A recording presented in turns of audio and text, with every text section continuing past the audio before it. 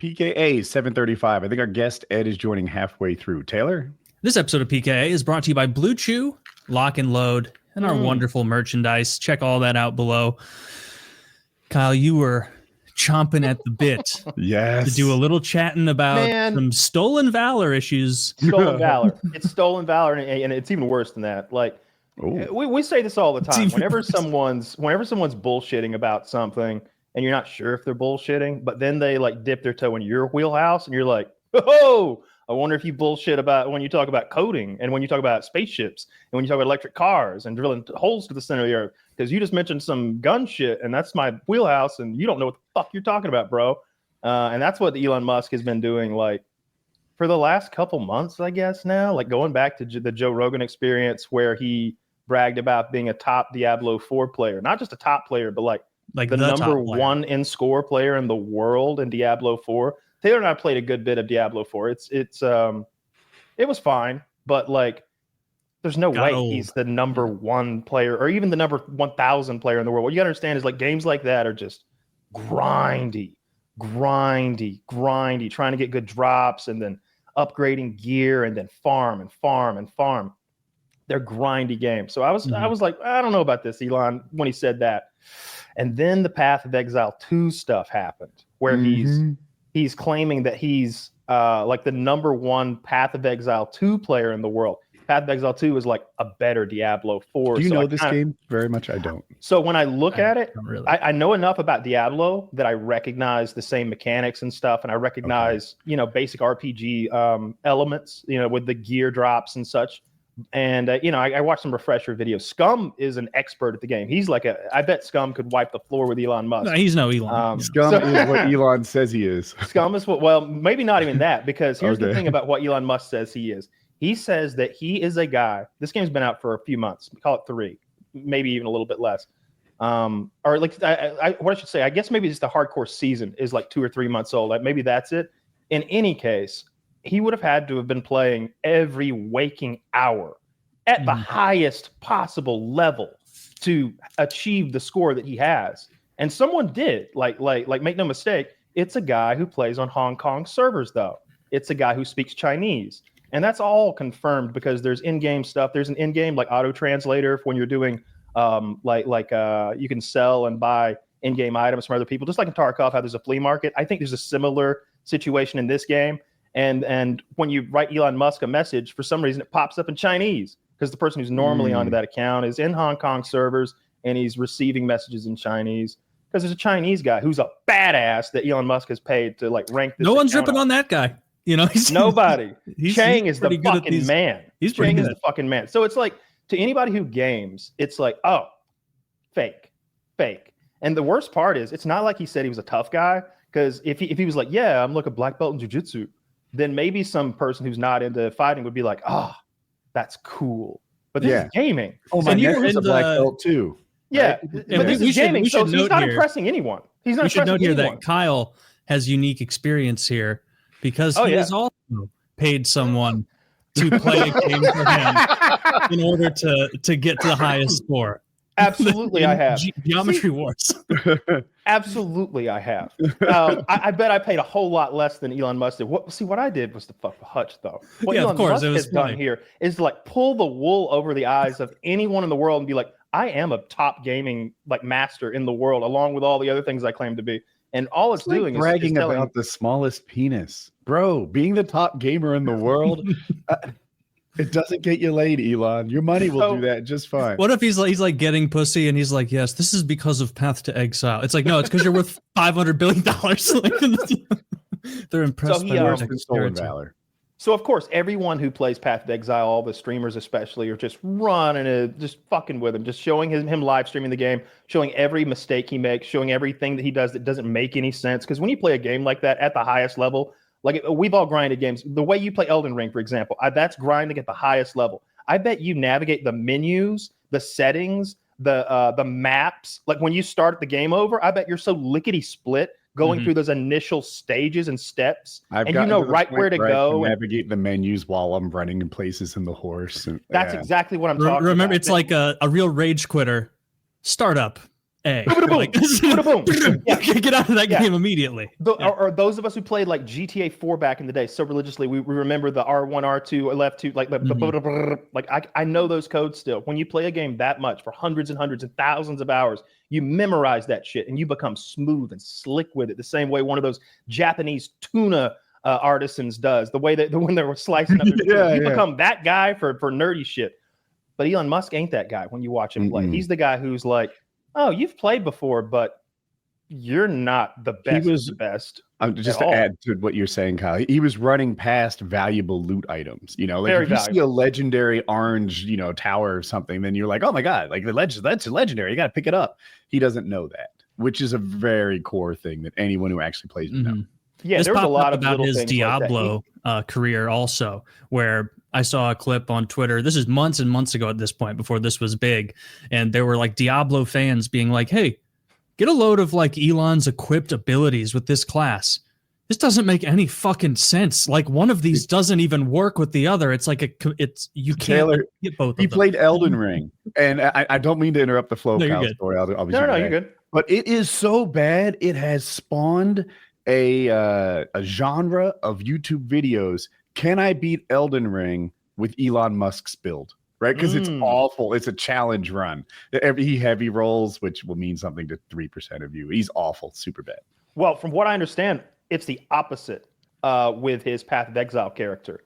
Someone was describing just how rare and powerful his gear was, because I don't play the game, but I've played games so similar that I get it. And the attributes on his weapons, he's like, these are all the max attributes. This thing has, like, this sword has like 8 different things that it does. It's like, oh, it has this much armor piercing and this much like health damage, and it's this much poison damage. And you're trying to make it work with a build or whatever. All those levels are maxed. But he was like, look at this. I guess there's an in-game market. This is his staff, and this, you can't even buy a staff in the game. Like on the planet of all the players who are playing the game, if you look at the best staff that was available to buy, it's like, this is nowhere near as nice as Elon's staff. Like he has the best staff on the planet, and still he's playing poorly, playing definitely suboptimally. And then he's not describing it like someone who's played it a ton. Like you asked me what I do in Helldivers, like, fucking look, I'm a Helldiver, bro. It's level 10 difficulty, bots, tier, it doesn't matter. I can run you through exactly what I do, what my classes are, like my strategies. He has none of that. He's just like, so this map's it's got 4 of the things on it. It's like 4 of the things on it. You mean 4 of the things on it? You're the best player in the world. You know what they're called? So clearly we're all laughing at him. Little fibber. Yeah. And it's just like when he got exposed for having that hand puppet account, as he called it, the one that would he would tweet back to himself. He tweets a picture of him with his kid on his shoulders, and then he like replies back to that with his fake account, like, oh, what a great father you are, Elon. Like shit like that, like really cringy shit. Like that got exposed too. And so everybody's making these videos and exposing him. And of course, Asmongold, he's like replying to the reply, and then people are replying to his reply of the reply, and it comes this chain of just millions and millions of people ripping on him. And Elon does this to further expose like how stupid he is. And I mean when I say stupid, I mean stupid, because he exposes, he shows his DMs with Asmongold. And the fact that Elon Musk DMs with Asmongold, I'm starting to wonder about your time management once again. He says, Asmongold says, I'm going to see if my editors, and I don't know what, it doesn't matter what this is in regards to, but I'll get to the core problem here in just a moment. Asmon says, I'm going to see if my editors might want to make a second account for it even. Elon says, sure. Who are these mysterious editors? And Asmon goes, 2 guys. And then he gives their Twitter handles. One of the guys' Twitter's handles is DA Asmongold, because it's, associated with him. They work together. These are his editors. They chop up his Twitch streams, put them into videos, and put them on his YouTube channel for him. They are his employees, and we're all very familiar with that because we're all very familiar with YouTube video making and this sort of industry. You pay people to edit your shit together and throw it up. His content. All the time. Yeah. Yeah, everybody does. He says, these are the guys, they basically run the entire YouTube account, lol. So basically, any content I post is edited or uploaded by them, and they just get a cut of the ad revenue. It's a super good system, to be honest. Almost everyone on YouTube does it.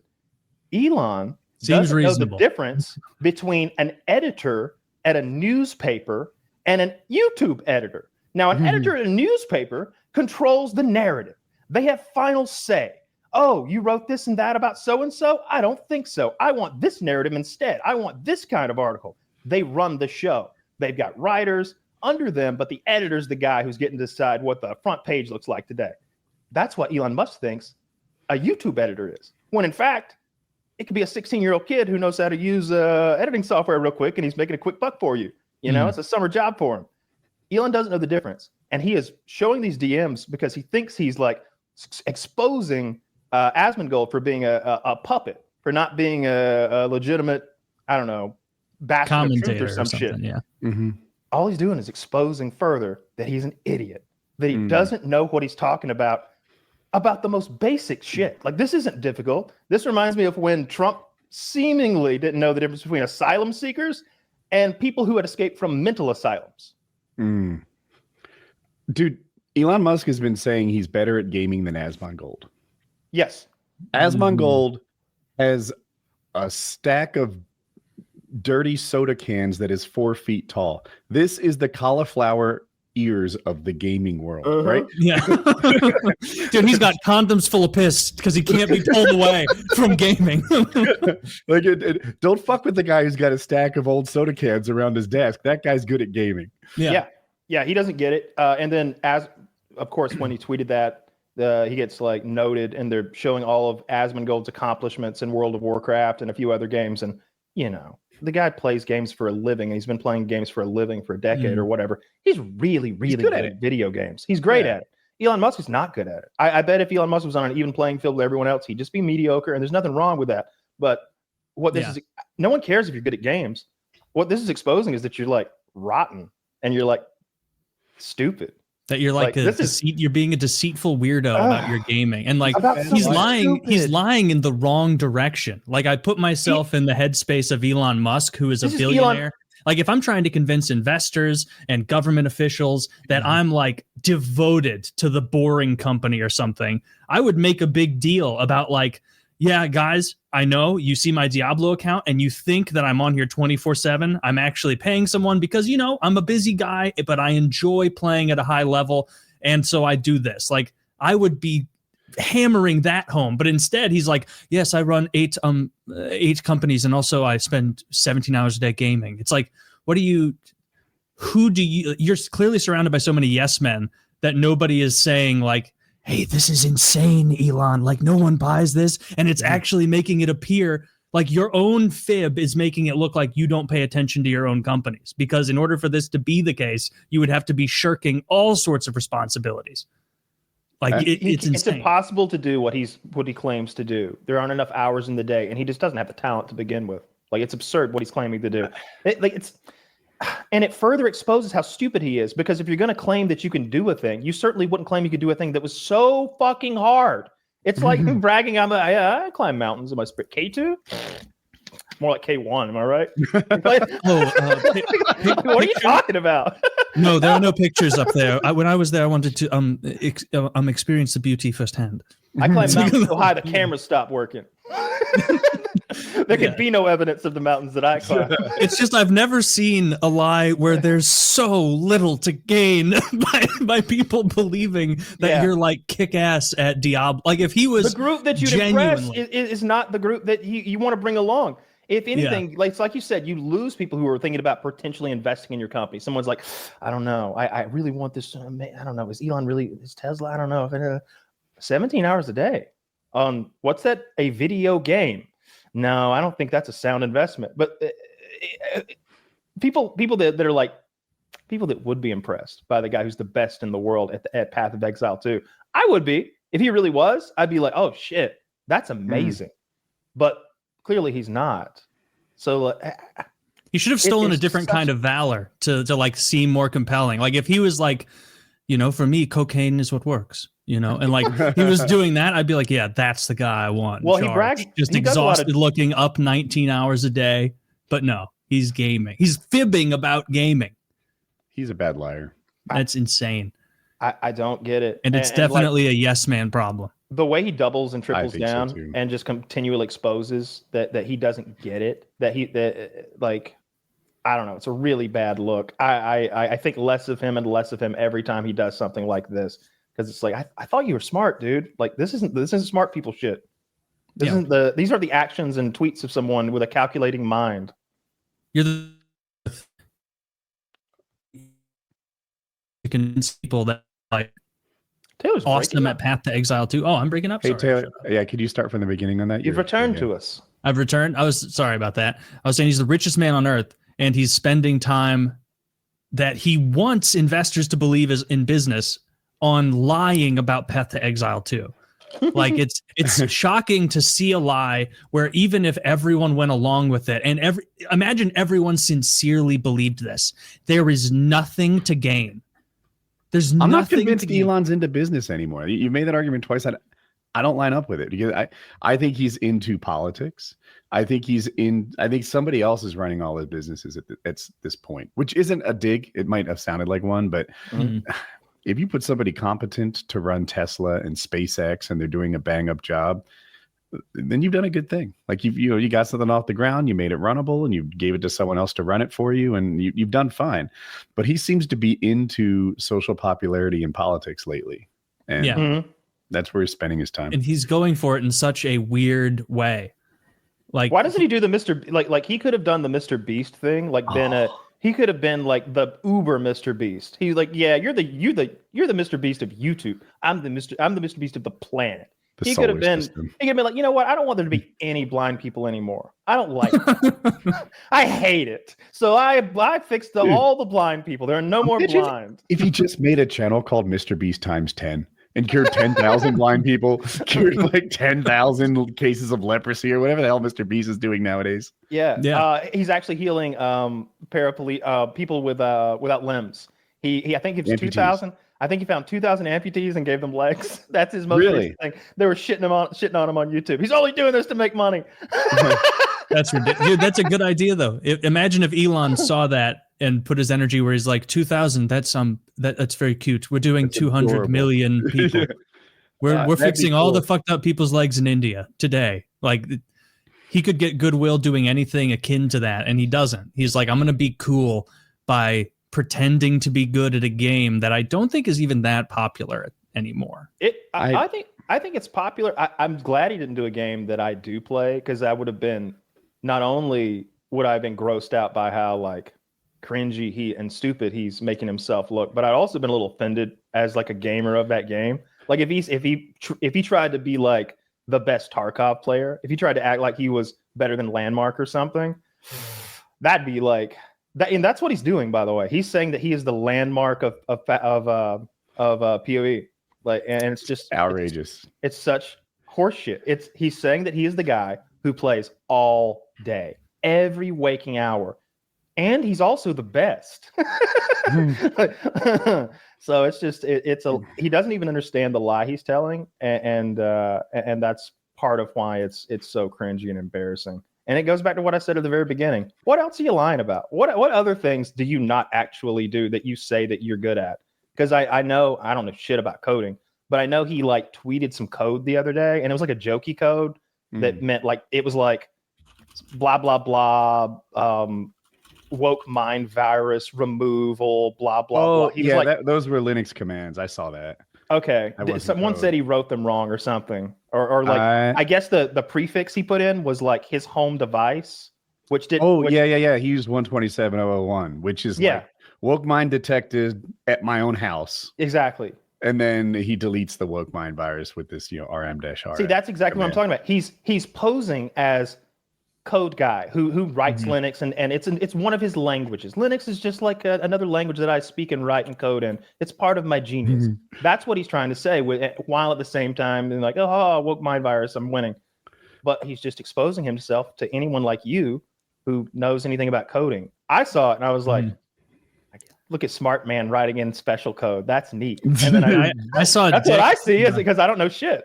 I saw 127.0.0.1 is the address that refers to the local host all the time. It's another word for local host. And he's basically saying, this computer has the woke mind virus, like I do. And then I deleted it. Yeah.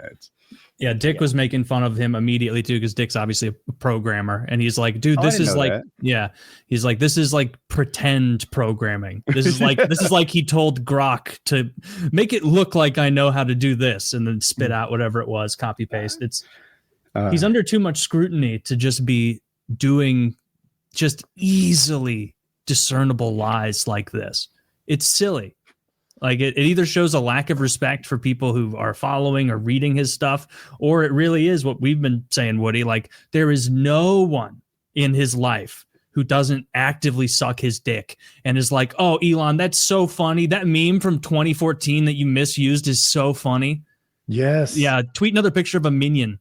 Dude, like, I saw it looked like an office meeting with Elon Musk at Twitter where like 4 people were just sucking his dick, telling him how great his tweets were, how genius everyone was, how he's the best like content creator on Twitter. And it just, I had never seen that kind of yes man before. It was another level. Here's what I do believe Elon Musk does well and is great at. I think he does, even if his work ethic isn't what he claims it is, he imposes a work ethic upon others that is absurd. Because I hear that a lot, third party. You hear about people that, I can't remember where I heard this. Somebody was like, "Yeah, I used to work there. I don't anymore." And they're like, "Oh, what happened?" You know, I think the guy he used to drive a Tesla, and now he doesn't. And he asked his neighbor, like, "What happened?" And he's like, "Oh, I couldn't work those hours. You know, my wife was in delivery, and Elon's calling me. Where are you? I need you." He's like, that's just not the life I want to live. My suspicion and observation is Elon Musk's workload comes in waves. Like I remember at a time Tesla was almost out of cash and he was living at the factory trying to get Model 3s churned out to over 100,000 a month or something like that. And I bet he was working 20 hours a day. Like I think he really has been that guy, but nobody's that guy all the time forever. I think he tries to make his employees do that, and that's what's like. Until they I don't think he tries to. I think he does, and that's got to be part of the success at his businesses. People keep what I don't like, and look, everything we said is true tonight. You know, all the lies and the clearly you're not a genius stuff, and that, but he does. I see those people on Reddit who are like, he got really lucky, like 8 times in a row, and I'm like, you know how.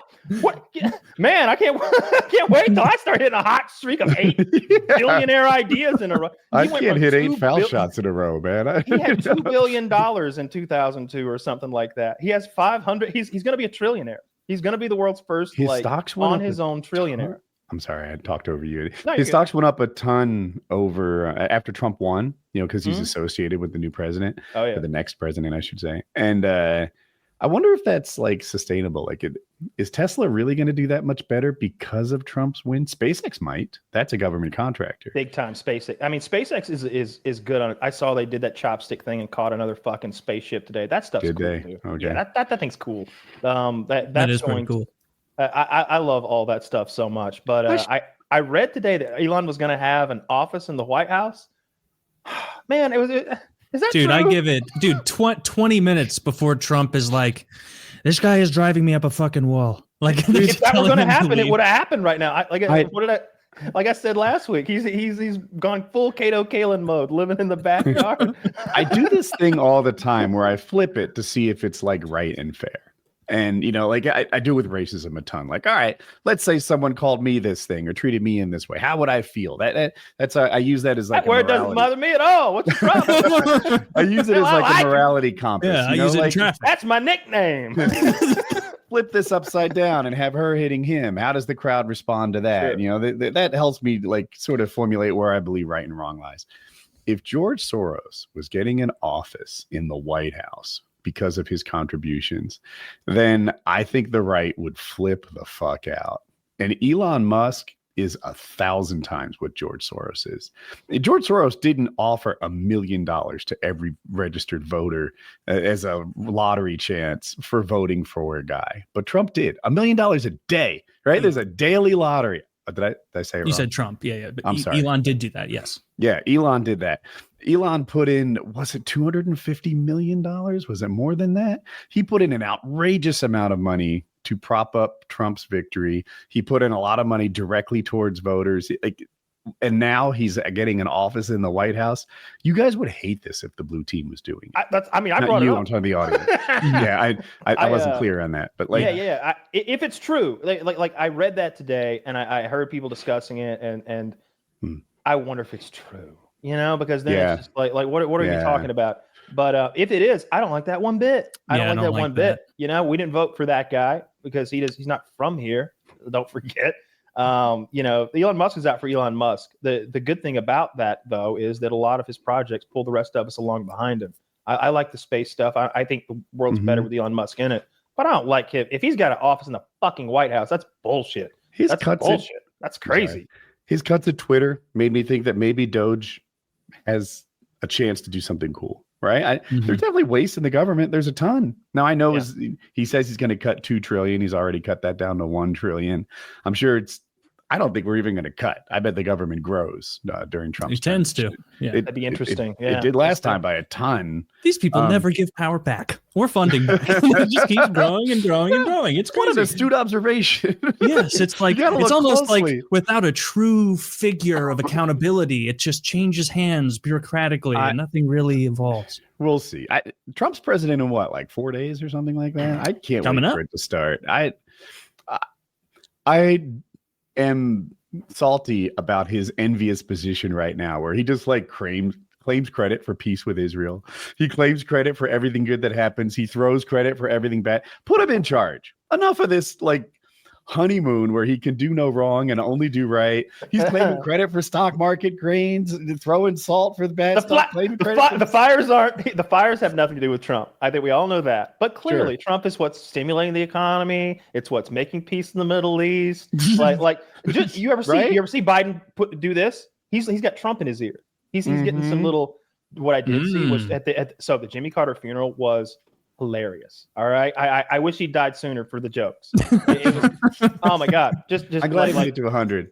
The Carter family did this thing where the Carter family cut Trump and Melania out in the photo, and they're the official, like the one they tweeted out and everything. Like it was clearly on purpose. They put a column right over him. They didn't put it there, but they positioned the camera in such a way so that it would be. And I saw, I don't even know what it was, but it's Trump and Obama are sitting next to each other. They had to sit him next to somebody, like somebody's got to sit next to Trump. Melania's on his left. Somebody's got to be on Trump's right. And it seemed like he was having a good chat with Obama, which is crazy to me. Looked really cordial. It did look really. It looked like Obama and him were joking around. And the video that I kept trying to send you, Taylor, was someone had added the audio back onto it, and I don't know if they were reading the lips or if they were making the lips move but it looked like they were making fun of. They made it seem like they were making fun of Kamala and having a good time at her expense and stuff, and she's sitting like right there. It's such a fun photo that all of those people who we know, like, I don't know, we know all these people's dirty laundry. We know so much about these people, and they're all, and to have them concentrated in that one little area is pretty neat. That's a cool photo. I look forward to the presidency starting as well. I'm not sure that peace in the Middle East has been achieved. I think I thought I read today that they went back again, that they were like, actually something came up and like went back on the thing. I bet Trump will get the job done. My prediction for the Trump presidency, I don't know if he's going to do anything that he promised, but I bet the wars will be over by the time he's out. I bet the Ukraine thing will be over. And I bet the Israel thing will be over, and he'll get credit for both, or at least he will take credit for both. We'll see. We'll see. I mean, Bibi Netanyahu tends to just do whatever he wants, and we just deal with it as America. And by deal with it, you mean give him whatever we pay for them to do whatever they want, and then it's a cuckold relationship. He's like, "Hey, I'm coming to the U.S. I'm going to give a speech, and how about you guys give me, I don't know, like 1930s like Stalin level applause breaks. Like, have you seen that shit where BB's like talking about like how he needs to conquer this or conquer that, and like all of our elected officials are rah, and it's like, can we get like one iota of this for the American people? Like just a little bit. Can you pretend to care about us half as much as you care about Israel? Like, come on. I've never understood why we give so much to Israel, why that's good for America. It's not. It baffles me. And it doesn't even have to be in our favor. Like if you said we gave this much to Haiti because they're in desperate need, I'd be like, and I get that, like people are hurting, dying, literally cannibalizing each other. And you think you can make a difference with what's pocket change to America? Like I can get on board with that, but that's not Israel's situation. They're a first world country. They have a first world military. And we're still funding it. We're still giving them all the. Why are we like? It's like me giving Musk money. I don't know. It would wacko. Yeah, it's absurd. It's absurd that we are roped into all of this just perpetually. We don't get anything for it. Mm-hmm. I think a lot Totally of people agree. they're massacring right now. Those people will never bother us. We don't have to worry about them. That's how you multiply them. They're like gremlins. People say that. They always see that whole water makes more gremlins and feed them after midnight. Don't do those things. Don't feed them after midnight. Yeah, you don't feed them after midnight. You don't get them wet. Okay, this is Mogwai fucking rules. People, it applies to Muslims too. You get a Muslim wet, just wait. They start You'll have 2 up in the morning. Little Muslims start popping off of them and shit. Yeah. Well, that would be sick if we could just like stop supporting those wars, but I'm pessimistic about it. Seems like powerful people want that to continue, and they tend to get what they want. I enjoy the wars, Taylor. You know this. It makes for good content. Okay. You've been thinking about the content, Taylor? Dude, the new shit. Not enough. Let me tell you about the new shit, Taylor. All right. So now the drones. I love this. Dude, the drones, they're the kamikaze Ukrainian drones. They fly up to you and then they explode next to your fucking head and blow you up. And so they're chasing these North Koreans around in fields, like fucking with them. And the North Koreans are like trying to poke the drones with their rifles and stuff and trying to shoot at them and stuff. And clearly they're scared. They're scared in the way that like I've seen, everybody's scared of an explosive drone coming at you. They're scared in a way that like they think some magic's come after them. They're scared the way a black person gets scared when you do that little like finger when come they up. see magic. Yeah, a magic trick. They think some kind of goblin has come out of the air to assault them. Their eyes are so big, Taylor. They're fucking terrified and they're running from it. And the operator is having a little fun at their expense. He's zipping around. He's trying to round them up and trying to make 2 of them run together, like doing circles around a group, and they're all trying to get away. And trying to get like fucking Steam achievements in Ukraine. And then he just flies the thing into the back of their fucking head and explodes. And the camera turns off then, so you don't have to see all the gore. They caught 2 North Koreans. They went in and like roughed them up a little bit, drug them out of there, and they got them. And they're like, "Do you know where you are?" And they're like, "No." do you know that you're fighting a war against Ukraine? And he's like, "We were told we were on military exercises." He doesn't know where he is or who he's fighting. Dude, being North Korean would suck so hard. Like you're malnourished, you're skinny, you're told to do everything by a guy who pretends he doesn't poop and like eats cheese all day. And then they ship you off to a war. You have no idea what you're doing. Running around. You're probably jealous because the Russian guys get better food than you and they're not malnourished, so they're taller. They're probably not getting along well. Well, they don't. I can't imagine a country I would rather not be born in than North Korea. It's got to be. They're definitely being treated as some kind of second class soldier right over there, because like the Irish in Braveheart.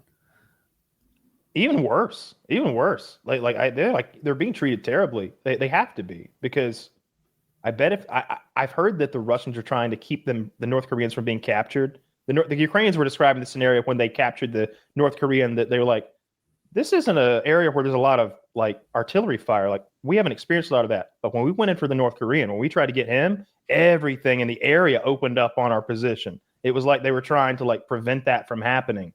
Which I don't know why. Like clearly there are North Koreans there. Like everyone knows it's. And what true. would they know? It's not that they know anything. I think they're trying to. I think Putin's trying to make it seem like, I don't know, it didn't happen, or there aren't 10,000 North Koreans there or something.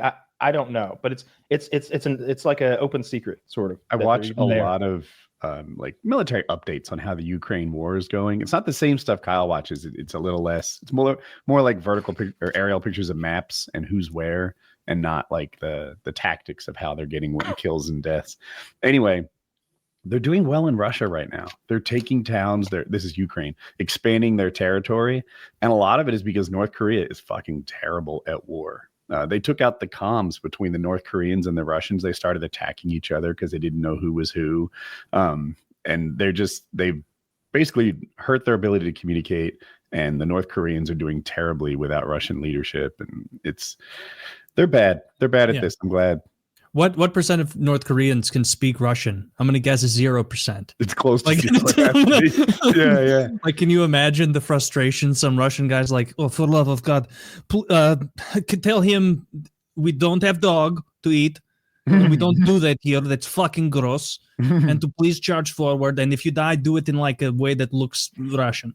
Like, it's just absurd. Dude, conscripting North Koreans, wild. Is Kim Jong-un like really excited to be a part of it, or do you think China did a little thumb leaning and it's like, hey, Kim Jong, you know how you're like a little cutesy little vassal state of ours? You're going to send. No, that's not the relationship at all. No, I think if anything, China would have been against this. They really would have. I think China this isn't good. China doesn't want this thing to continue. They don't like. I thought North Korea imported a ton of their food from China, like that they were pretty much beholden to them. Sure, they absolutely are. But this is a deal between Kim and Putin. They in exchange, he got a lot of like tech stuff and missile stuff. They're saying, supposedly. I've heard that same thing. That North Korea got tech advancements, Russia got artillery and humans. Yeah, and I think the other thing is North Korea needed experience. Is there a living human in North Korea that had seen war? Well, technically speaking, they're old as shit. Yeah. Technically speaking, they've been in a continued state of war since the 50s. But the Korean conflict is no one who fought in that is still serving or in any meaningful way. So yeah, I can't imagine they've got any. If you haven't, if no one in your entire country has ever lived it, how could you be good at such a thing? Yeah. So this is gonna help them, I guess. I mean, again, like I think this was in that way. Look at this. Show some of these pictures, Zach. I don't think any of them are gory. I'm clicking through them. Yeah, they're all good. This is the last images for these people. There's no gore in any of them. No, I appreciate that. One of them, maybe. This is the last frame before boom. Dude. Are these all North Koreans? The last one's my favorite. No. Zach, can you get to the last one? This guy, look, I don't agree with the side he chose. Like golf cart? But I admire the attitude. He is fighting to the last frame when we get to the last one. Oh, that go back. That guy back there was this guy. Oh, look at it, dude. Yeah. Zach, can you find the one he's pointing a gun at this stop. This guy, holy shit. His face he's still trying to win. He's not giving up on this boss fight. But I bet he loses. He didn't make it. Maybe. He may have shot it. He could have shot it down and won. Let's hope so. From that close, wouldn't it explode and kill him anyway?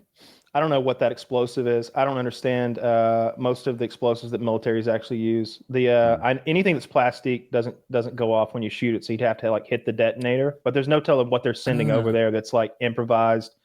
They'll take like the warhead out of an RPG and just one guy's holding it while another guy zip ties it onto a drone and like pulls the pin out of the back and he goes like sometimes that's all it is. So you shoot that thing, then oh my god, you're gonna die. It didn't even occur to me that explosives wouldn't blow up when you shoot them, because I've seen that in so many movies. Yeah, you could shoot a grenade and apparently the whole building goes down. I saw it in Walking Dead. Shit won't happen if you shoot a grenade. Nothing will happen if you shoot C4. I don't know about Composition B. That's like World War II. Well, neither do I. Taylor? That's on the satchel charges. Well, I'll let Kyle, if you can just go ahead and take it. but I know whenever it's no Composition C. I'll say that. It's wildly different. You've heard of Composition B? It's in World War II. It's those little blocks of explosive. Little blocks of explosive. I've heard of something called satchel charges, which might be it too. Okay, but my friends and I just call it satchel charges. They had these little blocks of explosive, and they're like, this is a boom. Two of them's a big boom, and they were just able to add more and more. So a satchel charge is just full of those, right? It's just like a cartoon. When in World War II, we were a little less sophisticated, I guess. I don't know if that shit goes up when you shoot it, but I know all those warheads that they just strap on there, or those mines, any of that shit. If you shoot it, it would just pop. I saw the one guy throw a gas can at the drone, and that's the worst thing I've ever seen in my life. I didn't need to see, I wish I hadn't seen that now. Like the drone's coming in to blow him up, and I think he was refueling his motorbike or something when this happened. So he throws a metal gas can at it, but it blows the gas can up and sets him on fire. And so now he's just on fire, which is so much worse than blown up. Problems. Yeah. What? No, two problems. I'm on fire and I'm still out of gas.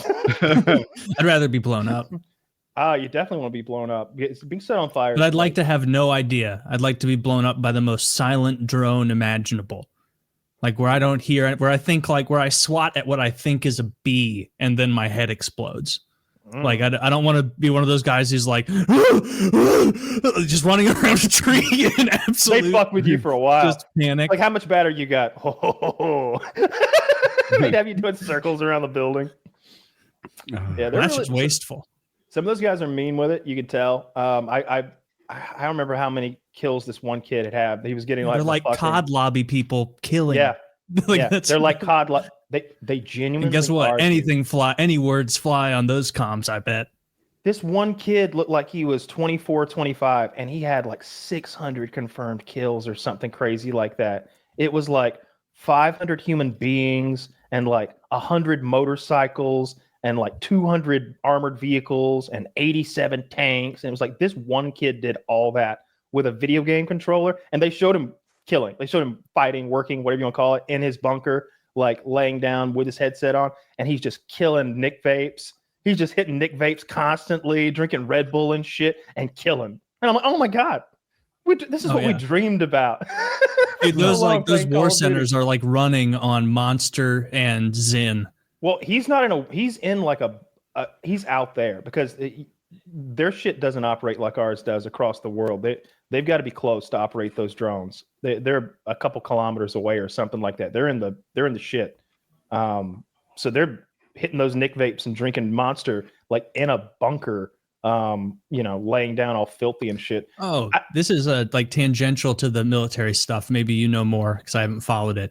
What was all that hullabaloo a few weeks ago where people were like, oh, there's new tech that China and the US has about gravity and how we've harnessed it in some way to create propulsion. And then granted, I haven't been looking for it, but then I didn't see anything else. I think there was a whistleblower who said that the Chinese have anti-grav tech, that we also have anti-grav tech, and that they have been launching anti-grav drones from submarines in the Atlantic and testing them over our country. And I also said that if they wanted, they could just park one over the White House. I don't remember who that guy was. I didn't take it very seriously. There may have been a whistleblower that I don't know about, but the guy who I know said it was the guy who wrote the manifesto before he murdered all those people. That's the guy. That's what it is. Was it just him, or was there someone else having a to-do about the gravity stuff? I've only heard it from him. It's saying only that him. The drones over New Jersey are gravity-powered Chinese secret tech. This is the guy. Is part of you a little disappointed that we don't have gravity drones, or at least we don't? I think that's what they want you to think, Taylor. They have them. Well, I think they've been. We have them. We should brag. I want to see it. Well, I think they've been working on that tech. That's like the next thing, right? Like that's the sci-fi tech that does all the cool shit. Like all of those hovering spacecraft, and it's that anti-grav technology. That would be incredible if you could do that. If you could make objects not only weightless but weigh as much or as little as you wanted, and move them as quickly as you wanted. Like that would be incredibly powerful. So I'm not saying that we don't have that or we do have that, but I'm just never worried about the Chinese. I'm just not. We spend so much goddamn money. If anything's got anything scary, then we do. Didn't they put a plane out recently, like a Gen 6 fighter or something? I don't know enough about planes to say, their Gen 6 doesn't rival our Gen 6, or it does. I don't know. I don't think obviously they say they don't know enough about it to know anything. It's what they said. Who knows what they know? What they saw. Yeah. They could tell that it was really heavy, they said. They could tell, I think it had 2 engines. Okay. They had a few little things like that they could just take away from looking at it. It has internal bomb bays. I like the rule of thumb about Russia and America, which is like, if Russia says this thing goes Mach 2, it goes Mach 1. And if America says it goes Mach 1, it goes Mach 2. I don't know where China falls on that scale. They're like full of bluster and like posturing. I think maybe we talked about it years ago, but there's like apparently like an entire old Russian adage that is like, oh, China's last warning, to mean like, oh yeah, you're giving me a final warning, a Chinese final warning. Oh my goodness, I better shape up. I better really get into because they're there's many more final warnings coming your way. There's going to be many more Chinese final warnings before anything, but they're just posturing and blustering and getting perhaps a little too big for their britches. Although we shouldn't. We're the country that's too big for our britches. They're pretty thin. I've been hanging on this story for 20 minutes now. We were talking about amputees and such, and Elon Musk and things to do. Dude, so I know the guy who ran the charity. There was a charity for vets, injured vets, to fly paramotors. The idea was these guys are struggling with PTSD, and it's that recipe for like sunshine, success, etc. I know it sounds like a boondoggle, but it must be great. Baffling. But if you're struggling with like happiness and readjusting to life, I can imagine that this like group activity in the sun would be good for you. That's what I think. Maybe tennis. I was laughing at my friend. Anyway, there was a wealthy guy who wasn't a veteran, I think. And he wanted to learn to foot launch a paramotor, which is like running with something heavy on your back, but he had one bad leg. So what he did is he donated enough to get a military amputee to go to training with him. And my friend ran the charity. That's how I know this story. And I thought that was pretty dope. Like if you have a lot of money and you're trying to buy some happiness, be like, I don't want to be the only amputee in this class. So now there's two, me and this army vet, and we're going to learn to run into the sky. And I thought that was a dope way for a rich guy to behave. Yeah, I like that too. I laughed because the idea of someone who has PTSD throwing them into a potentially terrifying life or death scenario. I didn't look at it through that lens. I see. I'm immediately like, whoa, how about we just sit down? Guys, I need to, I'm doing a fundraiser. Surprise fireworks shows for veterans. At their home, no less. They don't even have to leave. They can stay. They can little stars and stripes, 1 a.m. outside their bedroom door. Spreading patriotism. Little stars and stripes. They're going to feel so patriotic. That is so funny. Some guy is like, I love paramotoring. Do you want a paramotor with me? And he's like, is that the option? Do you have like a pickleball program? No. How about hopscotch? What about pottery? Get in the fucking chair. We're gonna zoom you around. That's what's crazy though. He had one leg. Is that the deal? Yes, but he had one leg, so he wanted an amputee. He demanded that the amputee have one leg too. Don't give me some one arm dude. Like they want to match disabilities. So I'm a little confused about so he wants the paramotor. Is he doing it tandem, or no? He's gonna learn to run into the sky so he's got a fake leg. Yeah. Did I not say that right? He had a prosthetic leg. I guess I was imagining him not being able to run, but prosthetics are so good now that it's almost like an advantage to lose a leg. That's what I think about some of the sci-fi movies, like in Star Trek or even Star Wars. It's like, holy shit, dude, your hand's way better now. You can crush people's throats with your mechanic hand. Dude, if I had one bionic leg, I could dunk a basketball. Yes, just one bionic calf. I just need that like toe down, right? Power up thing. Like RoboCop had those shocks on the back of his foot. Knee.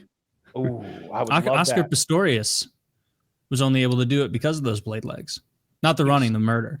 Yeah, they drove him. Didn't he murder her through a door? Through a door. He said that he thought there was an intruder in the home. He woke up, intruder in the home. They're in the bathroom, so he gets out his pistol and he unloads through the door. He's South African Paralympic champion, if anyone wants to look him up. And his girlfriend, of course, had gotten up to piss. She was in the bathroom. Never considered that, I suppose, as he's loading and putting his legs on. Guessed that? He's loading and putting his legs. He must have been quick. And, wow, these burglars have disguised their voices. You're not gonna trick me. So he gunned her It's a good down. thing They you got didn't him for give murder. that potential burglar any warning or knock on the door or any of that business. Any of that business. Just start shooting. Just start shooting. Just an absurd story. Just fucking bullshit. Clearly it was from the start. He went to prison. I always wondered. I don't think they give him his legs in there. Like I wonder what kind of legs he gets in prison. Dude, without the legs, he's a fucking fleshlight in there.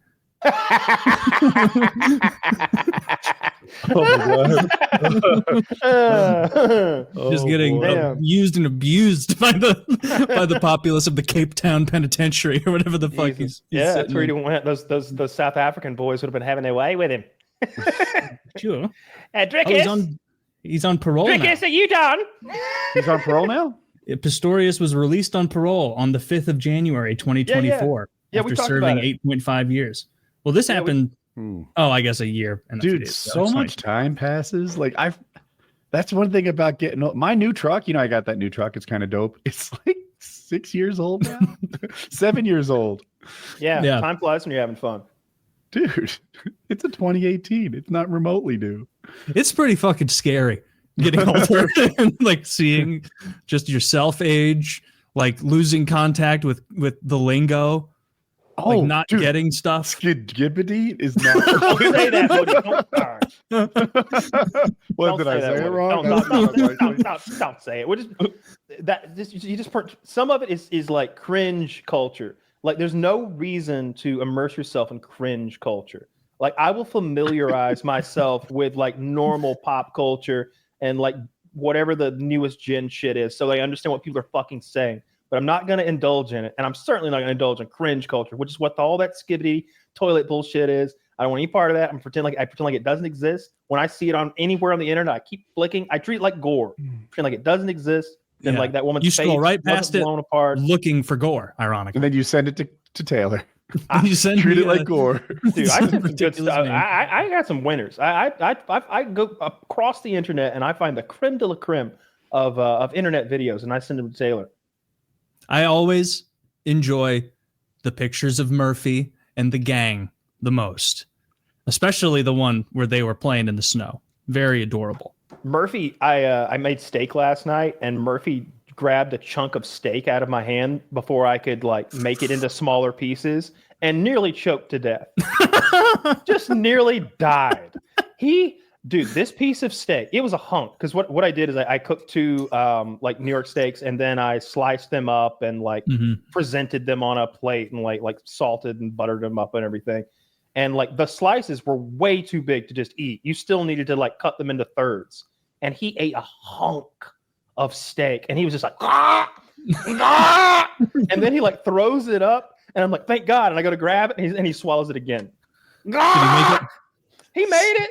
But second time's the charm. Dude, I was so worried about him. I was like, this little fucker's gonna die right here. If I had tried to swallow that hunk of steak, I wouldn't have gotten it down. I would have needed CPR or the Heimlich rather. I would have needed somebody to help me get it up or down one way or the other. It was so big. It was a piece of steak as big as this fucking vape. It was huge.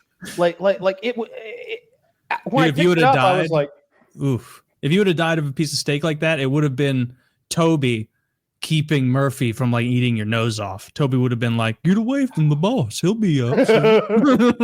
Oh, Murphy likes to lick my ears, like into my fucking ear canal. He wakes me up doing that to me, and it is upsetting. It is. You get annoyed. I mean, it's it's a pretty horrific way to wake up. It's like 2:15 in the morning. No, like he wakes me up when it's like 6 a.m. They want to get up and like go about their day. I sleep with all the dogs in my bed. Look at this. Woody has a steam engine. Look at this. Whoa. Look at it go. Now that it's my understanding that's one of the highest quality gifts you can give a friend. We worked so hard to try to produce electricity out of this steam engine. It like the side right here, I'm gonna try and show this to you, has like a little wheel that you could like put a rubber band on and turn things. So we got a magnet with some copper windings and got it going, and it just does not have the horsepower to spin anything useful and charge a phone or anything like that. but it does do this. So kind of cool. Very cool. That is very cool. A Stirling engine, if anyone is curious about what we're talking about. Woody has a miniature Stirling engine powered by a candle. As does Kyle. I have one.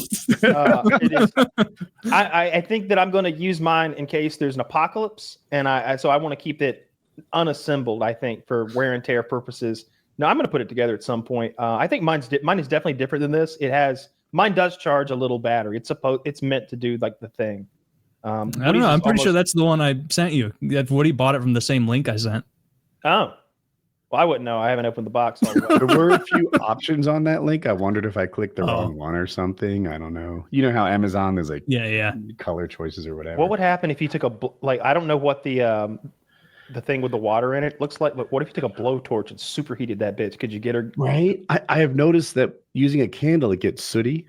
And then that seems to insulate it. It loses power. So you have to clean it all every so often. Because we were really trying to get it to power something. There was a fan. It can turn the fan at like 2 RPM. Steam engines are fucking cool. I wish I had.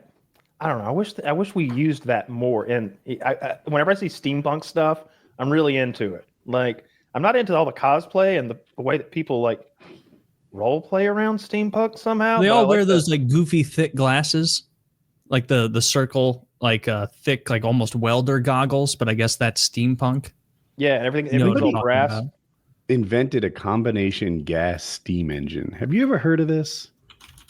No. No. Audience. The way that normal gas engines work, you probably know. You inject some fuel in there. It pushes it down by expanding during the explosion. And then there's water, or radiator fluid, that like goes all around the engine block to cool it off. And that gets pumped through and through the radiator, which air blows through and cools it off. Okay, well, there's a different idea. Now there are 2 fuel sources. One's gas and one's water. And the gas revolutions work as they do now. But then we also inject water in there, which expands as steam and gives power that time. There's no more radiator. There's no more like reusable water. Instead, water and fuel become both sort of fuel sources, but the water cycles where it extends into steam and pushes the piston down are designed to cool off the engine and produce power, whereas the gas ones heat it up and produce power. You know what you need to do? You need to add a third fuel source, because if you burn hydrogen, when you burn hydrogen, you make water. So we're gonna make water to add in to make more steam. I love this. Or maybe remove the gas. No, we want the gas. That's Right, it has to work. We got like 2 different things that don't really work. You want at least one that you you want the one that actually fucking works in the end. But the idea of cooling off the engine with a steam cycle, is like, oh, that's a cool concept. I like the idea of bleeding off the because have y'all ever like opened the radiator of a car that's overheating and like done it, like you press down and like turn it and then jump away and let it gush all the boiling water straight up? You ever done this, Taylor? No. I've done it like a smart person with a gigantic towel on top so the water doesn't burn everybody nearby. This is like a redneck, like you're a man when because everywhere you go to a dollar store parking lot, there's a fat lady with 3 kids in the back of a minivan and that bitch is overheating. And you got to be the man that steps up and goes up there, jumps away, and that boiling water jumps up everywhere. And you go in there and you pour a few gallons of that dollar store water in there and you get a little pussy. That's how it goes. Oh, wait, you don't just pee in the radiator like a man's man? Nah, you don't want to get that in the system. That's bad for it. Why not? That's what Bear Grylls would do. You would urinate in the car? I probably wouldn't be good for it. You would. And if the woman was thirsty, a little extra. Ooh, give her the water. Or the piss, whichever one. Right. Yeah. They sell water right there for very cheap. It's a dollar store. I was looking at deep freezes and I saw one that had a propane backup, and I was like, "How the fuck does that work?" It burns propane and keeps things cold. Yeah, like a freezer. Oh, is it? Oh, I never heard that term before. Yeah, maybe it's a colloquial. Deep freezer. Anyway, a big like cabinet freezer is the one I mean, this is not cabinet, but freezer that doesn't have a refrigerator section. Yeah, this is like the big one in your garage that you like lift. It's like what you keep a body in. Sure, it's a body freezer. Mm. I was looking at those and I saw one that had a propane backup, and I was like, I didn't even know that technology exists.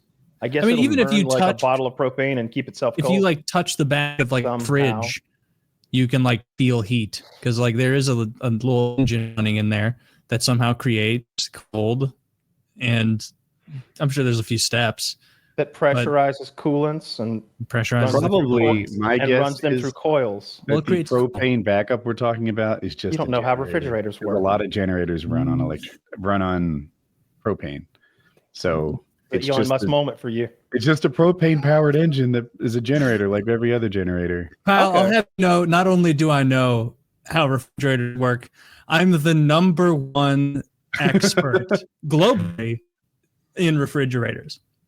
You're the Maytag man. Ask me any question about refrigerators. What kind of coolant do they use? All sorts.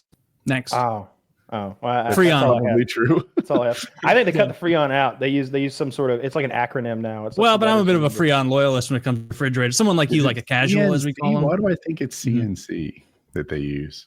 That's consensual non-consent. That's a different thing. Oh. What? I don't think that's. I'm not right at all. There's a couple different ones. Is Freon not what you use in refrigerators? Freon is what they used before you were born. Okay. Yeah. All right. And in cars as well. It's what they used in cars before we were. You know, maybe not. You might have been born, man. You were a kid. Yeah, I think that's how they fixed that hole in the ozone layer was by cutting out the Freon and the hairspray and stuff. You remember that, Taylor? We had a hole in the ozone layer. I do remember that being on the news, but I was too young to give a shit. I didn't really. We changed our ways and we fixed it. I put all my worries in the killer bees basket as a child in the 90s. Yeah, I hear the mortar. We had it a second time with the murder hornets, but I hear they're all gone now. They got rid of all the murder hornets, and I kind of feel great. Bad. It is great, and I feel like someone should have been patted on the back publicly because they made such a big deal out of scaring us about the things. Once they finally eradicated them, they should have been like, thanks to the hard work of. I would have liked to know who was the guy who was leading the murder hornet team. I pat that guy on the back, give him a fucking medal. Give him, you know, I want his team to get some acknowledgement. Yeah, like hunted down all the murder hornets in the country. We got John Goodman winning like Presidential Medal of Freedom, guys like that. Meanwhile, the murder hornet savior of the world. No medals. What did he do? John Goodman. I don't think it was actually John Goodman. It was some other actor. Liz Cheney got one.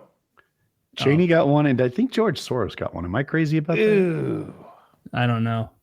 I mean, I can see the people who donate lots of money getting their due.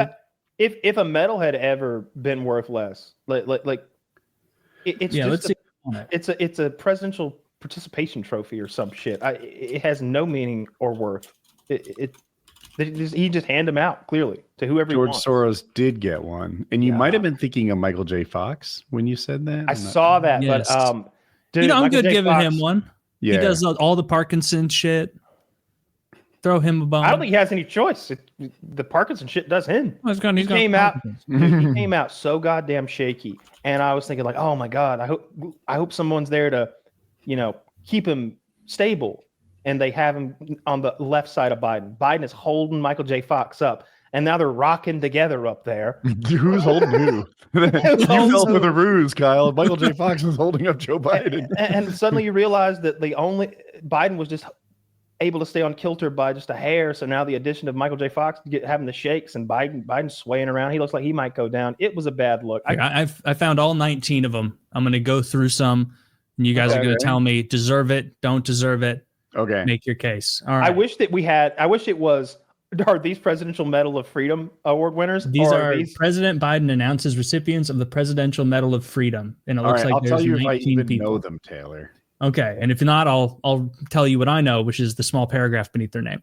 All right. Jose Andres. I know him. He's the renowned Spanish-American culinary innovator.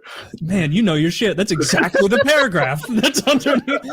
All right. If I saw a video of his food, I could either say yay or nay on this, but it's fine for him. Bono.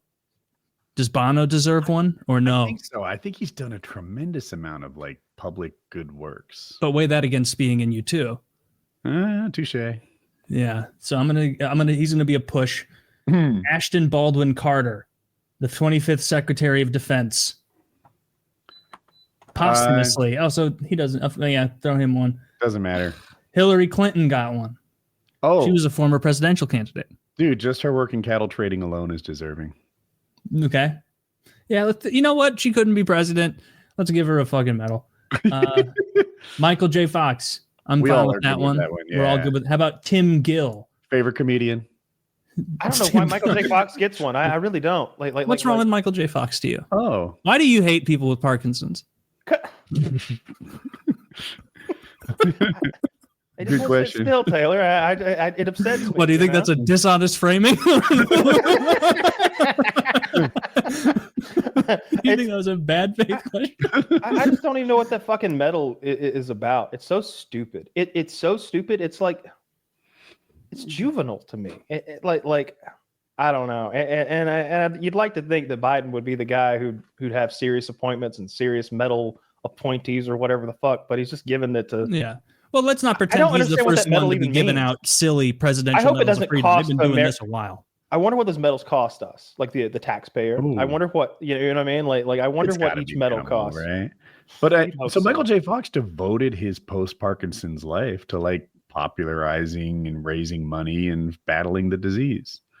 Yeah, I liked him on Spin City. Spin City.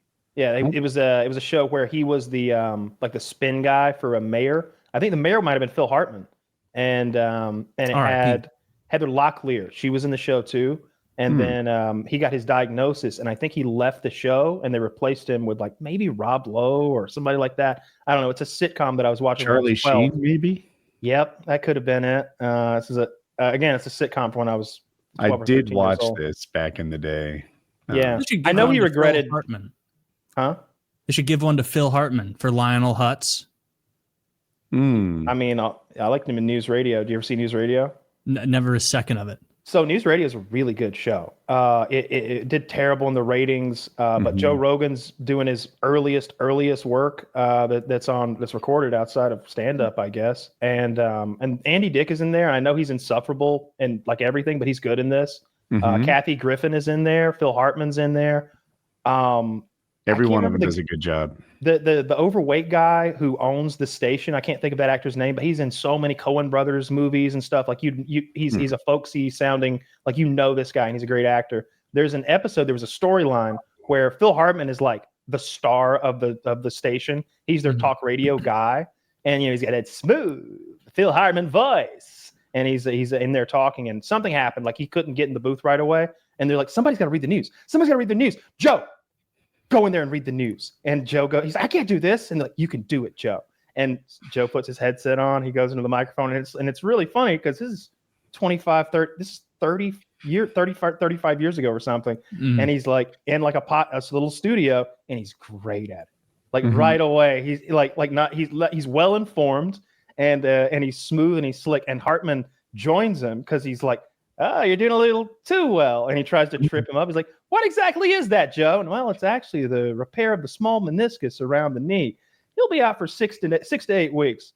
They'll have him back soon, though. And it feels like, like just hating. You know how sometimes you'll hear voice actors do a character before they were even part of that show? Like, did he ever drift into Troy McClure or Lionel Hutz at all? Like doing those voices? That was probably the same time period as he was doing those characters on The Simpsons. Oh, you're right. But I don't know. I watched that show for so long ago because I didn't know who any of those people were on the show. I like News Radio too. At one point, Joe Rogan takes his shirt off, and I was shocked. Like, I don't know how I didn't recognize just how fit the dude was with clothes on, but there was some random scene where he took his shirt off, and he's like fitness influencer. Yeah, he's always been jacked. Yeah. How about this one? Jane Goodall. Does she deserve? I like it. I don't want to sway the gallery here, Kyle. Does Jane Goodall, with all her research with chimps, does she get the medal? She is. I'm trying to remember. She's a conservationist. Put her life on the line having sex with those animals. Now, Is I she won't the Gorillas stand in the for that. Mist person? Is she the Gorillas? I haven't seen Gorillas in the Mist. No, that's about Diane Fossey. Diane Fossey's the other white lady who made like Jane Goodall was more Gorillas. like chimps. This is So do you like that? Fossey was more gorillas, I think. Yeah, I like anybody that works with animals. I'm down with that. Jane Goodall too. I like the chimp researchers and all the monkey people. Those are good. Yeah. Fannie Lou Hammer. That's not a real name. I agree. Scrolling down, not real. Magic Johnson. I mean, look, anybody that can survive AIDS for this many decades and all of his contributions to the world of basketball, I guess he gets. Yeah, sure. Magic can have one. Okay, yeah, let's throw one Magic's way. Ralph Lauren, the guy with the clothes. Fuck no, Ralph Lauren doesn't get one. No, I'd say no to Ralph Lauren too. He's Calvin already got Klein can't have one either. All his textile money. He doesn't get one. Isn't Lionel Ralph Messi. Lauren? Is it Ralph Lauren? You know, if Lionel Messi was American, it'd be a slam dunk for me. He's Argentinian though, right? Yeah. I don't know. And he's a soccer guy. He's the South American Medal of Freedom, maybe, but I don't think he should have ours. Like if we haven't given one to like Wayne Gretzky yet, and Lionel Messi, a soccer player from Argentina, gets one first, that's crazy. What did he do to get one? He's just really fucking good at soccer, man. Oh, he supports healthcare and education programs for children around the world through the Lionel Messi Foundation.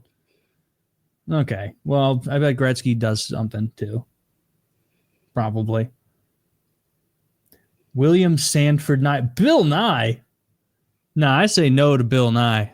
Bill Nye lost me when he went like so hard left on the gender issue. Like I really did he? Yeah. It's like, gender's a spectrum, just like light. Like you cocksucker. Yeah. And it's like, you son of a gun. I specifically remember a video we watched from you where you were like, you can learn a lot through chromosomes. Someone's sex and someone's identity. Like, it was like, why'd you lie to me, Bill? Why are you trying to fib on me, Bill? So yeah, I say no to him. George Romney, posthumous. I'm not reading the posthumous ones. Doesn't matter. That guy's got to be. He's got to be related to Mitt Romney, right? There's no way that there's a random Romney up there getting a posthumous medal from the president, right? Especially the way that Romney sucked Biden's dick and went full. He was a governor of Michigan. Really? That's the guy. Yeah, that's his dad. Oh, it's his dad. I'll check, but I'm pretty sure. David Rubenstein, a global investor, investment firm. That doesn't. So he was just so good at investing that they gave him a medal. Nah, the reward for that is lots of money. You don't get a medal too. No on him. George Soros, same just thing. Real quick, it is his dad, and I saw his picture. Good God, they look like twins. They look so similar. That's some strong genes up there. He's a guy that's aging pretty well. The Rom. Oh, Denzel Washington. I'm in favor of Denzel. I just like Denzel Washington, so I'm good with it. I like Denzel. Yeah, yeah, I really do. I like Denzel too, but when it was a guy who was really good at soccer, we're all like, fuck him. He's really good at acting, playing pretend, and we're like, good choice. Dude, if I what's funny about this list is if I watched like one 25-second video of Messi talking about like the work he does or something, I'd be like, yeah, all right. Yeah, give him yeah, all right. I guess give him the fucking medal, man. You know why that's not true? I don't think he speaks English. Oh, if he doesn't speak English, then definitely not. He's on an American team. Maybe I'm out of date. He probably does now. Oh, I thought he's in America playing? Is he that? Yeah, he switched to the MLS like last year, I think. The year before. It's kind of recent. Whoa. After the World Cup. Yeah, dude, the old worn out version of Messi is in the Major League Soccer just wrecking everybody. He's the best. I saw that Caitlin Clark had some sort of stalker that they arrested. Like that's... Is that the basketball player? Yeah. I think I saw. Was it like that crazy guy who was sitting in the courtroom, and like as they were reading the charges, he's like, "Guilty as charged." he's like, "Yes, I stalked her, and I'll do it again as soon as you release me." So Caitlin Clark is more famous than any male basketball player under 30. I've heard this question asked again and again. Like, is there anyone in the NBA under 30 as famous as Caitlin Clark? Like, I could ask you, do you know Anthony Edwards? You think he's pretty good? I couldn't pick him out of a lineup. right? I don't know. But you know, I know Caitlin John Clark. Morant because there's this funny song about him pulling guns out. He I does got my do gun that, because I'm John Morant. Shoot me in your face, bitch. I'm John Morant. I don't give a fuck. It's just like just him, like, and then it's clips of him pulling guns out on Instagram. What about that one guy like Giannis Papadopoulos or like some Greek name? Wemby. Why can't I think Wembanyama's first name right now? I think I can answer this. Oh, I know him. But I hate basketball with such a fiery passion. Victor. I don't know any of those people, but I know Caitlin Clark. I would recognize her in a Starbucks or whatever. I would, if I saw her, I would recognize her. But other than the fact that they're all like 6'6" or taller, I wouldn't know any of those young players. I wouldn't recognize Bronny. Other than he looks so much like LeBron, I'd probably catch on.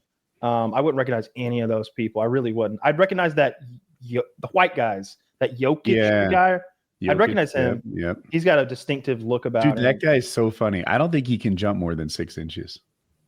He's one of the least athletic basketball players in the history of the game. Like, I honestly think, like, if you like jump and with straight legs, your heels have to be more than 6 inches off the ground. He'd be like, how tall is he?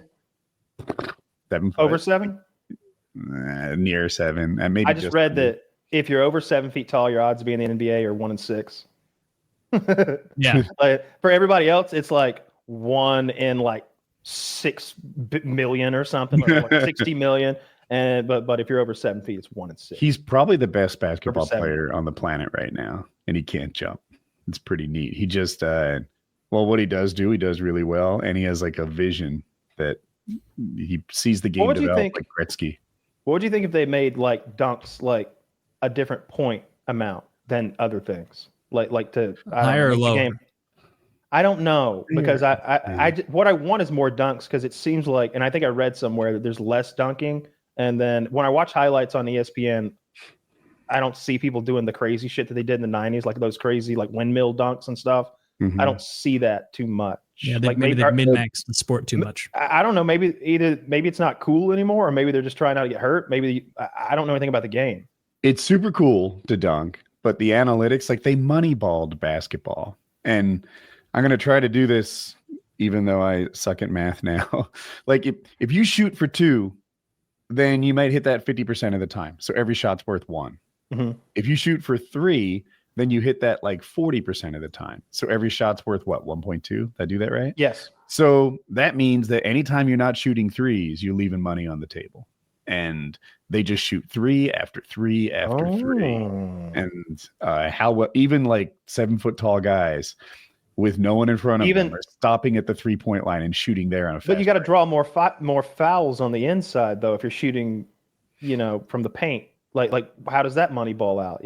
That to me seems like the move, because you're taking an easier shot and getting the and one. Might be hard to make it when you're getting fouled, but you're right. Fouls are worth a lot too. I don't know how much a foul's worth, but I bet it's worth like 1.2 also. I hate the game, but I really do enjoy watching the players shoot the shit from any game. There's something about like in the NFL, especially, those guys are always in that helmet. You don't really get to see what they're about. And then you see some like defensive end that just seems like some big brute, and he starts breaking shit down on this ridiculous level. And he's like, "Oh yeah, you see how his palms are flat? This is a rush. And it's like, what do you mean his palms are flat?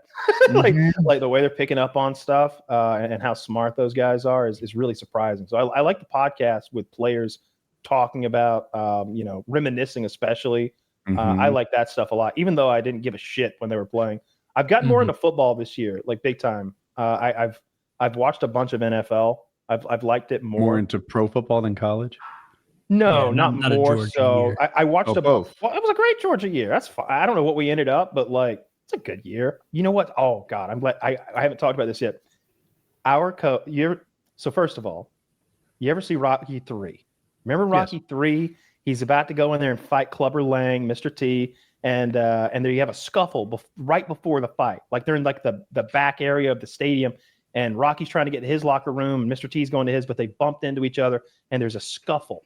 And Mickey, Rocky's ancient trainer, gets knocked against the wall by Mr. T, and he has a heart attack and dies. That happened to our coach at the game that we lost. Your coach died? No. His mother died. She fell over and died at the game. The coaches did. But she wasn't bumped by the opposing team.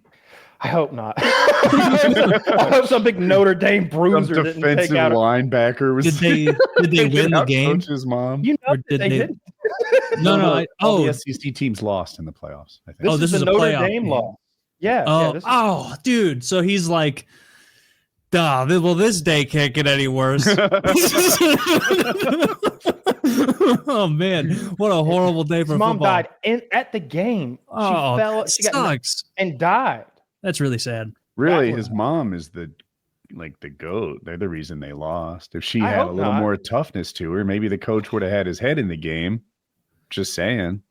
Well, I mean, he probably didn't know until afterwards. I don't think he knew until afterwards. I don't know what the timeline's like. He's a ruthless coach. If he turned over and saw his mom death's door and then was like, next play's a blitz. Or like, we got to end this game quick. Jesus, I read that and I felt really bad. That sucks. Yeah, that does suck. I can't believe I didn't see anything about that. Well, how old is she?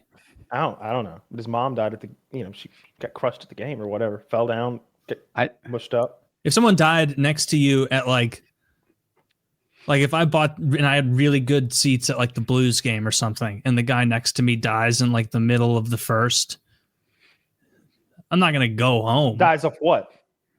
Just sudden death. Heart attack? Just the kind of death where like I ask him to get up when I'm like going to the bathroom in between periods, and he like is already dead, almost like Weekend at Bernie's, and I'm like, oh my gosh, this guy's dead. But then I know that if I tell an usher immediately, they're not going to let me back to my fucking seats. Wait, you're not even going to tell anybody? Well, end of the game, because they're not going to let me back. You're going to sit next to a corpse. For like, it's like an hour and a half. What if he's just in a diabetic coma and it could be saved? I would go like this under his nose.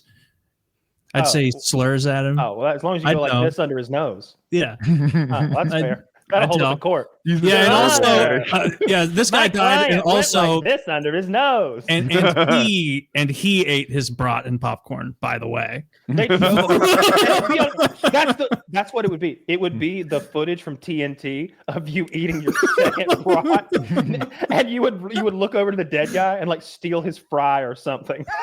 You'd be like taking his French fries or his ketchup or some shit. Oh, did you see that Philly fan who got in trouble for yelling? I didn't listen to the rant, but I saw that apparently he was in true Philly form being very rude to an opposing fan. So the opposing fan wore Green Bay stuff to the Philly game in Philly. And her boyfriend, husband, fiance person is a content creator. So he went there kind of with like provoking on his mind. He said he was going to go into the belly of the beast and root for the opposing team. Anyway, for some reason, his girlfriend, fiance, wife person got the attention of the Philly guy, and he's screaming at her, calling her a dumb punt or something close to that. And he's like, "Don't call her that." He's like, "Well, it's not my fault. She's a dumb cunt." Like he's like doubling down, and he's just like screaming, mouth frothing, kind of whatever. Go Birds. And everyone's like, we need to identify this fan. Even the Philly fans are like, let's identify this guy and get rid of him. And I'm like not that I've ever done that, but I'm like, that's how I was raised. You're supposed to protect your home court. I read the other team doesn't get to cheer in Philly. The other team should be in danger if they're supporting the other team. Not like real danger, but like pushed around shoulder check danger. Like that's what they're supposed to. Lightly assaulted. Yeah. Like and to me, I'm like, that's sports. Like, don't do that. Don't dress as the enemy in at someone else's home court. And it's almost like this morality play for me. Like, no. We deserve home court advantage. You can't come here, Pittsburgh, New York, Dallas or whatever, and make this your home court. No. It's us. And they're all yelling at him. And I'm like, maybe I'm the dick. Maybe you're not supposed to scream at people for wearing the wrong clothes. I don't know. Is this the video, Kyle? Well, I saw the video. It's like what happened. It's the aftermath. The guy got identified and fired. Yeah, he lost his job and he's not allowed to go to games anymore. And I assume he's a pretty big Phillies fan, given how he so, patriotically supports his team. And you just know that the girl and guys, the I think we should influencer start a GoFundMe. Yeah, this guy's just a hero from Philly defending the Eagles who clearly needed it. We'll show his second grade school picture on this guy's being bullied by the national media for being a patriot and a Philly fan. Dude, that's so funny. Just save him. So was he just yelling that she was a cunt? Like, how long did it go on? Was it a whole game? The video was pretty short. The video that we all saw was, 18 seconds? Something close to that. And he called her that twice during it. And they were coming back at him really peacefully and civilly. Like, no, they're the ones recording. Hey, don't say such unkind things. Like, I don't know what they were like as they riled him up, before the video. But, or maybe he just reacted that way to the Packers uniform. I bet he'd been drinking. Yes, but I also don't think the Packers people were there on a charm offensive when they said we're going into the belly of the beast to rile up these Philly fans, rooting for the other team. Hey, you're real victim blamey right about now. That's what I'm getting out of this. No, I am not blaming the victim because the victim is that guy from Philly heroically supporting his team. Oh, he lost his job. You're just hating on a patriot, Kyle. Well, you don't love America. I don't love Philly fans. They seem like the worst kinds of fans. I hope y'all lose the game badly. I hope it's because they deserve it. Like they really are. We won the game. We're moving to the next round. I hope you. He win means the big game. I want you to get to the Super Bowl and lose because that hurts more. Not you. I know you don't really. You don't care. But Philly fans. I'll be okay. That guy, like that, you won't care at all. But like that guy will care if that guy has to watch his team from home go to the Super Bowl and lose painfully. That'd be beautiful.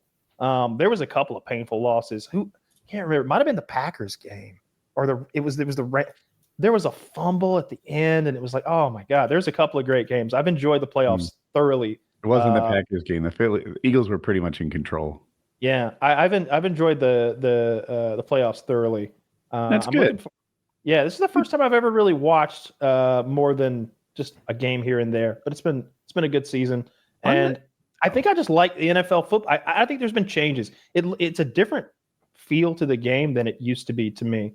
For one thing, I don't know, culturally, I hated the NFL during all that Kaepernick stuff, and it just seemed like every game had a black national anthem, and then we had like the gay national anthem, and then I hate that. And then the rainbow, and now the Rainbow Warriors will sing a song, and it's like, who are the Rainbow Warriors? It's like, oh, you don't know? They're that trans biker gang that protects kids.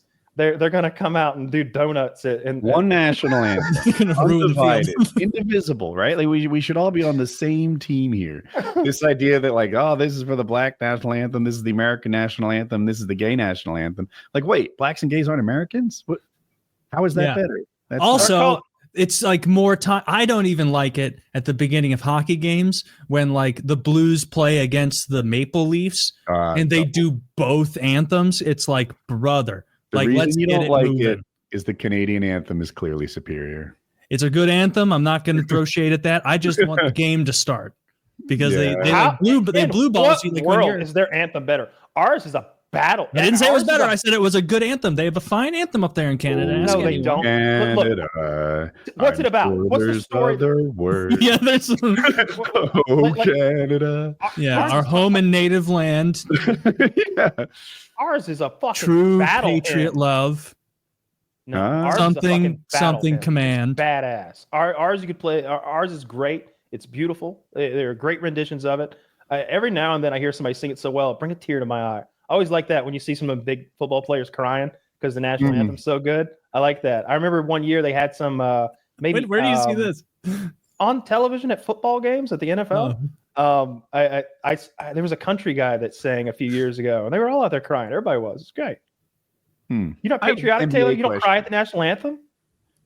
Not regular. Well, it fills me with pride, not with sadness. I'm a patriot. I cry. I'm so full of pride that I cry. You guys are nothing. I cry and I poop myself a little bit. I love it so much. Sometimes I'm so overcome by emotion I vomit.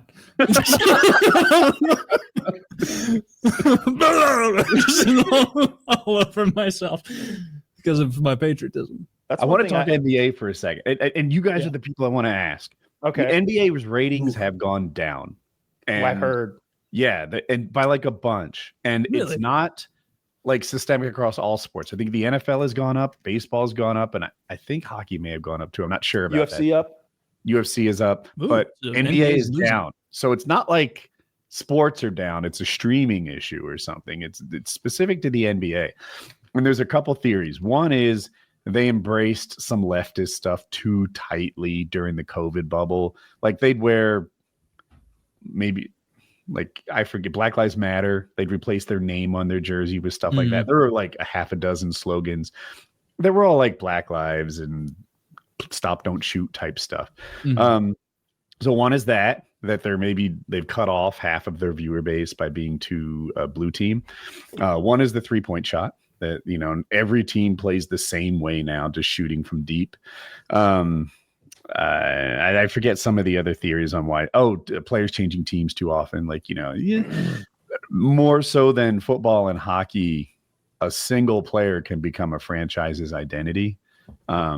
And you know, when that guy moves, like who are you even rooting for now? So one is I that. just think it's so inaccessible to me as an outsider looking in. Okay. Like when I see a game, it's just a blur out there. The coverage to me of that game, and it's just the way the game is. Like even basketball, the camera works so good. I feel like are there cameras out on the ice in hockey? Yeah, I feel like basketball's got. There's all. I feel like I'm right there with them in basketball. Like I see the guy's face. I see him sweating. I see his tongue sticking out. And hockey, I'm just disconnected from them. Even in football, where they're also covered up like that, man, they get those cameras right in there, and I can hear the quarterback audibling and stuff.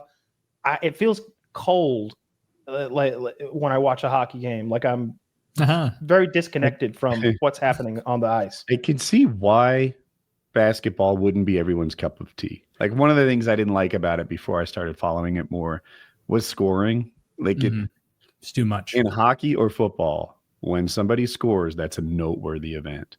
In basketball, it's going to happen 50 times tonight. You know, you might get 52, I get 51. This is scores, not points. But one of them doesn't seem to be a make or break like it is in the other sports. Instead, it's more of a flow type thing, you know, who's doing well lately.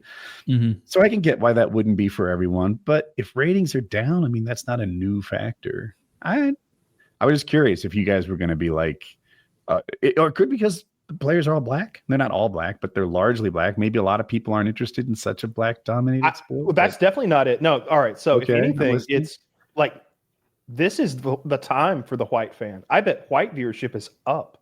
I bet black viewership is down. It would be my guess.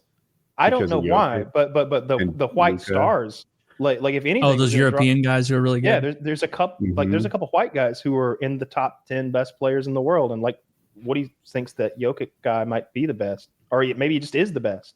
Like this is the I think he's modern day MVP 3 out of the last 4 years. So you got like a modern day Larry resume. You got a modern day Larry Bird doing his thing right now. So this is the time for the white fan to be getting involved. You know, if you care about, you know, that sort of thing. But I don't know. I don't know why the viewership is down. Yeah, I don't know enough about it.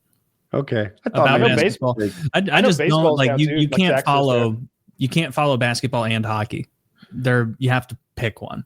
Like it was an easy pick for me, but like if you actually want to watch games, you can't follow both, or it would be. Oh, that's the other thing. The games feel inconsequential. Like there's so many games that each one is so inconsequential. I think the more games there are, the less each one matters, right? You have to really enjoy just watching people play hockey now to watch a game, because how many hockey games are there in a year? It's 180, I'm guessing. No, 82 for NBA and NHL. Isn't it fun that they're the exact same amount? Yeah, and they're like seasons are like almost like a week or half of each other. Like 10-day overlap. Yeah. So, I always know because it's like the Stanley Cup is finishing when like the NBA Finals is starting or something like that. Like it's such an overlap. It's just too many games to me. That's one of the things that's cool about the NFL. I think that each one matters so much. Yeah, college even more. College even more. Although the playoff system takes a little bit away from the bowls, as well as that tightrope that you had to walk every year of being basically perfect and being unbeaten. Yeah, and then the strength of schedule bullshit. Playoffs. Like some team would go undefeated and not make the big game, and then some other team would take a loss or two. And in 2000 or 2001, somewhere around that time period, USC won a national title when it was like they were like co-champs with like Oregon or something. They did some kind of crazy thing where like they were like, all right, you're number one, and it was awful. The original way that they would just vote and decide who was best. So a playoff is just so much better. It's a shame Georgia didn't win, but I think we're going to get down to the best team. We didn't have our quarterback, so it probably wasn't going to go well. I forgot. Yeah. How did your replacement play? Not good.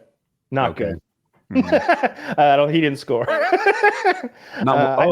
Okay. I don't remember the final score. I try to scourge such things from my memory, but we might not have scored a touchdown. It might have been only 3 points. I don't really remember though, because again, I tried to forget those. Try to forget. I've been listening to a lot of audiobooks lately, and what do you do when you listen to an audiobook? Like if you drive, fly.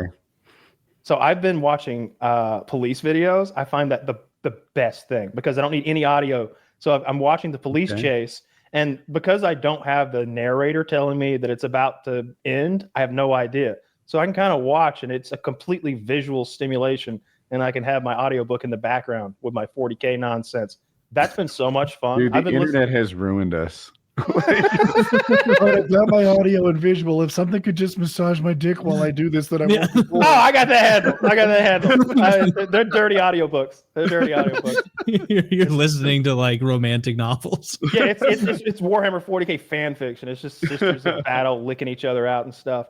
No, I am listening to 40K novels though. I've been pretty drawn into that for a while. What is a 40K novel? Is this a professionally written thing or fan fiction or like? Yeah, so the Warhammer 40K universe is written down in a lot of different ways. There are these campaign books that you buy if you play the tabletop game, and within a campaign book, like every generation of the game, I think they're on like the 10th gen now of rule sets and stuff, maybe even later, but each one will have these campaign books, and it'll not only have the new rules and stuff like that, it'll have lore written in them, and it'll be like, oh, and this happened on this date and so and blah blah blah, and it'll be very like what's the not the Lord of the Rings, but the one with all the bullshit in it.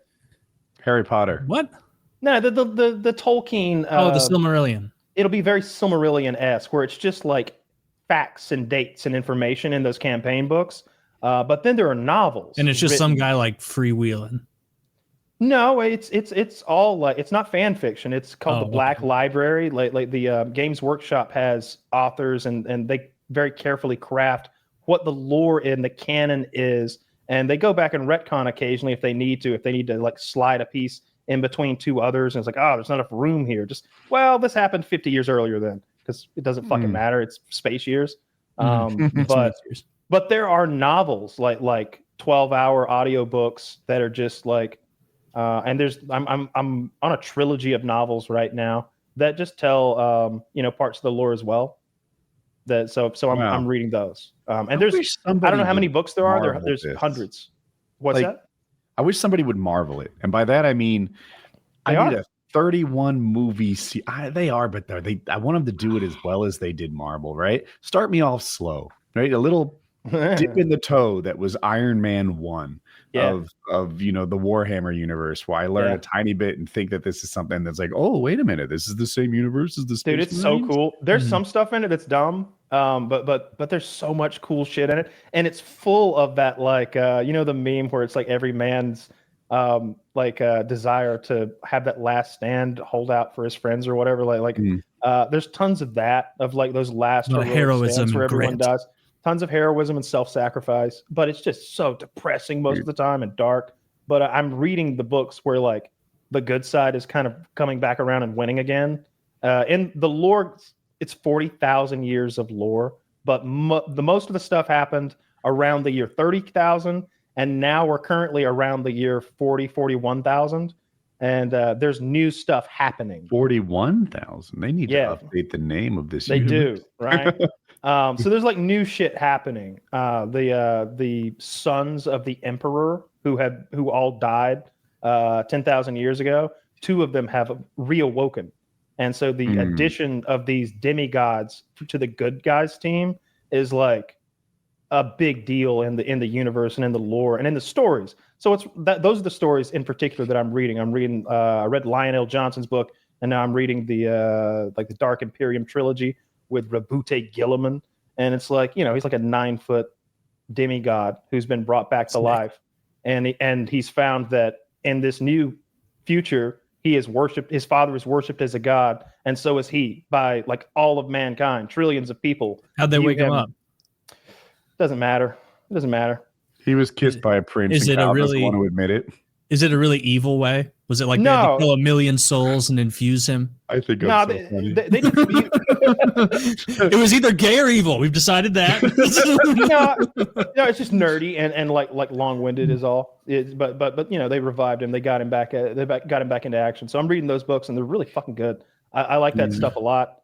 Can you pay attention to audiobooks if you're doing something else?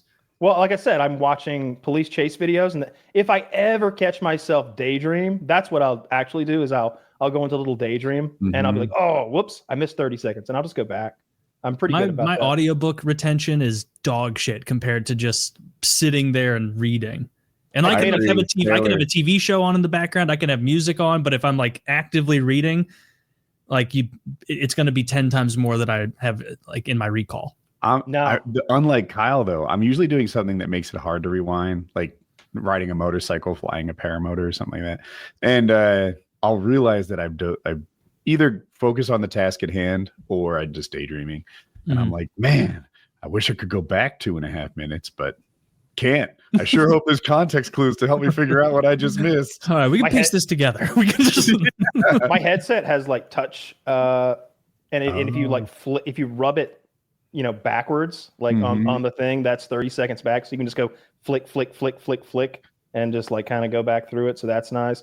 But lately I've been playing the audio just through my TV. I've just been playing off Audible, like through my TV and watching my police streaming chases. Device? Is it the TV or do you buy something else? My phone. Oh, you stream from your phone to your TV? Yeah. I didn't consider that. I use a Roku.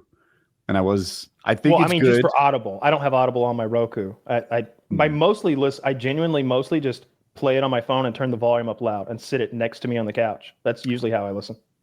That wouldn't be for me. I'm really sensitive about how phone speakers don't tend to be as good speakers. And it's not just snobbery. It's like maybe I have some sort of sensory thing. I hate iPhone music and audiobooks and stuff. Yeah, it's too tinny.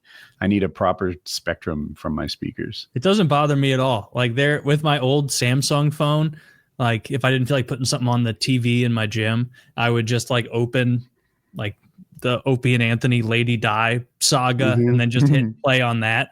And like genuinely over the years, because I had that phone for I think 7+ years, like anytime you had the screen on, like it was so burned in, you could see the like arrow on YouTube burned in. You could see like where the comment section would be, and you could like almost like I listened to more than just O and A, but like you could like see an O from like where Opie and Anthony was there. Like again, I didn't mind because it was just like, all right, well, I don't need the audio fidelity to be perfect for this comedy podcast. What's up, Ed? How are you? Good evening, gentlemen. How are you? Oh, look at this guy walking in here with perfect audio. This is a pro's pro. Did you set it up I'm glad it's working off camera, or is it just right because you know what you're doing? Somehow it just worked, which is not generally the case. I am not a podcasting pro like you boys, so okay. There's been some growing pains. Oh, good. I'm glad you got it sorted. Taylor, we were talking about audiobooks. Taylor, don't you appreciate the voice acting in an audiobook? I've read a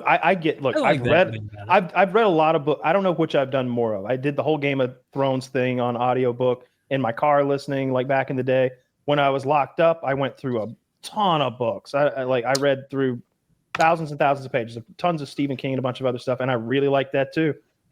I don't know which one I prefer, but I know that I like having voice actors. Aren't you is this weird? Like, when I read a book and like a new character comes up, like I kind of get their vibe, giving them a voice. I like impose in my own mind their voice.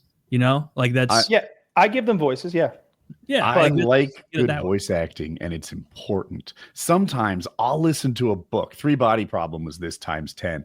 I don't even know the characters' names, but the voice actor in 3 Body Problem did such a good job. By the way, all their names were like Ji, Jia, Jing, and Zhang, right? Like that's why I don't know their names. They're Chinese characters. They all start with X. I'm lost, but the guy does them so well. I know all the characters by their voices. Having said that, the Game of Thrones voice actor, that guy who got like all these awards and accolades, Roy Dotrice, most overrated voice actor in the history of audiobook. Oh my god, him with the haroos, like in the it was fun. I liked him. That dude who's dead now. I think he was like 114 years old when he did those, and every character he played was just a different variation of a 114-year-old dude, a 114-year-old girl, a 114-year-old child. He couldn't help it. He sucked. He was past his prime, and I don't know why he got the accolade. What helped me for those in particular was to like not think of his haroos and his nonsense as the voice itself, but to think of it as like we're almost in the future, and a wizened storyteller is regaling me with this tale, and like he's like handing down verbal lore and whatnot. Because you're right, like he'd be like, and then King Rob said in the strongest voice, "Charge." And it'd be like, okay, well, that's not great. So the worst one I've ever experienced is Red Dragon, the Hannibal Lecter novel. I listened to that, and the voice actor or the narrator, whatever, he has the most gravelly voice you've ever heard. So what did the women sound like? That was the problem. There's this scene where there's a husband and wife driving home, and they're going to be the victims of the killer. If you remember, they're going to die. Their whole family is, and the kids are in the back, and they're trying to be coy about their like hitting on each other. And she like leans over and whispers. She leaned over and whispered, "I want you to put it in me hard and fast. I want it. I want your cock, Mark." I was just like, like, couldn't you have brought your wife into the room real quick and been like, hard and fast? It was something just like that. You make him sound like the fucking WWE guy. Whatever. Right now, I'm listening to this like Warhammer shit, and there are characters who are ghouls and goblins and just the most disgusting monsters you can imagine. They're rotting while they're still alive. These demons are. And so this guy will give them these great like orc-like voices where you can hear like slobber and like their tongue is falling into. And I am Kugoth, Plague Father. They're just like all mouthy. Yeah, it's all gross. And it's just like, yeah, I like that too. That's what you want. You need your demons. So are you an audiobook guy, Ed, or not really? Not terribly. Generally, the ones on paper, but I've heard people have told me to look into like voice acting as like a thing, but I don't know how you enter that career space. I mean, we can't all be Sam Elliott, but I think it's one of these things where, you know, I had a guy come and tell stories that his dad was the voice of pork in the 90s. Like he was like a voice actor for pork commercials, like the other white meat. And I guess it's a real thing. He made real money doing it. But yeah, I mean, to sit down and record like an entire book is well beyond the capacity of my, you know, post-COVID drainage voice anymore. No, you should try. You got a good vocal timbre. You could. Yeah, you really did. I think the way to get into it is like, I was saying this the other day, I bet you can do animation with AI now. I bet animation, you can just like make your own like goofy, silly cartoon. And I don't know, I think a voice like Ed's that sounds really like salesman-y and proper and like an announcer, like that would be a funny voice in like a silly animated type situation. It could be very funny.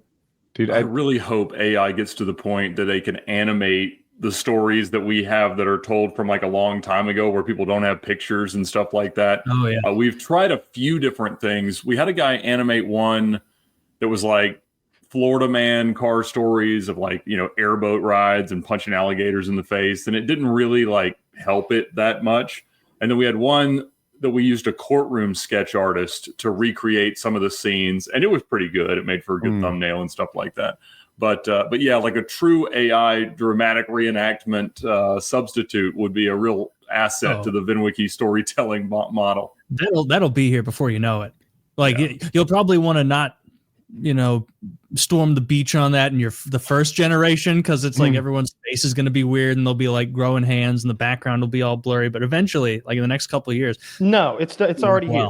No, it's. I've seen some of that stuff. Like I've seen people post stuff online where it's like, I took 4 days on whatever AI generator and created a story, which is basically like someone getting in a spaceship and flying to a different planet and then like finding a home or something. And it's like, it looks way better than you would think if you just had the exposure to AI that we did a year and a half ago. But it's also at no point in watching it are you like, whoa, animation. You're like, no, this is AI. That like weird fluidity of solid objects where it kind of like fades and then reemerges with backgrounds. Like that's very evident. Dude, Taylor, I think you're exceptionally good at spotting AI and you think that's normal. Because like I saw, it was a woman talking. It was only like 15, 18 seconds long. And I could not tell it was AI. And then I go to the Reddit comments and it was filled with people who were like, we're screwed. We're screwed. We can't tell anymore. You can't tell.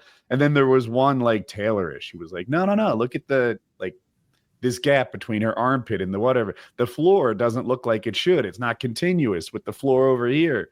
And it's just 1 in 100. Well, it depends what we're talking about, right?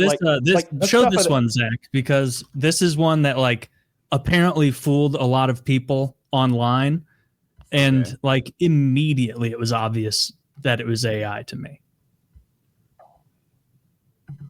Look at the corner of the shark's mouth. Look at the way its like skin is shining on the way it turns. I saw this and did not know it was AI. Yeah, I did too. And then I saw the other people picked it out because it had 2 gills or something like that.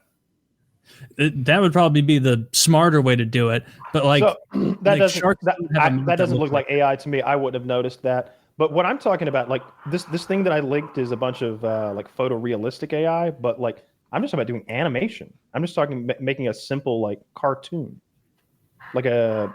What's that new cartoon? Like Something in Friends. Something in Friends? I have no idea. What? How did you describe it? What kind of cartoon, Kyle? Oh, I know what you're saying. It's like the comedy Adult Swim kind of show. Yeah, I can't think of the name of it, but the animation is so poor that Happy Friends or something. Yeah, it's like Happy Friends. The animation is so poor that we could draw it. Like I could draw that animation. Many of the characters, anyway. We could draw. I could draw those characters. Yeah. Are they stick figures? Smiling Friends. You might be overestimating me. Is that what you're thinking of, Kyle? Smiling Friends? Yeah. Yeah, that's what it's called. Zach, can you show us what Smiling Friend looks like? Even if it was a still shot or something? Yeah. That was a very fucking weird, like it's very on the nose for that old style of Adult Swim show that I remember watching in middle school and high school, where it's just disjointed. A lot of the jokes that like really hit you are just like throwaways, like almost interspliced in transitions. Yeah. This is a wildly popular cartoon. Really? Mm-hmm. If you liked old school Adult Swim, then this is the kind of show you would like. Why is the character in the background drawn so much better than the stars? It's like they'll do stuff like that where like part of the silliness is the detail to some throwaway character. Or is that Mr. Boss? Is that what that character is? Something like that. It looks like Charlie Mr. Brown. Boss is the name. He does. He even has the sweater. This is the Halloween episode, so he was Charlie Brown for Halloween. Yeah, it's a the guy who made it's a YouTube. It's very funny. A YouTuber.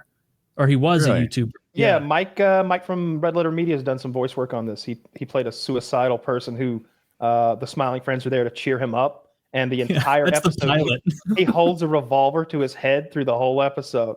And they're like, "We're here to cheer you up." He's like, "Okay, let's try it." But they're on a roller coaster. He's got the gun to his head. They're like eating ice cream, gun to his head. Like he's just ready to blow his own brains out the whole episode. It's an interesting show. The whole like crux of it is that 2 of those colorful characters work for a company that somehow makes money called the Smiling Friends. It's like company. Monsters Inc. But and it's like the whole purpose is like the boss will be like, all right, we got a little boy who needs you to give him a smile. And then, of course, they go to give the boy a smile, but it turns out it's not a young boy. It's a 46-year-old man who lives at home who's woefully suicidal, and they have to try and keep him from killing himself with random, roller coasters and sweet treats and whatnot. A very interesting show. I like that old Adult Swim vibe. It's engaging. You never know what's going to happen because everything's so disjointed. So it keeps your attention more. And because they're like 11 to 12 minute, gumdrop, snack episodes, you can just grind through it. Did either of you watch old Adult Swim? Like any of those shows? It genuinely made me ill to watch it. Like it was so like dirty in a weird way. I was grossed out by it. I was just always... There was that one show where there was like a pack of French fries and a soda in it. Aqua Teen Hunger Force. I liked Aqua Teen Hunger Force. I hated that. And why'd you hate Aqua Teen? It was just gross. Like I thought the characters looked gross, and like I don't know. I really didn't like any of the Adult Swim stuff that I saw. And it all seemed way over my head too. It seemed like it was made for a 40-year-old man, and I was 15. It didn't make sense to me, a lot of it. What about the Venture Bros? Did you ever watch that one? I genuinely hated it all. I like none of it. Hated it all. Yeah. Did you? I remember some episodes of that one, but I couldn't get into it either. It probably just was over my teenage mind. But now the one with the weekly drawn animation, where does that air? Is it on a streaming service or is it on YouTube or the Smiling Friends thing? Oh, that's on HBO, I think. Okay. It's somewhere like that. It's on one of the big streaming services. I've only seen maybe half a dozen episodes. Oh, it's on Hulu. Okay. And it's on Max, and it's on Amazon Prime.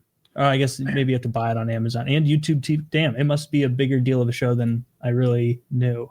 Yeah, that's wild. I mean, just the way that you're seeing this kind of transition from that looks like it would be a YouTube production, right? Because it looks like something like you said that we could all just get together and draw on a quiet afternoon and then use AI to animate it. But I think that the fact that it is showing up on more produced network streaming service television means that the social media quality threshold is probably making its way towards more mainstream operations, which has got to be horrifying from a production perspective, that they're like, these guys can get an audience with this stuff that it looks like it was a 4th grade art class project. Oh yeah. And old media's dead. And old media a lot of it is dead.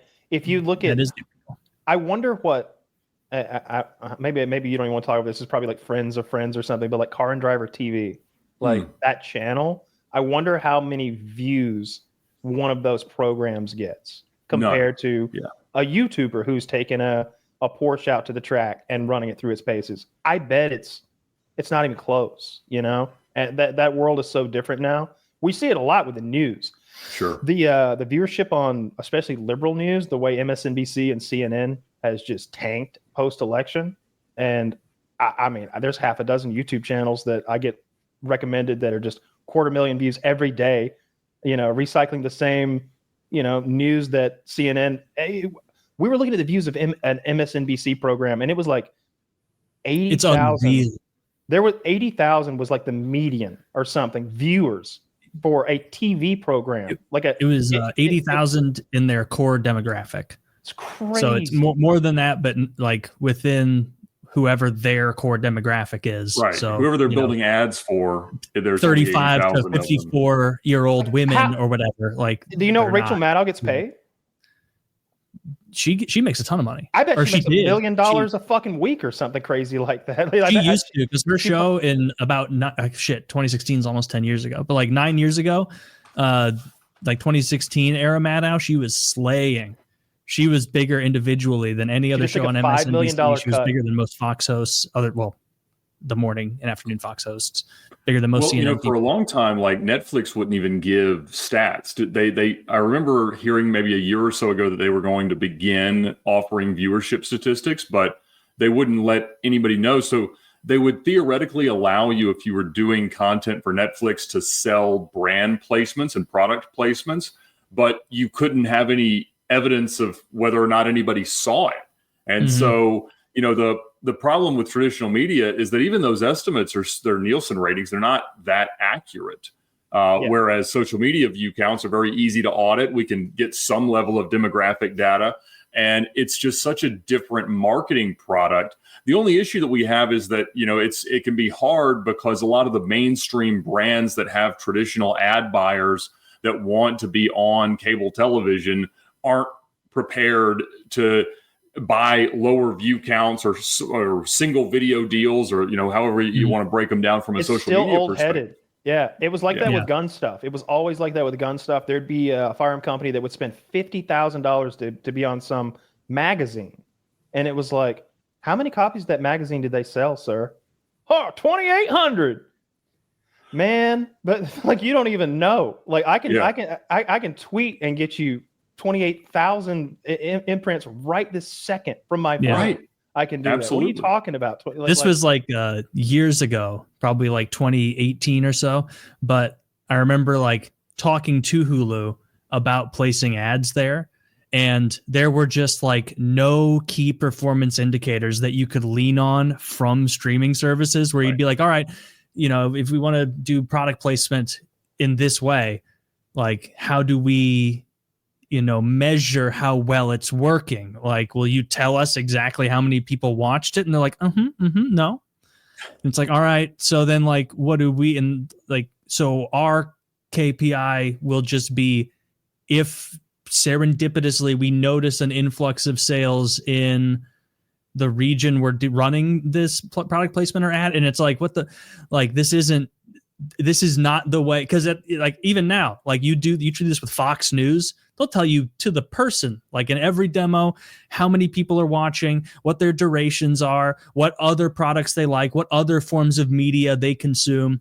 And so then like doing that with a company like with Hulu, because obviously Netflix has always been ad free and Hulu wasn't, and a huge percentage of their base just pays the minimum and watches ads.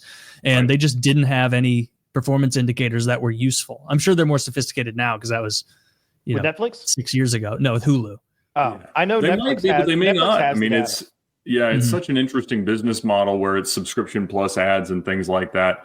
But when I've got sponsors like Premier Financial Services is one, they've been a sponsor for 8 years now, but they also do traditional print ads in automotive magazines. They also do event placement and they have booths everywhere. And they said they don't get attribution for new leads from any of them relative to what they get from Vinwiki, because they just, we are obviously massively more in terms of number of impressions, but it's since it's in their face, it seems to convert a lot better than traditional print. We're like, oh, well, I saw an ad in DuPont Registry or whatever. And so it works. I mean, the ticket clinics, one of ours, they do billboard ads and they somehow manage to tell if that works. But I'm sure it's, Florida Turnpike ads where people are getting, highway patrol tickets and things of that nature. But it's odd how different they find the results to be when they start to transition towards a social media advertising model relative to traditional print ads or traditional paid media. Yep. Yeah, it's I interesting to see the evolution. I know we sold $10 million worth of AA12s to a couple foreign countries. Like sick. Directly. Like I always said, good like, countries. Why would you?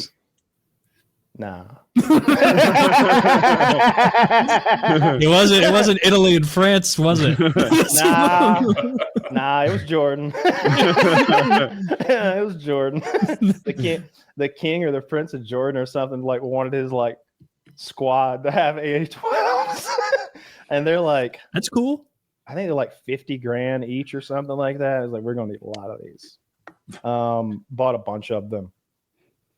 And but I always thought that like the print made no sense with guns. Like, I mean, like why would you want being in guns and ammo costs so much money, and you take that same amount and you could be on every gun YouTube channel. Just like give them your thing and let them shoot it and give them a little money. You could get every single gun channel for what you could get guns and ammo for. It's just anachronistic. What about gun shows though, Kyle? Did those work? Yeah. Oh, well, SHOT Show's kind of like the mecca of that, right? In Vegas, where all the firearms companies and also all the influencers. I mean, I was always there and everybody else was always there doing big meetups and stuff. And that would be I would go there and talk to anybody that had cool shit and try to like rub elbows with them and be like, and give them my card and stuff. We went to lots of shows like that and tried to like dig up business like that, but mostly just trying to make contacts and meet people. But I think that those were good for those companies for sure, because often they're looking for military contracts and police contracts, and SWAT teams and police departments send reps to those shows to look at the new stuff. So they're doing great business at those. Those definitely work. I think it's the week after SEMA, right? I don't know what SEMA is. That's a car thing? SEMA is the aftermarket products convention that is also in Vegas, and that's one that a lot of the guys that I know are finding it not worth the $50,000 to $200,000 to have a booth there for the week. Costs? Which is crazy, but it's a wild time. But I haven't met anybody in the last few years going there that's like, oh well, this is what led to this deal that changed my business from a buyer or a seller perspective. It seems like the value there is shifting because it's so easy to just DM somebody on Instagram and initiate the same kind of conversation about putting a business relationship together. See, SHOT Show is really good because, like I said, like every police organization and everyone who can buy the stuff that they're pimping out there will come there and check it out, and then they can go out in the desert and use it. And so it's really good for getting big deals done like that, I think, for a lot of firearms companies, and not just firearms companies, but companies that make like 40 millimeter grenades and tasers and all that police gear type shit. All that stuff would be there. And also all the hunting stuff. SHOT Show's sort of split between tactical and hunting, or at least it was last time I went. And what was your content strategy in firearms? What do you mean? Did you have a channel before you did this with guns and things? Yes. Yeah. Okay. Got it. Oh, I thought it was all video. You know about FPSRussia? I did, but I thought it was video games. No. Oh, no. It started as video games. Okay. And then it turned into firearms. Dude, I'll tell the story even though Kyle's right here. It started as video games, and he played this Call of Duty character who was kind of a fish out of water, right? He was Russian, and he was like, oh, dude, scary thing happened today.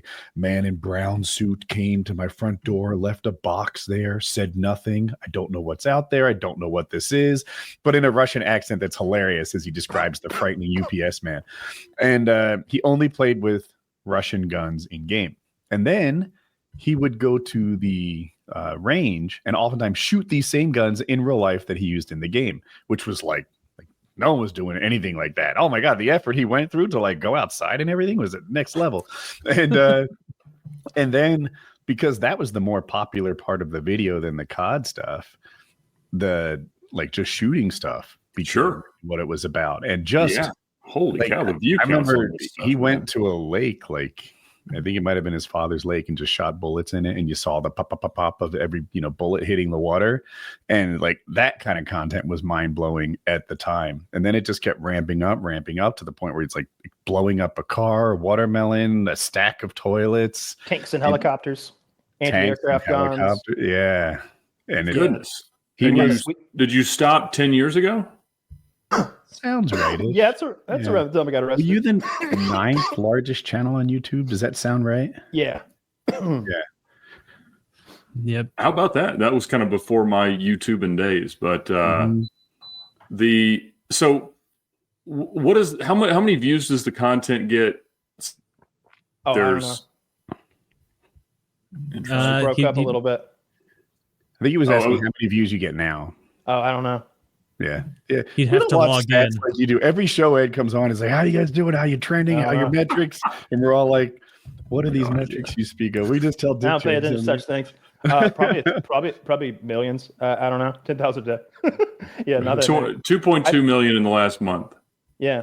I think a lot of that stuff gets hidden and demonetized because of the gun stuff. So YouTube's so harsh on the gun stuff. So even around the time I got arrested, I was like, God, they're demonetizing stuff, and they're adding liability to this, and it didn't seem like a good idea. I don't know if people are able to make money doing it outside of their like Patreons and I don't know what else. I don't know how people make money making gun content than other kinds of content. Like Hickok 45, if you don't know him, he was a teacher, and he runs a really educational, like at least the videos I saw seem not very controversial. He'd tell you the history of a gun, when it was used, why it was built, and then he'll shoot it a bunch of times. And you can tell he's very competent and very safe. He has a range in his backyard, and he just loads up a pistol and makes long shots and tells you about why this pistol was there and why it was cool back in 1877 or something. And he seems to always get demonetized, removed from YouTube, reinstated to YouTube, even though, like, if it was any other topic, if he covered tires in the same way, he wouldn't have these problems. But yeah, it's a ton of liability as well, because like, and I'm sure you have a little bit of that too when you're filming. Like, you could crash a car into some shit, and like it'd be, but you could be, there's that who's the black guy who does all the tech reviews? Usually Marquez Brownlee. I know he got in some trouble because he was speeding in a school zone, and it's been a whole big deal. So just imagine, it's guns now. So it becomes a whole other thing. Here's a clip of me just having a good time. One last thing, I figured we couldn't make a video with such a high-powered rifle. Just blowing up the truck, so let's get a nice big explosion, maybe a little shrapnel going. That truck ran too. Yeah. Everyone thinks that was CGI. No, he almost died. Oh man, that was a good one. Yeah. How the door? Did you say how? I said wow. That's nuts, man. That Beaufort gun, the image has found its way into memery, which is there's a few of them, but yeah, the Beaufort one's a good meme. I like the Beaufort meme. But yeah, that was a good one there. I love that one. And you haven't thought about returning to your 6.9 million subscriber channel? He can't. What, you want him to do it with knives? Can you have knives, Kyle? I can have. See, I can have black powder weapons, Woody. Like I could those pistols that Clint Eastwood always had? Those were black powder pistols. I knew you could have those, but could you have knives? Yeah, I can have knives. Is there a limit on how long a knife you can have? No, there's no limit on how long like a knife I can have. As long as it's dull. Man. Very dull. That was like that. Yeah, I could see how you can't have that sort of thing anymore. But you could do there's got to be some content model that you could create using, to that audience. I don't know the password.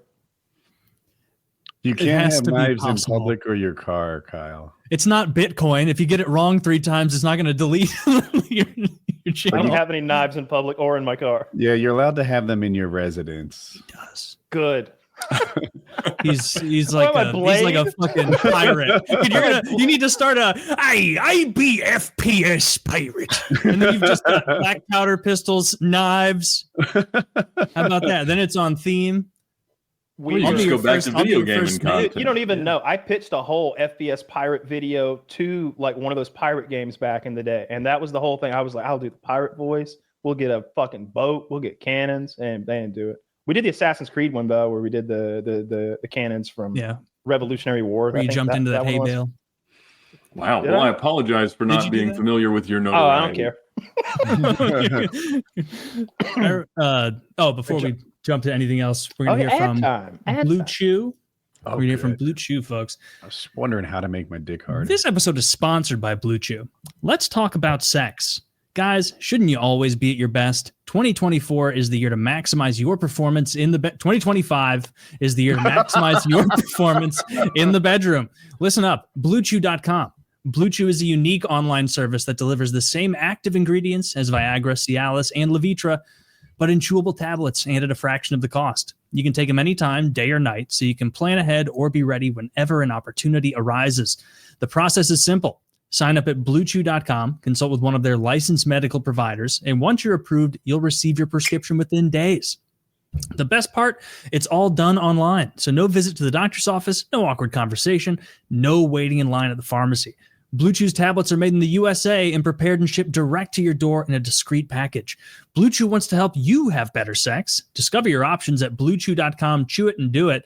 And a special deal for our listeners. Try Blue Chew free when you use promo code PKA at checkout. Just pay the $5 in shipping. That's BlueChew, promo code PKA to receive your first month free. Visit BlueChew.com for more details and important safety information. Big thanks to Blue Chew for sponsoring the show. Again, that is BlueChew.com, BLUECHEW.com. Promo code PKA to get your first month free. Just pay the $5 in shipping and see if it works for you. As we say every time, Kyle, when we first got this sponsor, Kyle said, Taylor, Woody, go for the tadalafil. That's my personal recommendation. I've tried all of them, and this one is the winner, in my opinion. That's what Woody and I did, and we've never gone back and even tried the other ones because you don't fix what's not broken. Nope. So check it out. BlueChew.com, promo code PKA, BLUECHEW.com, code PKA. The only reason to use the sildenafil over the tadalafil is if it's ineffective for you, because the tadalafil is superior in every other way. It's longer lasting, faster acting. It's about 2.5 days of like superior hard-on powers per pill. But what's a hard gun with no ammo? Lock and load is what you need if you have a nice hard dick and you want to complement it with a nice hard cum and a whole bunch of cum. Now, I see people all the time tweeting at me, telling me how much more they're coming. Sometimes they're including photos. I didn't ask for it, but that's okay. And it works, folks. Look at the reviews. You don't have to trust us. Trust Derek. He's an expert. He knows efficacious dosages. He knows what you need to get those fluids really developing, really gurgling up inside you, ready to spurt out of your penis. It's going to be good. It's going to make you seem like it's going to make you seem like you're more into your girlfriend or boyfriend than you actually are. So there's a win psychologically for both of you. And also, your orgasm's going to be better, because when does it feel best when you're coming? When the cum is coming out of your penis. And what does this mean? It means that there's a longer amount of time that cum is coming out of your penis. And so it's a great product. I recommend it. We all recommend it. And so use code PKA, use code Jizz, take 3 pills in the morning and 3 at night. That's right, folks. A mere 6 pills a day, down from 9. Down from so 9. It's important to set the anchor point. It was 9 pills. And if you want to know the truth, Derek initially said, can we ask people to take like fucking 13 of these a day? And we were like, no, he wanted 2 different things. You were going to have to mix at one point. Oh, yeah. It was going to be a powder. Like you had to do a syrup and a powder. It was going to be like every morning you'd be doing alchemy next to your coffee maker. And so we decided to make it pill form. And now we've made it even more convenient and just as effective as it always was. So check it out. Use code PKA or code Jizz for 10% off. And while you're using code PKA, feel free to load up that cart with pre-workouts, protein powders, energy drinks, protein bars now, all sorts of things. Load up. Get those shroom dream Shroom supplements.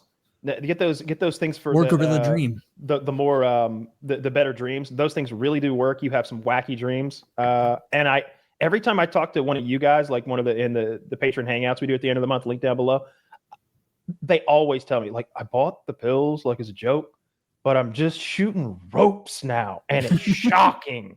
Like I get that every single time I talk to someone who's bought. No one's ever been like, I don't know. I mean, I guess me. I repeat the same stories. It's one of my calls.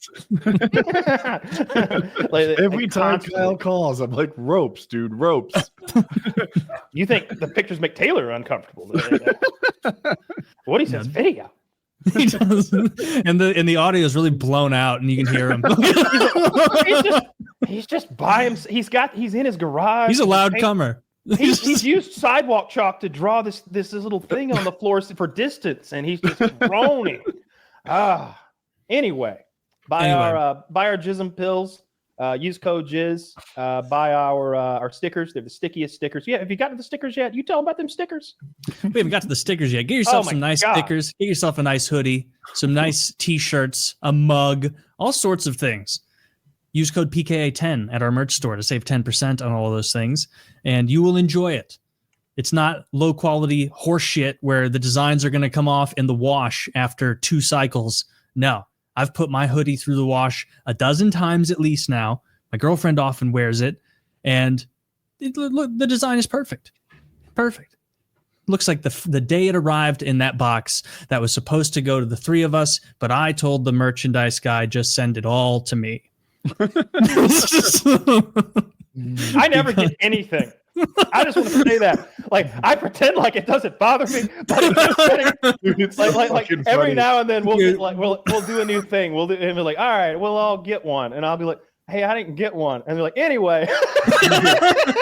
Dude, Woody and I have big. I'm like, did you guys get the refrigerator? And Kyle's like, we got a refrigerator. I didn't get a refrigerator. But I did get Derek sent me a pallet of energy drinks about a year ago. Like I'm I sure didn't get any of that. Did you get like the pallet of energy drinks? The absurd amount. Yeah, it was like hundreds of these things. Every morning I'm waking up drinking. I'm like, man, I'm my in a good pictures mood. in a goddamn TV commercial, but I can't get an energy drink. I can't get a Dude, all you have to do is text Tristan in the WhatsApp and go send me this, and he will. That seems like a lot of work. I'm always like skittish and I don't want to bother him. Have I asked for too much protein powder this time? All he ever says is like, got you, bro. That's it. I think they do like many millions of dollars worth of gross. So we probably just ask for 2 bottles if you want. Yeah. You probably just ask when we had that the bong sponsor like a year or two ago, I think that was also, Kyle, where like a lot of the sponsors were using an old address to ship you things. And so like whoever lived in the house Kyle used to was getting this amount. They got all that. Yeah. I have got the same amount of bongs.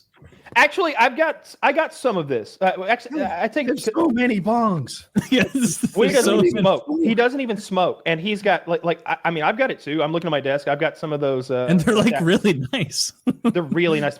That's a dab rig, like an electric for a marijuana concentrate, like the wax and goo that you can get. That's super strong. That's like this full self-contained. That's just a bong, a bubbler type thing. No, that was good stuff. What I really liked about him is.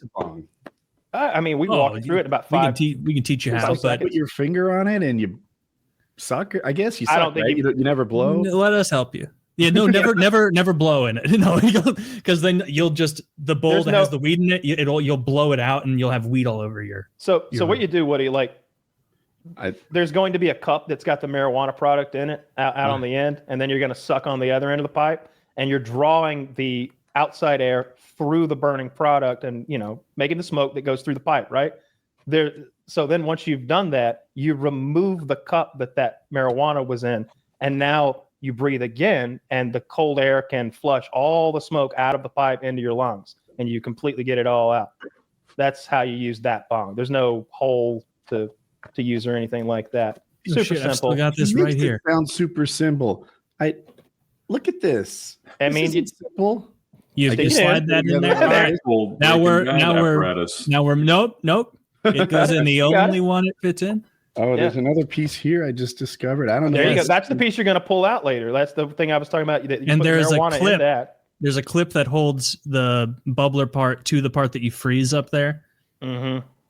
Nope. You don't want to do that. In between the top two. Anything but that, it'll explode.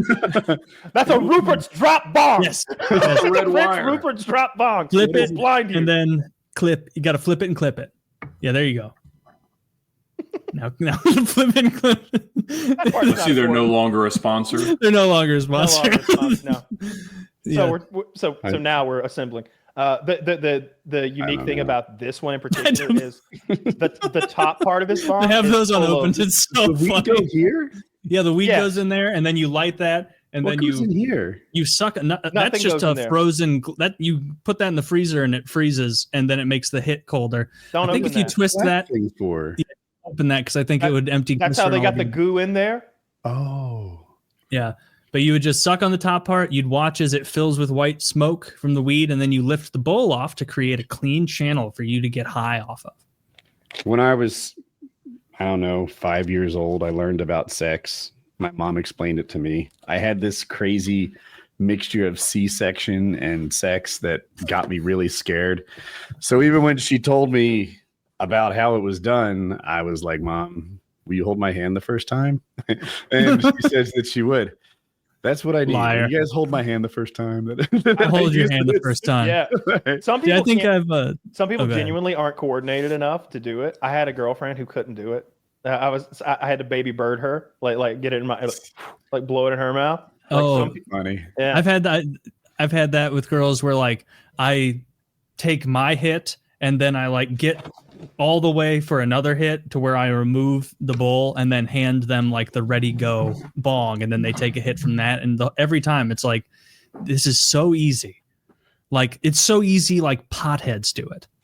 Like if they're not getting stumped. It does feel bad to be outsmarted by hundreds of millions of potheads. Yeah, there's no trick to it. It's pretty simple.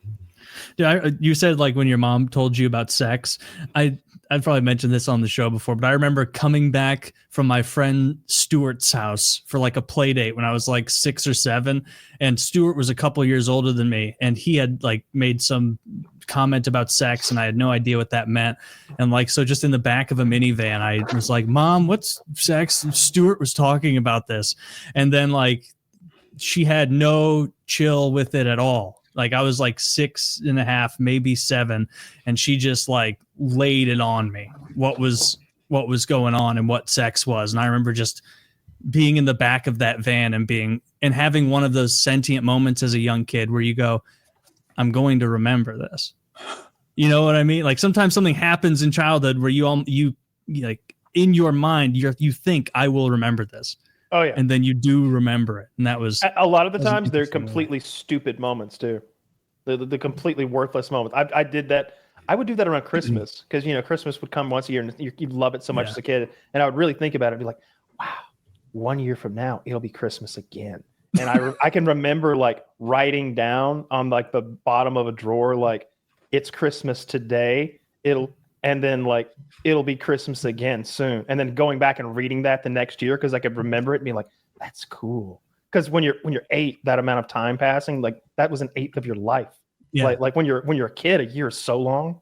Mm-hmm. And summer was so long too. No, summer was always short life. to me as a kid. Yeah. So those 2 months as a kid always just melted away like so quick because I would spend summers just hanging out outside and fishing and hunting and just watching TV late into every night. Yeah, just having a great time over the summer as a kid. Mostly staying up late. My parents would let me stay up as late as I wanted during the summer, so I just stay up late and watch TV. Love that. Did you remember one of those though, or just up late? Up late. I didn't have anywhere to go. Oh, I stayed out late. I didn't have a curfew. Nowhere to go. When I didn't have a curfew when I turned 12, and all I had to do was like check in. And I would go to the boardwalk and just stay out till midnight and shit. Yeah, like you lived in a tourist town, like full of tourist attractions. Like you've got to remember, like if I walked out of first of all, our driveway's a quarter mile long. Like I'm tuckered by the time I get to the end. And then if I turn right, like where am I walking to? The next town over? That's Hartwell. Okay, if I turn left, that's 7 miles to the next. Even if you get to Hartwell, I've been there. There's nothing there. There's nothing there. There's Walmart. That's what people would do is they'd hang out at fucking Walmart. Yeah. I wanted to ask Ed, how did your parents give you the talk about sex? Well, I've got a 10-year-old, so I'm about to have my own version of that soon, which may be too late. I don't know, but he seems like it's about time. But yeah, it was one of those, very awkwardly introduced conversations that, they're like try to be smooth and then it's just the most awkward evening ever. Yeah. But was it both of them? They were both together? Yeah. Yeah. Ooh. I don't think that was better. No, that's like a counsel. No. It's almost like you're in trouble, but in an uncomfortable way. I was 6 and I saw some cows fucking and I was like, what's going on there? And Dad's like, they're having sex. That'll make more babies. And kind of explain it, and then at the end, and it was not awkward at all because we're watching it's a cow, and at the end he goes, "That's what people do too," and it was like, oh, and I think that might be like a really good way to have the talk because it wasn't awkward at all because it was like farm talk or something. And it's like the literal birds and bees discussion. It was literally birds and bees happening. It was like this natural thing that's going on over there. They're making some more calves. And I was like, what's going on there? Oh, they're making more calves. Now there's going to be some baby calves that'll come out now. And it was like, oh, that's cool. And that's what people do too. Oh, fuck. You mom do this? Mom fucked a cow?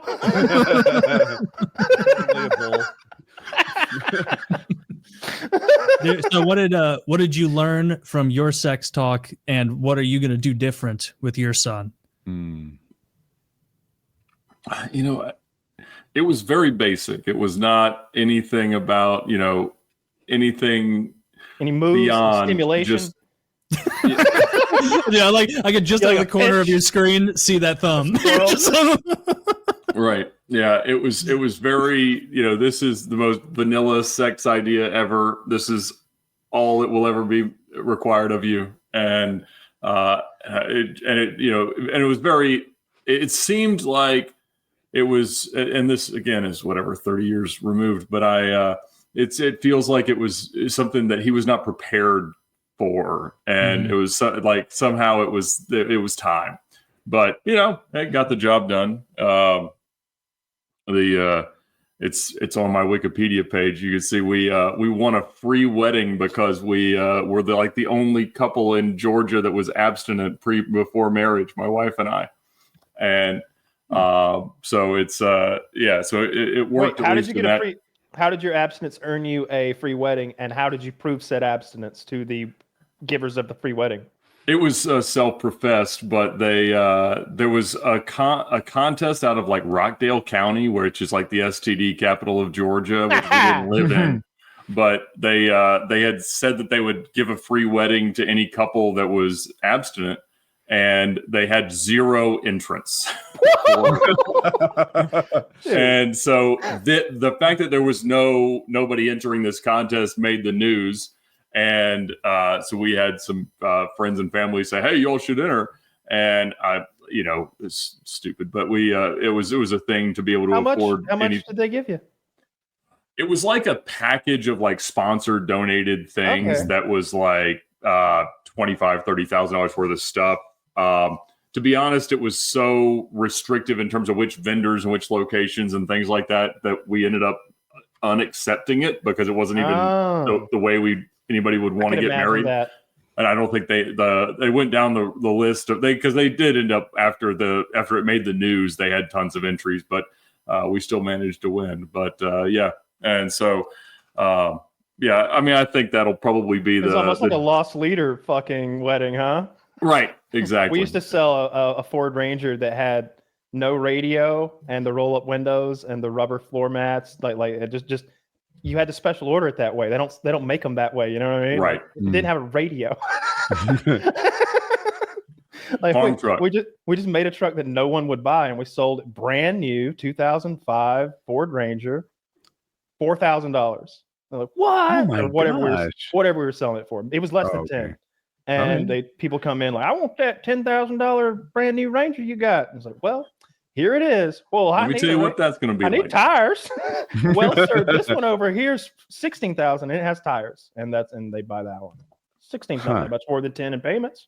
So you haven't done the sex talk with your kids, Ed? Not yet.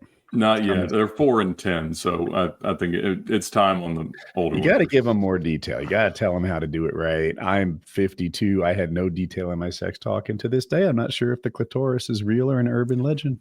That's right. Who could say? Right? It's like the Loch Ness monster. But we'll see how it goes. What's real? The Loch Ness monster, I assume. Yes. Yeah. I wish it was. That'd be cool. I wish there was a little magic in the world. That would. I feel like this 2025 got the potential to be a dark, dark year in human history. I wish we'd find Bigfoot or Nessie and just add a little magic back into the world. I think that's what we need. I think that would brighten everybody's day up. Which is the right trial to distract from, and they'll have UFOs again and all the other aliens and all the things. Did you ask which one's most likely to be alive, Taylor?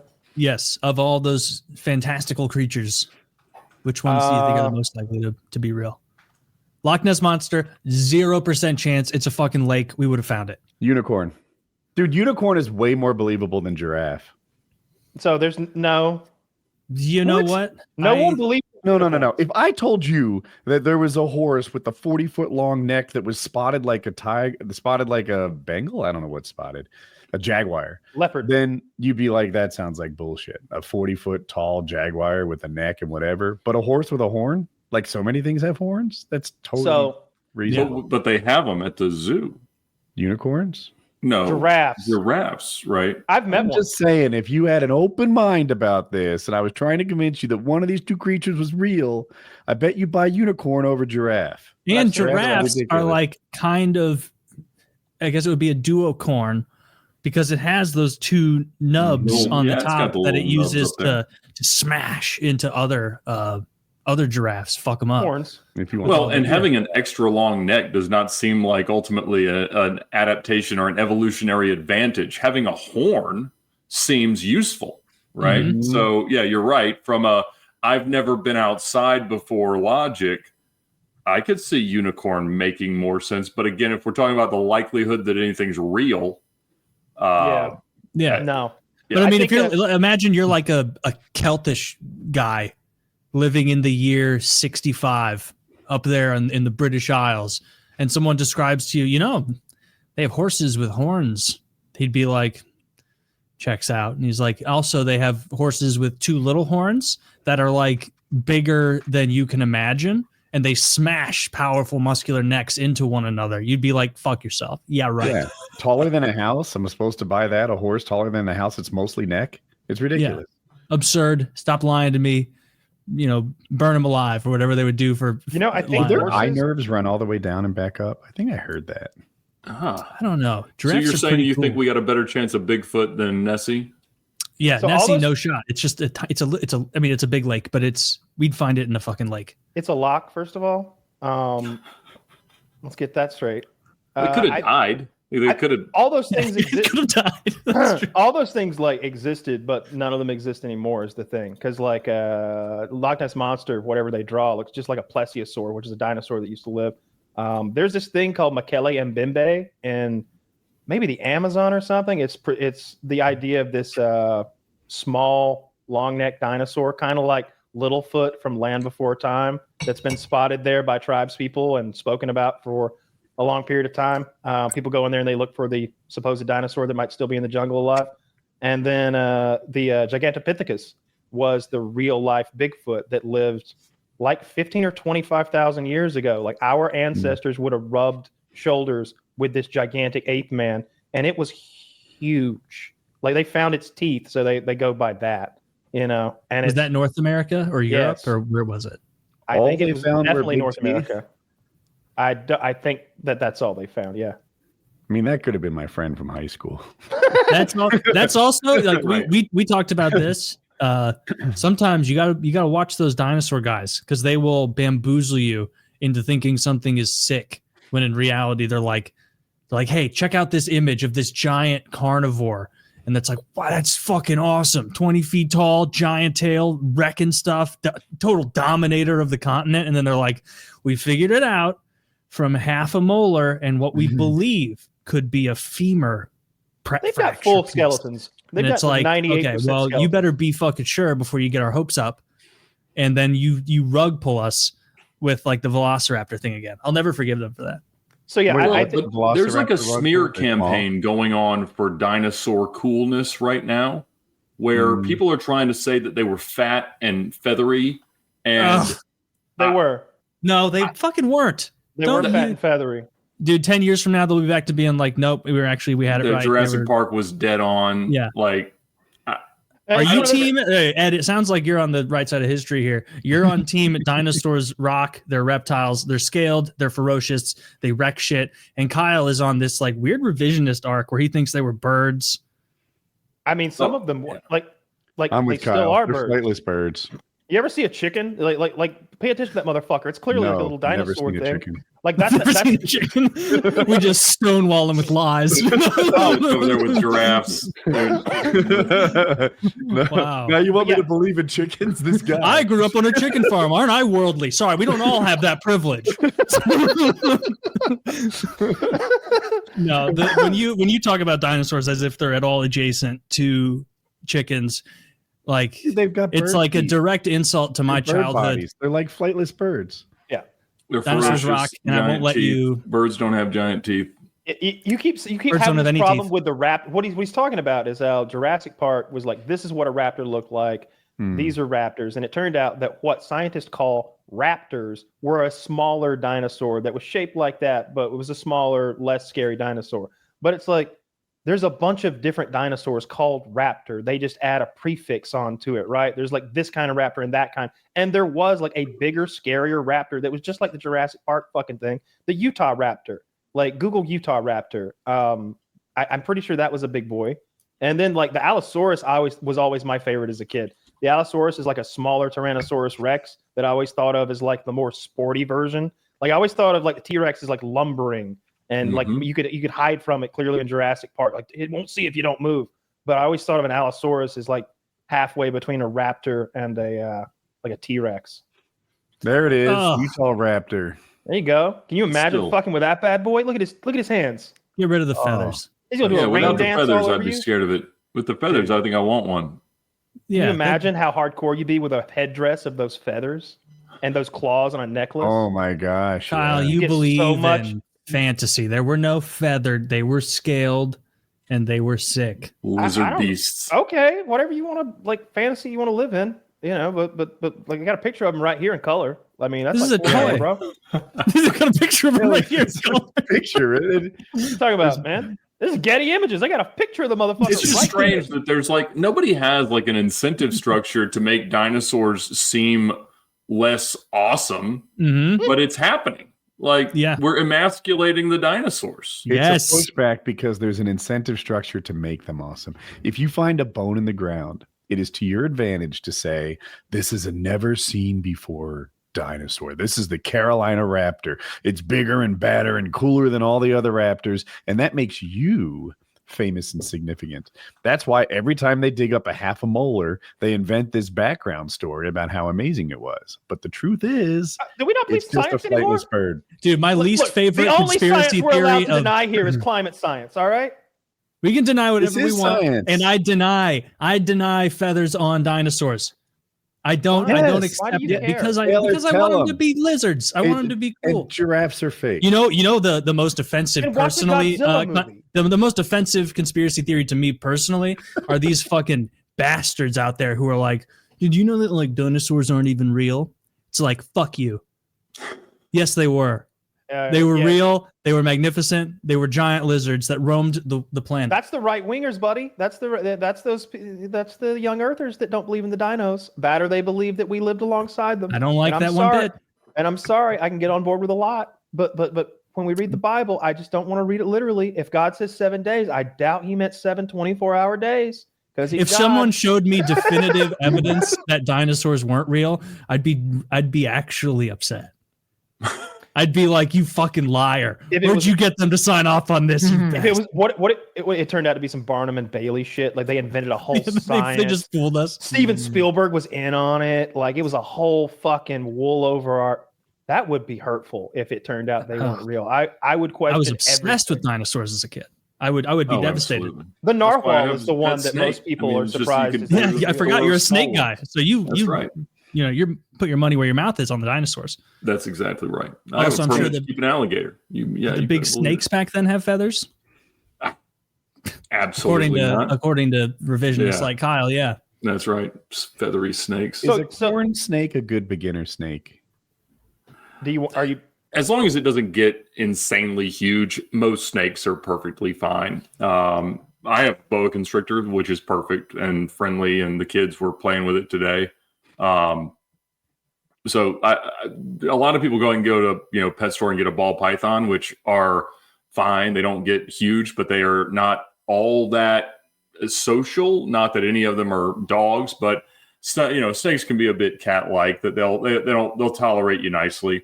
But a ball python's nocturnal and doesn't really care, and so I'm a big boa constrictor fan, and they do well, and they only get big enough that a single person can handle them. You start to get Burmese pythons, reticulated pythons, or green anacondas, then you're going to have a team, and nobody got time for that. Are you thinking about getting a snake? I've had a few. Yeah, ones. I think he was wondering why I asked the question if a corn snake was a good starter. I'm not that serious about it, but I go to these like conferences for people who keep saltwater fish. Oh yeah. And a lot of times there's overlap with the snake people, and in the stores, actually, one of my local saltwater reef stores, half of it is devoted to snakes. So I always wander over there and see the snakes and wonder a little. Are you not interested at all in a mantis shrimp? I know it comes with its own particular challenges, and you would want to keep it in its own little deal though. Like I just like the idea of I watched this YouTuber who has a mantis shrimp, and he also has this other predatory fish, and they live together in almost a I know him. work together I don't kind know him of personally. I know their content. Yeah, it's good. He's like, my mantis shrimp Bobby kills everything his eyes land upon, but he tolerates Jimmy. I think that maybe him and Jimmy are working together because Jimmy will flush out these little fish that try to hide and kind of show. And it's like they were kind of working together to kill the bait fish he's throwing in there. That other fish he has, I think it's a damsel. Damsels get like 1 and 1.5 inches. And they will bully 8-inch fish. Now, you would think an 8-inch fish is 8 times bigger than a 1-inch fish. Rethink that. It's a shark. An 8-inch fish probably weighs like 100 times what a 1-inch fish weighs. The difference is just huge. And the little damsels bully him. So I feel like that damsel is not the pushover you might think it is because it's baby goldfish size, but it's actually a pretty aggressive, mean fish that's perfect for it. So, there's one of those at the store. They say the mantis shrimp can break the glass aquarium it's in because they hit at, is it 200 miles an hour? Am I exaggerating? How fast a mantis? I think it's fast. I think it's faster than that. They hit incredibly fast or hard or something. Holy cow. They have this like praying mantis sort of punch they do. Okay. And they don't hit with their hands. They hit with the shock wave of the water. And it has like a 1.5 inch range or something. So they'll get near like a hermit crab and break its shell and eat the insides by just punching the water, which, water doesn't compress. You know how that works. And it hits the shell and breaks it. And it makes a loud clicking sound like in the room. You can hear it. And the fear is they could do that to the glass. But even though everyone knows they can do it, I've never known anyone who's ever seen it happen. Okay.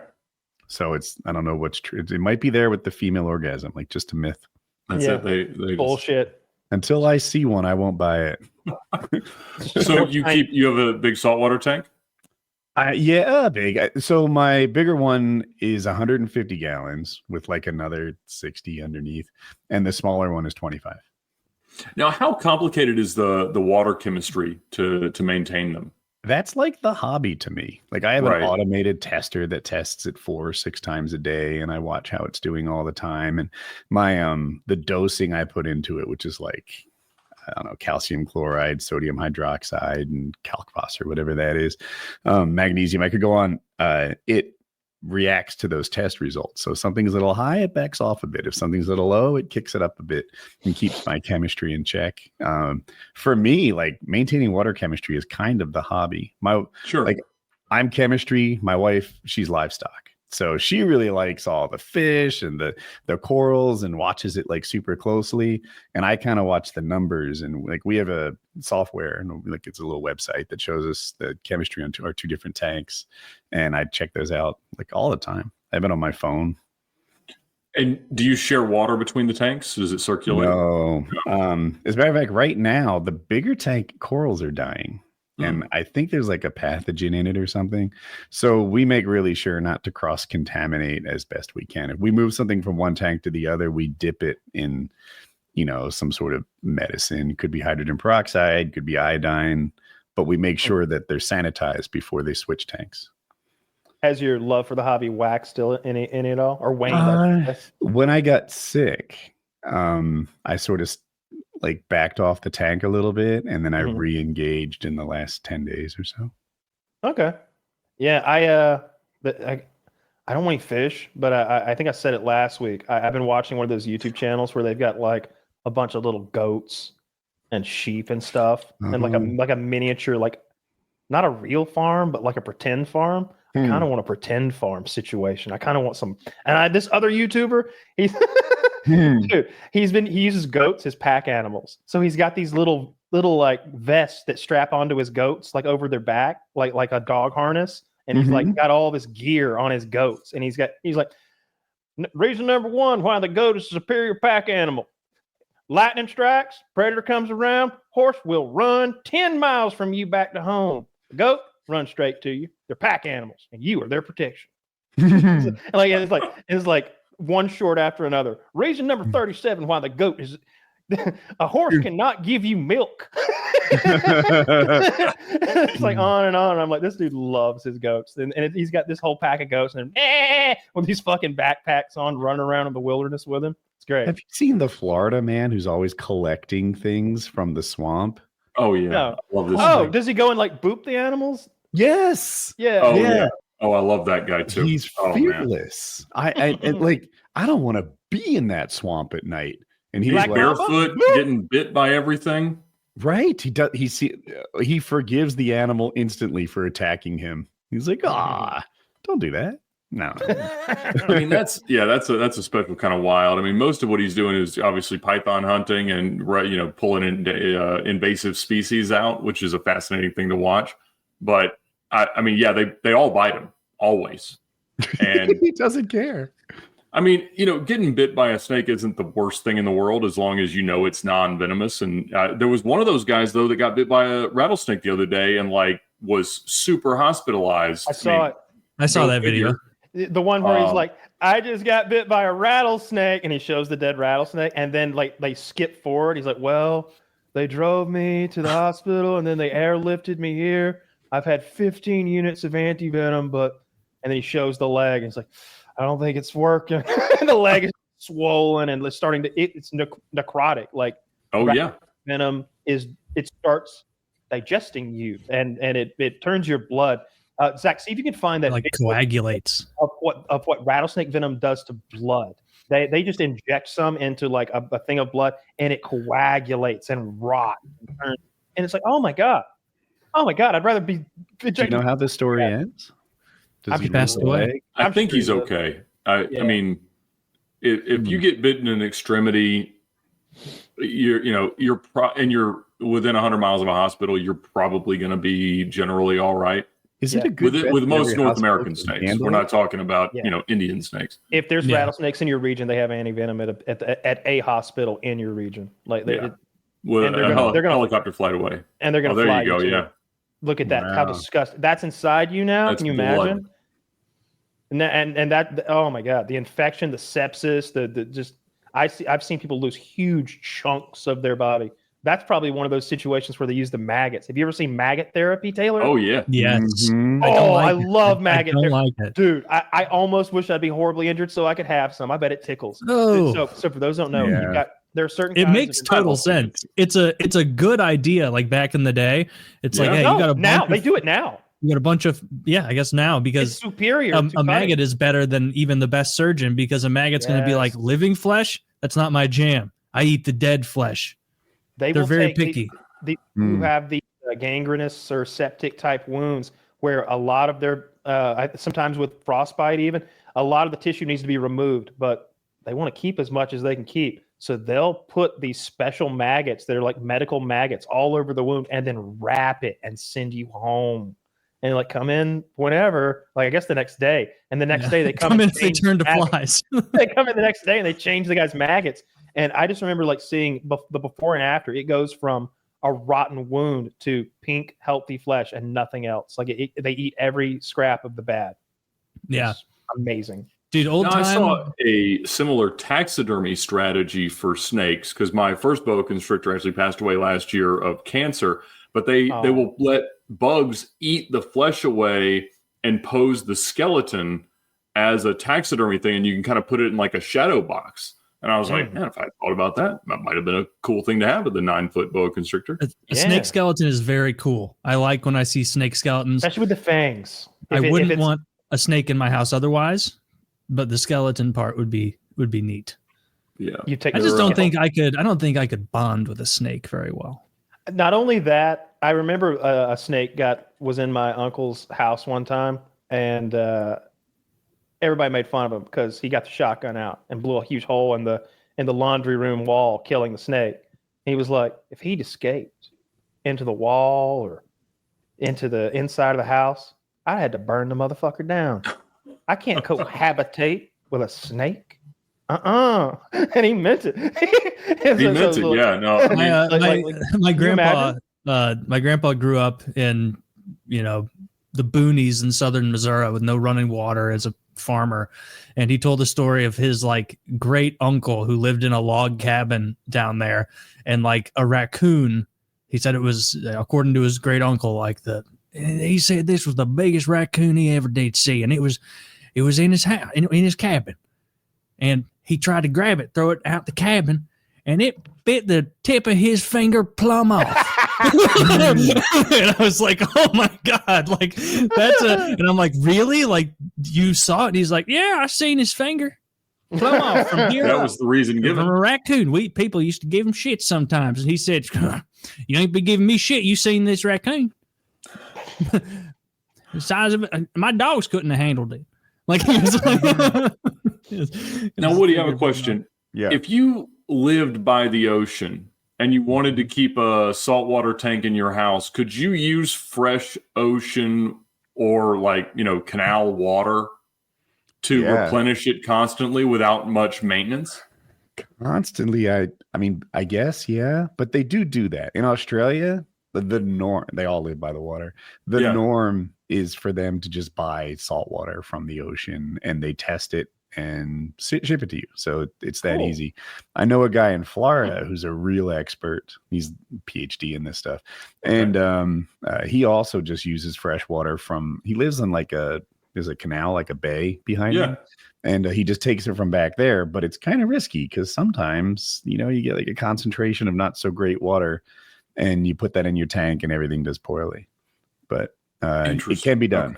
Okay. Because I mean, like SeaWorld was that way, right? Like they just piped it in directly from the ocean. I assume they still do, and it's they don't have a water maintenance protocol necessarily. They check it, but they're they filter it too. But it does beg the question: am I using that correctly? Sure. That why do they even filter it? Wouldn't it be better to just change it even more? Like you've got the ocean there. Why are you running ginormous protein skimmers and such? Right, just in and out, right? Right. Yeah, in theory, it seems like it'd be cheaper to replace, I don't know, a quarter of the water daily than it would be to filter it and maintain it. Sure, but sure. I don't know why SeaWorld does it the way they do, that. but yeah, hobbyists do get water from the ocean in some places. Because to me, that's a fun novelty, the idea of a big saltwater tank. But I think if you like fish, you'll love a snake because it's, you can get it out and play with it. Mm-hmm. Yeah. And it bites. Fish of the land. I have a fish that loves to be hand fed. That's something. That's kind of cool. Well, that's pretty awesome. Yeah. You get a sea snake. Although I don't think there are any sea snakes that aren't like unbelievably dangerous, right? Yeah. Seems like most of them are very venomous. Or at least that's what very venomous, not very dangerous. Yeah. So very they're all rear fanged. They can't bite bodies. Really? Yeah. My only fish that likes to be pet is venomous, but he's really sweet. He's coaxing you into a state of relaxation. Dude, venomous fish are the best because they're not bright. They're not aggressive. Like I have a little, he's a yellow striped fish. You wouldn't care. But anytime someone picks on him, he just faces them and he's like, do you really want to do this? And they're like, never mind. And he doesn't have to run around and prove his superiority all the time. He's like, you want to deal with these fangs? And they're like, no, change my mind. The big one wouldn't get picked on probably just because of his size, but he has venom coming out of his spines, like his dorsal fin. It's pretty cool. That is cool. But, yeah, I like. Is it a thing that angelfish are invading Florida reefs? Like the ones, the spiny, flowery ones that I see guys on Instagram, whatever. Lionfish are invading reefs all over the world. Funny. Yeah, they're a invasive species, and everywhere I know of, you're allowed to kill lionfish. They got these modified Glocks. They're down there popping them with a pistol. Really? Yeah. Zach, can you show a picture of a lionfish? Can you eat these, Woody? Are they useful at all? You can eat them, but it takes a little knowledge to deal with them because they're venomous. And they're spiny. They don't look like a fish that you would eat. You know who eats them? The sailing the vagabond people catch them and eat them all the time. So they're venomous, but not poisonous. Yeah, the venom is, I think it's in the spines. You know what's worse than these are those Asian carp. Oh, man. I just saw the guy's hand there. I don't think the juice is worth the squeeze on these things. That would be so annoying with a little fillet knife to get 4 bites of food. Well, yeah, but I think they're not that hard to catch with a what's the harpoon gun called?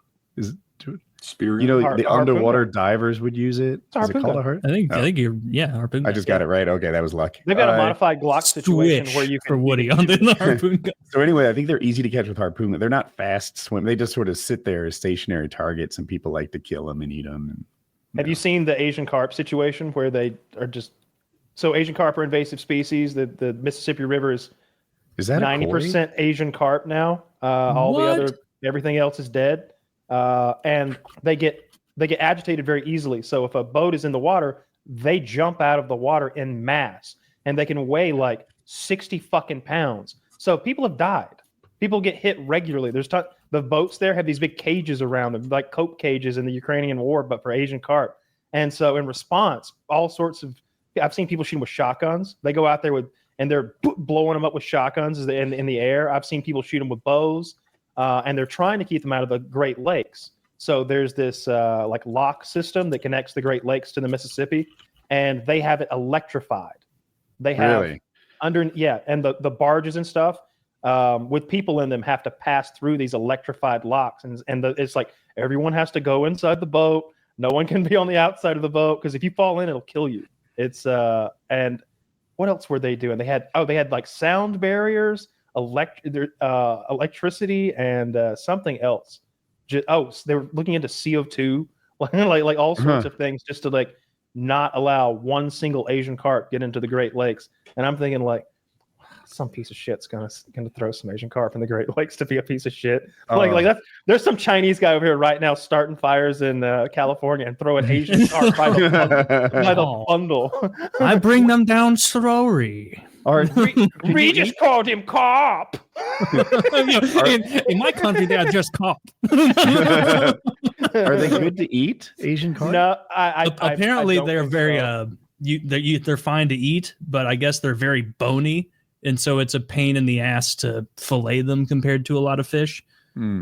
But all this talk about the Mississippi being full of Asian carp reminds me of that meme story where Missouri has one shark attack on record of someone was swimming in the Mississippi and got fucked up by a bull shark that had just made its way. Bull shark are like that's the Jaws story. They went inland into New Jersey through those brackish waters and channels. And they were very far inland, like when the Jaws based shark attack happened in Jersey. It was crazy how far in there. Bull sharks in particular can tolerate very brackish, bordering upon freshwater. Yeah, how about that? They're like the utilitarian fish. They can survive in more. But this video is not Louisiana, Mississippi. Like that's north a bit. That must be freshwater by there. I have no idea how that worked, but I know if you look at like shark attacks by state, it's like Florida over 500, California over 500, and then it's like, how the fuck is Missouri a shade of light pink? Like there's states upon states between us in every direction. Like you'd literally have to go to the zoo and jump in a tank to get attacked by a shark in Missouri, but I guess not. I guess some poor little kid got fucked up. In that video there, they're shooting Asian carp with the 12-gauge shotguns out of their boat because, again, the motorboat agitates the fish and they just leap out of the water like crazy. And there's millions of them. It's crazy. He is not making a dent in this fish population with his gun. No. I watched a video. I got like into animal YouTube again, which sometimes takes me down through interesting paths. And it was like about global wars between different types of ants and colonies and how they succeed. And like it showed where they had strongholds. And apparently that tiny little annoying type of ant that was originally it's called the Argentine ant. And it got moved around all over the world through shipping lanes and whatnot. And even though it's like smaller than like fire ants and a lot of things like that, they're just like they're like the Zerg in StarCraft, or they're like goblins in Lord of the Rings. Like, oh, okay, yeah, we suck relatively in battle against these leafcutter ants, but every time they bring one guy, we bring 3,000 guys. And they're the ants where like you can see the big ants getting their limbs pulled off by all of them in different directions. And it was explaining how like originally the way it worked was there were huge battles in Argentina between these different ants because they have multiple queens. And so they would go out, whereas a lot of ants only have one queen per hive. And so they would spread out a little bit, but then over time, their genetic diversity would change so much that they wouldn't even recognize the other colonies as the same species. And so they'd have like civil wars, basically. But it only took a few queens initially to like France or whatnot. And so there wasn't enough genetic diversity there for them to ever identify that they were enemies. And so it was just like a constant, enormous, expanding swarm of these ants who were just destroying all the bug life. Did you say what they're called? The Argentine ants, right? Crazy ants. They're called crazy ants, and they have evolved this ability. They secrete this acid, formic acid or something. And I know fire ants. Crazy. They're called Argentine ants. The crazy ants. Crazy ants are from Argentina. Google where the crazy ants from. Okay, fine. And so they release this acid that neutralizes fire ant venom, and they rub it all over themselves and create a chemical armor that protects them from the fire ants, making them basically immune to anything the fire ant can do to them. And then they just fuck the fire ants up. It's great. Now, Ed, you're in Georgia also, right? Yep. So we are actually all in a territory where the Argentine ant has been largely pushed back, or like not totally dominating, because the fire ants are winning the battle, seemingly in our region from Missouri to Georgia to North Carolina. I'm anti-fire ant. I'm also anti-fire ant. I'm full team crazy ant because they don't bite you. So yeah, that was we have these hammerhead worms that are a new invasive thing. I've seen a few of them around the house, which is wild, but they're like this super gooey, long worm. Oh my! I don't know what they're called, but they're like, everything I read is like you cannot kill them. Like you can cut them into a million pieces, and that's how many there will be. But there is some kind of new invasive worm that is coming around Georgia. Yikes. Interesting. Let's see. That's it. Oh, no. It's that thing from fucking Alien. Oh, no. I hate this. They're here. I want to see its mouth. I bet it's got some sort of lamprey fucking Zach, pull up disgusting mouth parts. Bipalium.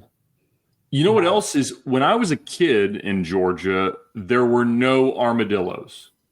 Yes, there were none. When I was a kid, there were none. That's right. And now they're all over the place. Only dead. I've never seen a live one in Georgia, but they are dead on every highway. Yeah, my experience with it, I remember the first time I saw an armadillo, I was 18, and there was a motorcycle rally like an hour south of Athens. And we drove down there because we thought we were going to see some titties. And we ended up seeing a lot of penis, and we came back home. But on the way back home, I saw an armadillo running across the road for the first time. And I thought I'd seen a guy. I was like, is that an armadillo? And we slam on the brakes, jump out of the truck, and start chasing this bitch through the woods, trying to catch it by hand. It got away, but they've been definitely migrating north because I've seen them in Athens. Dude, I've seen them here. It's crazy. Not that we're a northern state here, but like we're further north than you guys. Like we're not Texas. Yeah, they shouldn't be in Missouri. That's fucking ridiculous. And they're only ever dead. I've never seen a living armadillo. All they do is invade and then get fucked up by like civics. We were in Texas, and we saw an armadillo, and it rolled up in a ball. And dude that was with me went, got them armored shells. Take a hell of a punch, knock through one of them. I'm like, what the fuck are you talking about, dude? It's armored as far as animal skin goes. Like, no, that's armored. As far as animal armor right there. And it's like a bullet wouldn't. And I've got a fucking 308 AR-10. I'm armed. And I'm like, dude. So would you like to make an enormous bet on this? I want to do what I do with y'all, like plus or minus 80 fire ant deaths in the U.S. per year. Start thinking about that one. And so I vaporized this fucking armadillo with my rifle, and I was like, man, that armor didn't work. He was genuinely thought, he was like, bullet will bounce off. I heard one time guy shot one with pistol, bullet bounced off, killed another fella. He's telling me this bullshit. We're out in Texas, and I'm standing there like, the armadillo was just sitting there minding his business atop of this thick steel plate. armadillo. And then I shot him and it ricocheted off. You sure it wasn't a steel plate? Plus or minus 80 deaths per year in the U.S. Last time I tussled with you in these weird, obscure bets, I owed you a steam engine, and you still haven't put it together. And dude, so I'm going to say steam engine. I bet it's over. I bet it's 250. There's just no way. And going high. I mean, the way you would anaphylaxis is a powerful means. See, but also like I see what you're saying, but I don't know how many would need to bite you to do that. Like you'd have to really fuck up and 80 deaths to be a human death. It's if you step on a mountain and you don't know it, you'll be stung 15 times easily before you can stop it. I'm gonna say 112. I am gonna say 76 total. And Ed said like 250, so he 83. busted. 83. Oh man, he picked a strategic number. I actually, I was closest. So yeah, that's what they call 83. So if you can go ahead and that is ship that engine on back. Dude, that is a lame death. No, I'm sorry anyone out there who lost a loved one to the fire ant attack, but man, that's a lame way to go. That's embarrassing. Were you ever you around don't someone? Want to say granddad died of fire ants. A friend of mine like stepped in a fire ant nest or hive or whatever you would call it, colony, and he got bit a lot and he was crying a lot, but we were also 6, and so cried? I thought he was like kind of being a whiner about it, but I respected the fire ants distance. Then I'm like, all right, I'm not going near these guys. So I imagine they would be like in a level of pain that was similar to a bee sting, but I imagine it's way less than that. No, it's not that bad. I mean, you're annoyed, but it's not a bee sting. I don't. Bee stings hurt. Like I've been somebody a bee in forever. But isn't it variable? Doesn't your sensitivity to the venom impact the pain that you experience? Like poison ivy, poison oak sort of stuff? I think their venom does make sense. I think their venom is like acetic acid or something like that. It's something burny. Sick. Right? Alpha Woody putting his together. That's what I sent Kyle, and it's just sitting under his fucking sink. I took it out from under the sink. It's sitting on my my Chester drawers. Yeah. Is that a bong? Cool. Of drawers. If it was a bong, I wouldn't know how to use it. No, I think it's called a Sterling engine, and my wife put it. The moment it came, I was like, honey, this is for you. And she's like, I saw it in the Amazon cart. I knew he outsourced his assembly, and you're giving him props. I mean, they're a team, and so he gets to steal a little valor. That's fine. Cool. Oh man, Sterling. That's something. Yeah, look at that. It is cool. It's really pumping. Yeah. Not creating a lot of energy. Creating a lot of power, rather. It's not going to power the house. No, don't. Sit off. It's not going to charge the electric I don't think car. Touch it. I touched the candle. It was over. It's the Bernie part. Are armadillos causing problems though, or are they just dying in mass? I've never heard of anybody. Oh man, I can't believe that armadillo created bad outcome in my life. Like these ants are causing problems. Those carp are causing problems, but armadillos, like, even though I think of it as like an Arizona kind of animal, it's Texas, Florida. 1 in 6 carry leprosy. Yeah, but they're like immune to it. So like, just don't get bit by one and you're good. What do you mean? Are there cases of human contracted leprosy from armadillo interaction? Yes. I don't know the answer to that, but I was warned so profusely after I grabbed one in Texas that I assumed that there must be indeed. Yeah. Yeah, you're not supposed to fuck with them. I chased him down, and he went in. This is the second time I chased an armadillo, and he tried to go into his burrow, and I grabbed him by his back legs. And I had his legs, but I felt like if I pulled hard enough to get him out, it would hurt him, so I let him go. I don't care what you say, Kyle. That's a cool engine. You're welcome. I think it's cool. I know it's a cool engine. I picked it out. I think it's cool. I'm just never gonna put it together though. I'm gonna spitefully keep it. And Zach says we can get leprosy just like from you armadillo. never read those books I sent you. Never read them. You sent those on your own regard. That's on you. Okay. You sent me a book and I read it. I didn't care if you read it or not. It was more of a look at book than a read book. I've sent you a couple books, but look, you sent me the Stormlight Archive. Like I'm supposed to get into a 15-book series that I'm not interested in about magic and space wizards and shit. I got my own sci-fi universes to handle. I don't need you guys' silly universe that you both gave up on. You both gave up on it. That's true. He lost the plot in like the 4th book. It wasn't as good. And now the 5th book came out, and I'm really not that motivated to read it. Taylor, my chat before I got sick and I was streaming all the time, which I'm going to start again, said that the 5th book turned it around and that it is like amongst the top 2 or 3 of the books. Well, it is on my coffee table, so I'll have to actually get back into I'm interested in your review because chat not the most reliable source for information. No. What did you think of the 40K novel that I sent you? The Krieg one. Yeah. I thought it was good. There was a lot of action. I often found myself like feeling sad for the men of the warriors of Krieg. Of course. Because it's like, man, these guys have like gotten a raw deal. Clearly they got a raw deal. And now they're like expected to fight for the Imperium, but really the book you gave me was more like the inner workings of their society and like from their perspective, and it just seemed dismal. It's like they're wearing gas masks 24/7 because everything is so poisonous. Like there's no quality of life. They're almost eager for death because like almost like a Viking Valhalla thing where they're like, please just can one of these goblin bullets just take me out so I don't have to live this horrid existence. So the story is this planet, half of it sort of rebelled, and half of it wanted to stay with the Emperor of Mankind, the good side, and half of it wanted to rebel. And the Civil War ruined the planet. In the end, the Imperial loyalists won out, but the resulting war and the weapons that were used ruined their planet in a way that it's never going to recover from. So they have no agriculture, they have no mining. All they have are the children of Krieg to pay back the balance that they owe the Imperium of Man. And they give and they give and they give. And they are a cult. The entire planet is a cult for the Imperium, essentially.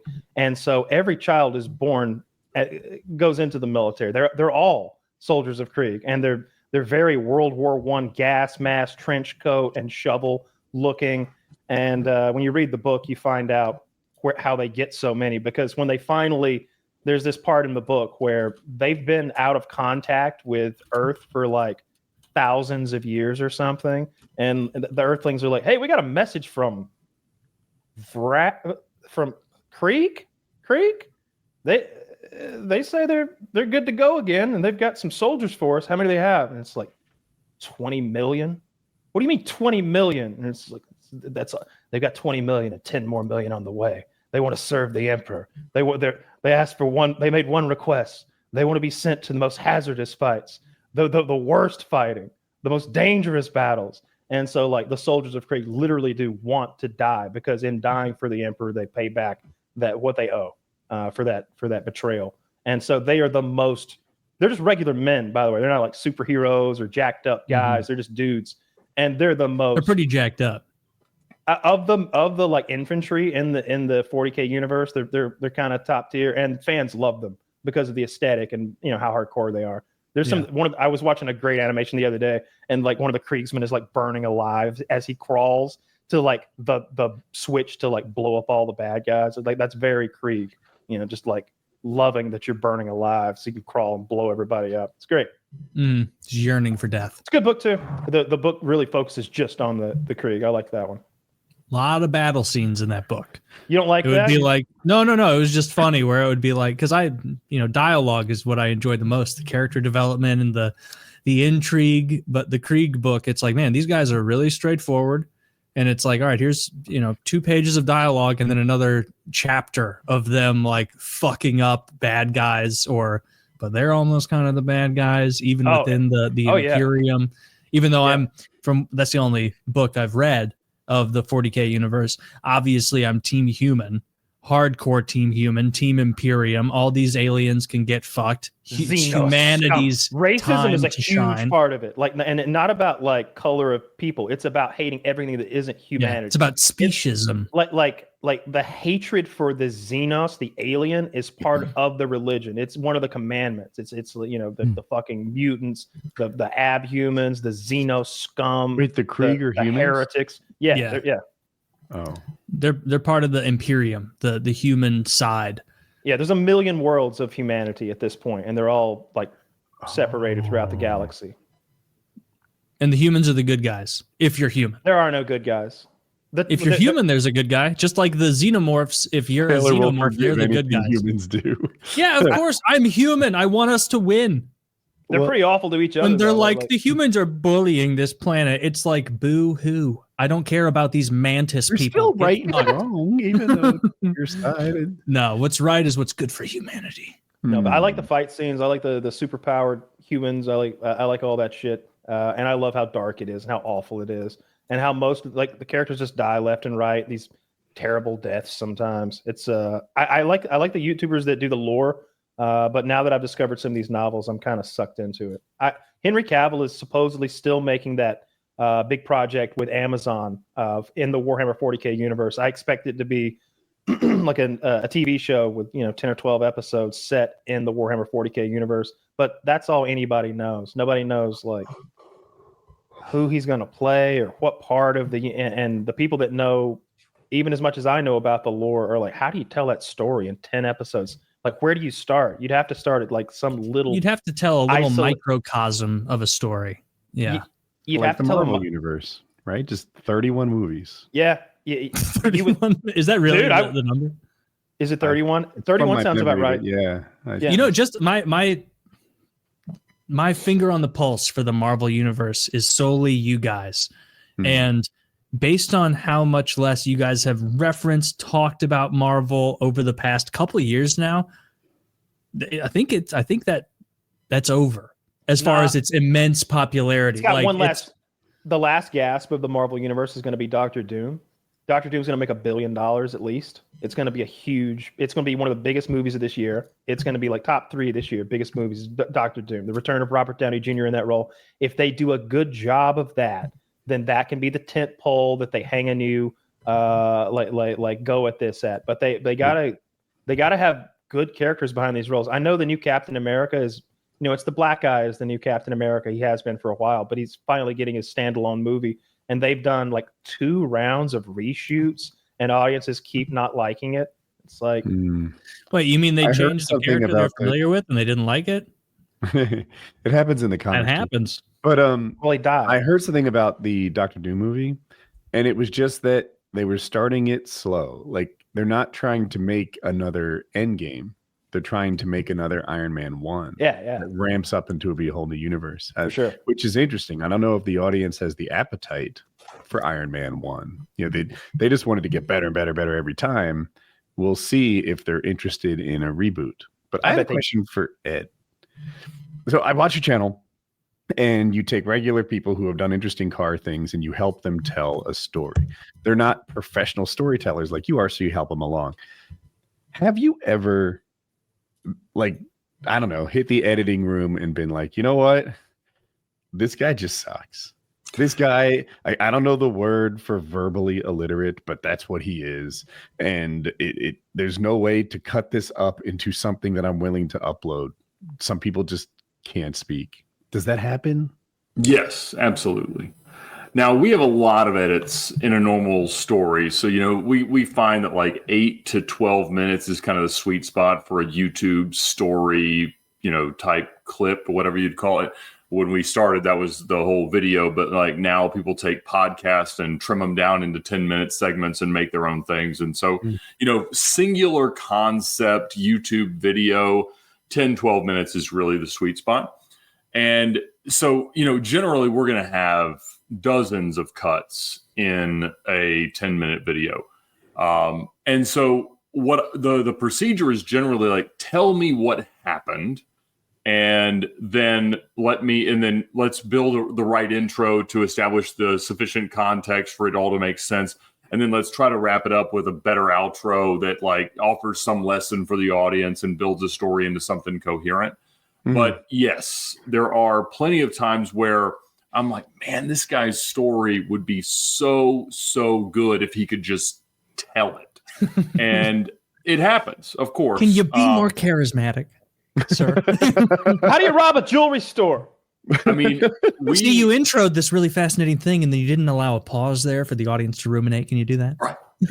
Well, we can edit in the pause. Like we can work on timing, but we can't make all the words. And that's why the notion of like AI animation would give me more coverage to be able to edit more and potentially even get to the point where I can just use their voice and I can create phrases that bridge gaps that I need. Like there is some excitement about AI integration with storytelling from a presentation to a virtual audience perspective rather than just standing, in a bar or whatever.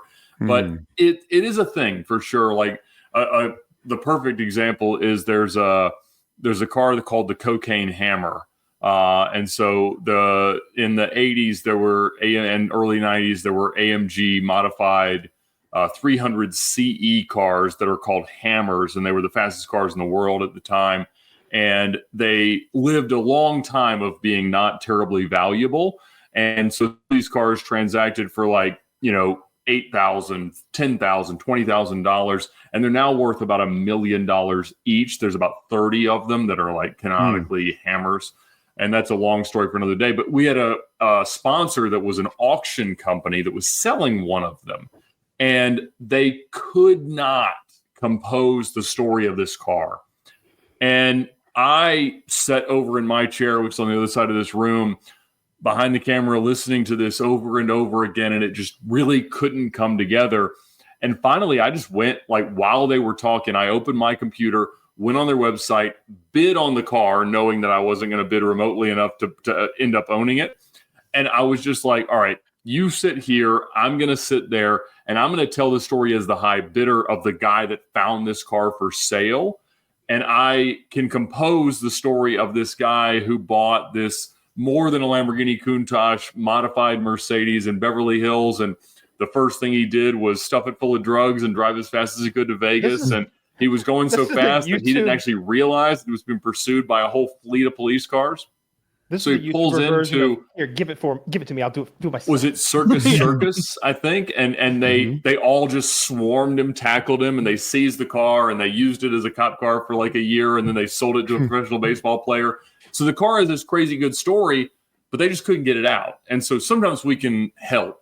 But yep, that's the Cocaine Hammer right there. Rare is a 2-door. They're almost all 4 doors. But that sucks. Yeah. And so it worked out great. It ended up directing enough traffic to their auction that it sold for a record price, and so everybody was happy. But there are some of those. I've got a guy coming that I have that fear because he, in terms of experience, he should be the greatest car storyteller of all time. But he's not a very good storyteller in the limited experience that I have. He's the guy who fraudulently drove a Bugatti into the Galveston Bay, blaming it as an insurance fraud strategy. And he wants to come tell stories, but he also continuously believes somebody's going to pay him for the movie rights to his life, which makes him less interested. Yeah. But he, so I worry sometimes. I had one guy, he has a restoration shop in Connecticut, and he has the best stories ever. But it's like a Jersey Shore character telling a car story, and it doesn't I'm into work. It. Not working though, huh? He just isn't telling it in a compelling way. Right. Yeah. Super interesting car, super interesting context. His attachment is appropriate. Like, he's the guy to tell the story. It's just not his style. How much do you do to set them up for success? Or have you ever thought about doing more, like giving them bullet points or outline? The problem is if you tell them to outline it or you tell them to really plan, it'll always be robotic and terrible. And so the best thing is to pour them some Vinwiki and let it kind of happen. There's a very sweet spot of inebriation. I think Rogan's done that too. Like he'll often get his people hired. Vinwiki, check it out, folks. Yeah, Vinwiki. You gotta see it. Yeah, Rogan does that too. He feels like he can get better content by lubing up. You said like the weed part. I would, if I were trying to get a good story out of someone, I would be like, don't touch the weed. No, don't even think about smoking weed right now. Let's get you a couple shots or beers or whatever is your like social lubricant of choice. Because at least me personally, like if it was like, all right, Taylor, you have to tell this story, take a giant hit of weed. I'd like it be in the middle of the story and I would be thinking that I said the previous sentence weird. And it would throw me off because I'd be like, and then I told him, fuck you. And then like in my head, I'd be like, did you say that in a weird voice? Did you say, fuck you, fuck you, fuck you, fuck you? And it's like, it wouldn't, weed is not good for storytellers. You're right. Alcohol is. I took it on the show once. I did Death by Gummy, who by the way is fucking me over. I tried to buy from them and they're not sending me shit. And they're like, have you considered going to Pound Sand? And I'm like, we can see it. It's not delivered. Yeah. And they're like, yeah, fuck yourself. And so I'm calling them now, like trying to talk to a human instead of the email. But Death by Gummy, avoid them at all costs. They're fucking crooks. But there you go. And write them an email. Let them know why'd you fuck Woody over. What's their email address, Zach? Go ahead and send them one. Yeah, but anyway, weed is definitely terrible for storytelling. I was telling a story. Occasionally, somebody will show up and say, "Man, I just smoked a joint. I feel like I'm right there, ready to do it." I'm like, "This will be terrible." You just plan on coming back. Finish my story. Taylor said, "I'm sure that made sense to you," and I was like, "Yeah." Maybe you guys can carry the show for the rest. Oh yeah, dude. Weed for doing a talk show is the worst. Like. The only person worse to talk to than a guy on a show, at least, who's like really fucking high on weed is someone who's just yacked out on cocaine, because they also are talking in a way that only makes sense to them. And it can be like short-term entertaining. But if you've ever been around someone who's like fucking really yacked out on coke, it's annoying as shit. They're reiterating constantly. They're not hitting punchy times in their story. They're just, they're telling it. They're going through a mental list of things they want to say as rapidly as possible because they feel that every thought is fleeting and that something else might take its space in the next second or two. So yeah, if you want stories, you're on the money. Give them a little Vinwiki. Get them not too drunk. Just in that right. That yeah, there's zone. a sweet spot. It can get real sloppy. Cocaine. I've never done it. I don't know. No, cocaine is bad. Yeah, if you've ever been around people who are really doing a lot of coke, the meme is 100% true. They're like gassing each other up and talking about prospective business ideas that don't make any sense. It's like no one wants DoorDash for pets, you fucking idiot. Like stop it. They're real verbal though, right? Like they get motor mouthy. They are, but they get motor mouthy, and it's not. But it's not good content. Maybe I have a bad experience with it. Like, Kyle, have you been around people doing a bunch of coke, and do you have that same experience of it's kind of obnoxious? Yeah. Anytime someone's on like Adderall or uppers in general, it's really obnoxious. But I feel that way about alcohol. Like nothing upsets me more than trying to talk to a drunk person, a really drunk person, especially a fucking girl who's not as pretty as she thinks she is, and she's fucking drunk. All of them. I would rather like do anything than listen to that person talk one more slurred, disgusting word. I hate that more than anything. So I think I'd rather talk to a coked up person than like a sloppy drunk person. Like a little loosened up and inebriated is fine, but like a sloppy drunk person. If you're sober, a sloppy drunk person is so obnoxious. So obnoxious. Then that's fair. Like, and there is a big difference between Ed getting somebody like a couple Vinwikis and someone who's sloshed like with disjointed thought processes and not finishing their story. Well, but to be fair, like a funny guy can be funny when he's sloshed. Like that's I'm talking about an unfunny. This person wasn't going to tell you a good story sober. Like I'm just saying I don't like talking to drunk people. It is annoying. They get loud. I don't like it when they touch me. Like they're hanging on me. What the fuck? Put their arm around me, and it's like you put your arm around my shoulders.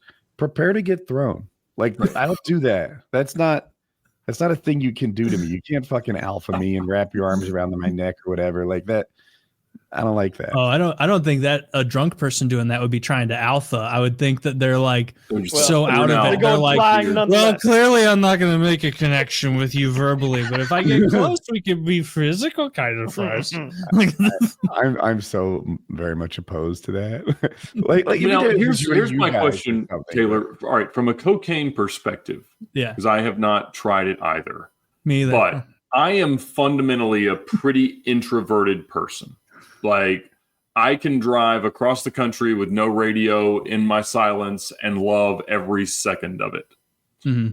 But when I consider myself, for the interest that I have, to be exactly the right amount of famous, where if I go through the airport, 2 people are going to say, hey, are you Ed from Vinwiki? And that's awesome. And it's pleasant. If I'm at a car show, it's all of them. And it's like, we all want to, right now, I want to tell you my best car story, and I will not stop until I get to the punchline. And that's also cool because, like, it's stuff that I like and I can do. But at the end of, like, spending a day at a car show, I need to, like, be in a dark room by myself, like, have some time to recover. Not that I didn't enjoy it, that I don't appreciate it, because I do, but, like, I think that's what cocaine is for. Oh, I don't think of cocaine as like a decompression drug. Like I've done to tolerate the audience. Like, I could really just like lean into being around 100 people telling me I'm the coolest person on earth, as long as like rock stars, I assume, do that so they can stand on a stage with 30,000 people screaming at them. Is that real? Yeah, I've definitely been around, and it depends how it hits you. Like, okay. I've done coke enough. I've tried it enough times in my life that if I were going to enjoy it, I would have, and I never did.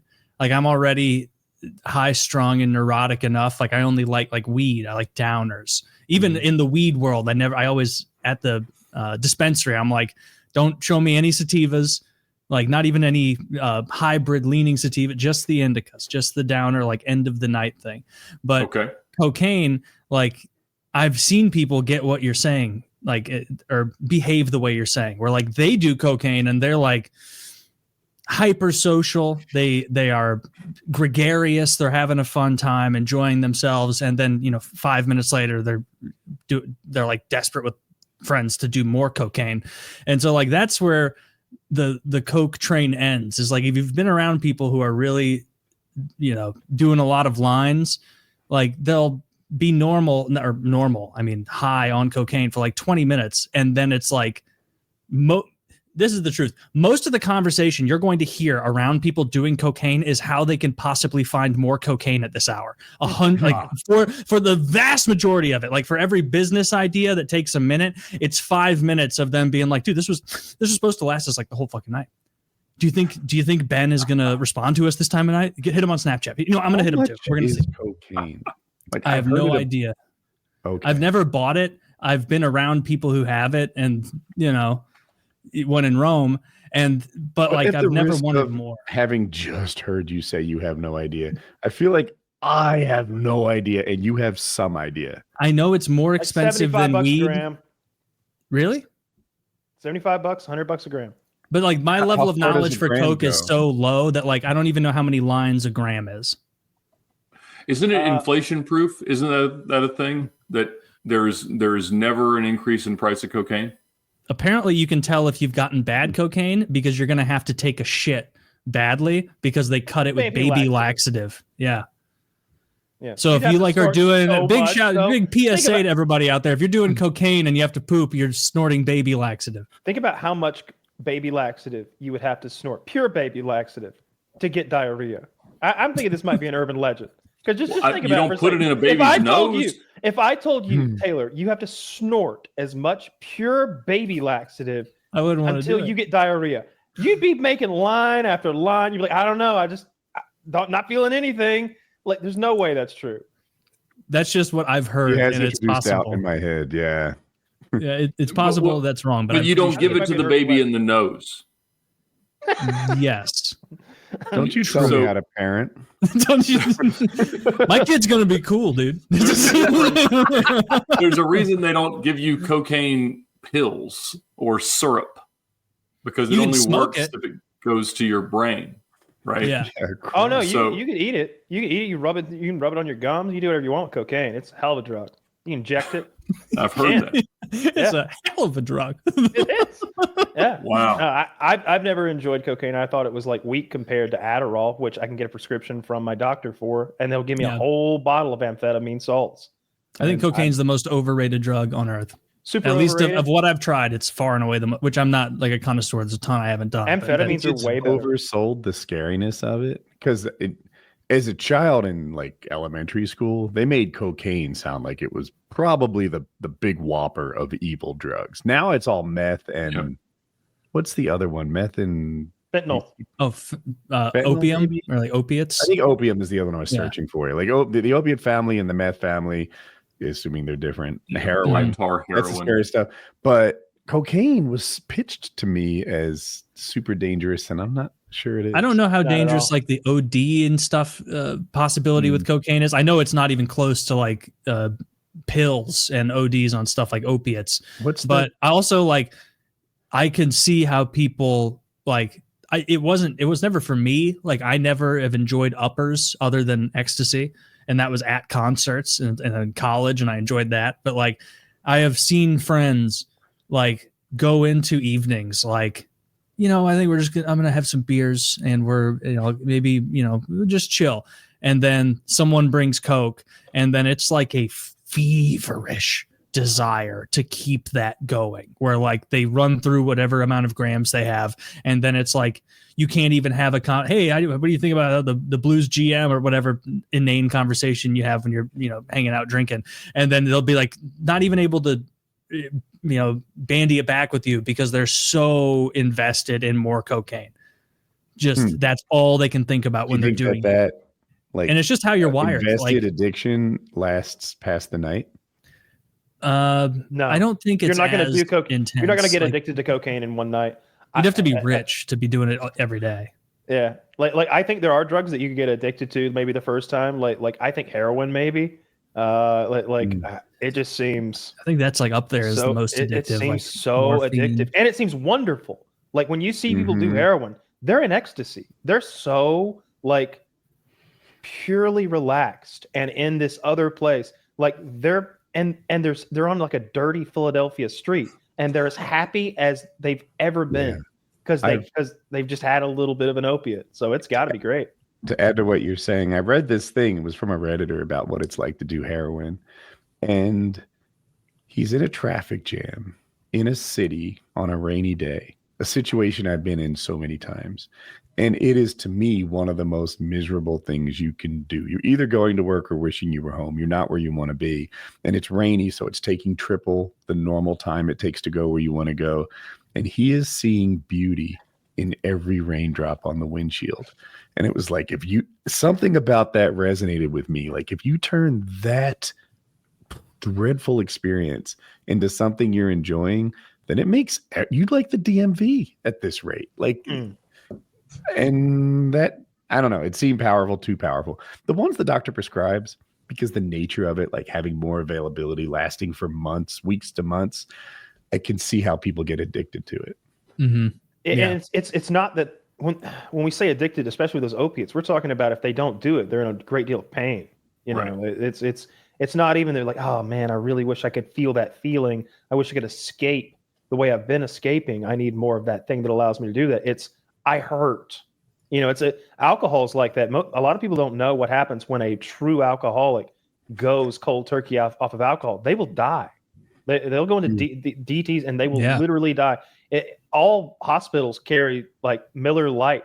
They got cans of Miller Lite down there, like prescription Miller Lite to crack open a can to a fucking. Yeah, it's probably have a little label on it. It costs $300. Dude, that's the most expensive drink you'll ever have. Is that paid for by United Healthcare. Alcoholic beer. Yeah. Dude, it's Hospital Miller Lite and then Dom Perignon, right? As far as price per ounce. Yeah, I think alcohol and benzodiazepines are the only drugs I know of that if you're like super addicted can kill you in withdrawal. Now, I think you have to hit a pretty high threshold of addiction for it to like shock your system to the point of death. But yeah, benzos and alcohol. And that's because they operate on similar neural pathways. Interesting. Yeah. Yeah. My worst experience, I had wisdom teeth removed, and mine went badly. I don't know anyone who's had a worse wisdom tooth removal experience than me. So I was on some sort of opiate for like 3 weeks. Like I missed a lot of work and stuff. Pills. And when it was wrapped up and I did get better and I went off of them, it was like something missing in my life. Like, like I had been in that state of being on pills 24 hours a day. We would take them on clockwork, like, alarm set, because it was like if you got off of them, then it took a little while to get back on them and the pain to subside. And the pain was real. Like I wasn't faking or anything. It was a wisdom tooth that went poorly. Sure. And I just like it opened my eyes to how this can happen to people, right? I was an accountant, right? The pinnacle of society. And it still impacted me. So it could hit anybody. Yeah. My dad dislikes unbelievably so addictive. much. My dad hates the way they make him feel. So I remember he had back surgery. He had this ruptured disc in his back, and they went in and they cut the nerve, or they burned the nerve and put him back together. And they prescribed him these pills called Ultrams, and he took one, and he was like, couldn't stand how it felt, and he was just like, "No, we just don't. Advil. We'll just do Advil. We'll just do Advil." Like he just didn't take them because he didn't like how they felt. And I remember thinking like, "Wish somebody give me some cool pills to take." Like even as a kid, I was like, "I think those are worth a lot of money." Maybe it's a genetic condition. 10, you should just start engaging in drug-seeking behavior at the doctor's office. Yeah, I every time I've gotten opiates, I loved them. When I had the wisdom tooth thing, they gave me some. I think it's called Tylenol 3 or something. It's Tylenol and then a numeral, but it's Tylenol mixed with codeine, which is an opiate, and it's wonderful. You feel a little itchy, but it's like, I don't know, you're stoned, and it's a stoned that lasts for a long time. And then I had that codeine syrup that time that they gave me when I had strep throat, and that was heaven. Oh my God! That now I wish I'd known that's what rappers were rapping about all the time. I'd have been listening to more Lil Wayne, because that shit is great. Like that's what scissor is. Yeah, I love scissor. I never knew. You mix it with a little Sprite? No, I drank it straight out of the fucking bottle, because I think they mix it with the Sprite. I'm just guessing because I don't know about that culture, but I'm guessing maybe they mix it with the Sprite to dilute it and maybe fix the flavor. Because what a lot of states do is they put this bitter shit into the medicine so that it can't be sold. Right? The bottle they gave me in Georgia tasted delicious, like a tasty cream, like a syrupy candy, a strawberry or cherry. I can't remember which. And every sip was like, I'm high as fuck. And they gave me like a pint, because I was going on this long road trip and I explained how long I was going to be gone, no way to get to a doctor. They gave me a pint of scissor, and I was. How long did the drink last? Like the effect of the drink last? Hours. Okay. Like a couple, like a little sip and a half. But the best part was, because I had strep throat and my throat was just so ruined, it was the opiate syrup just coating the wounded throat and instantly making my throat better. Because I had to talk on camera and stuff, and I was just like, it was a problem. I was so goddamn sick. That stuff was amazing. But I got it refilled in Idaho, and I guess they got an opiate problem in Idaho or something, because they made it taste like shit.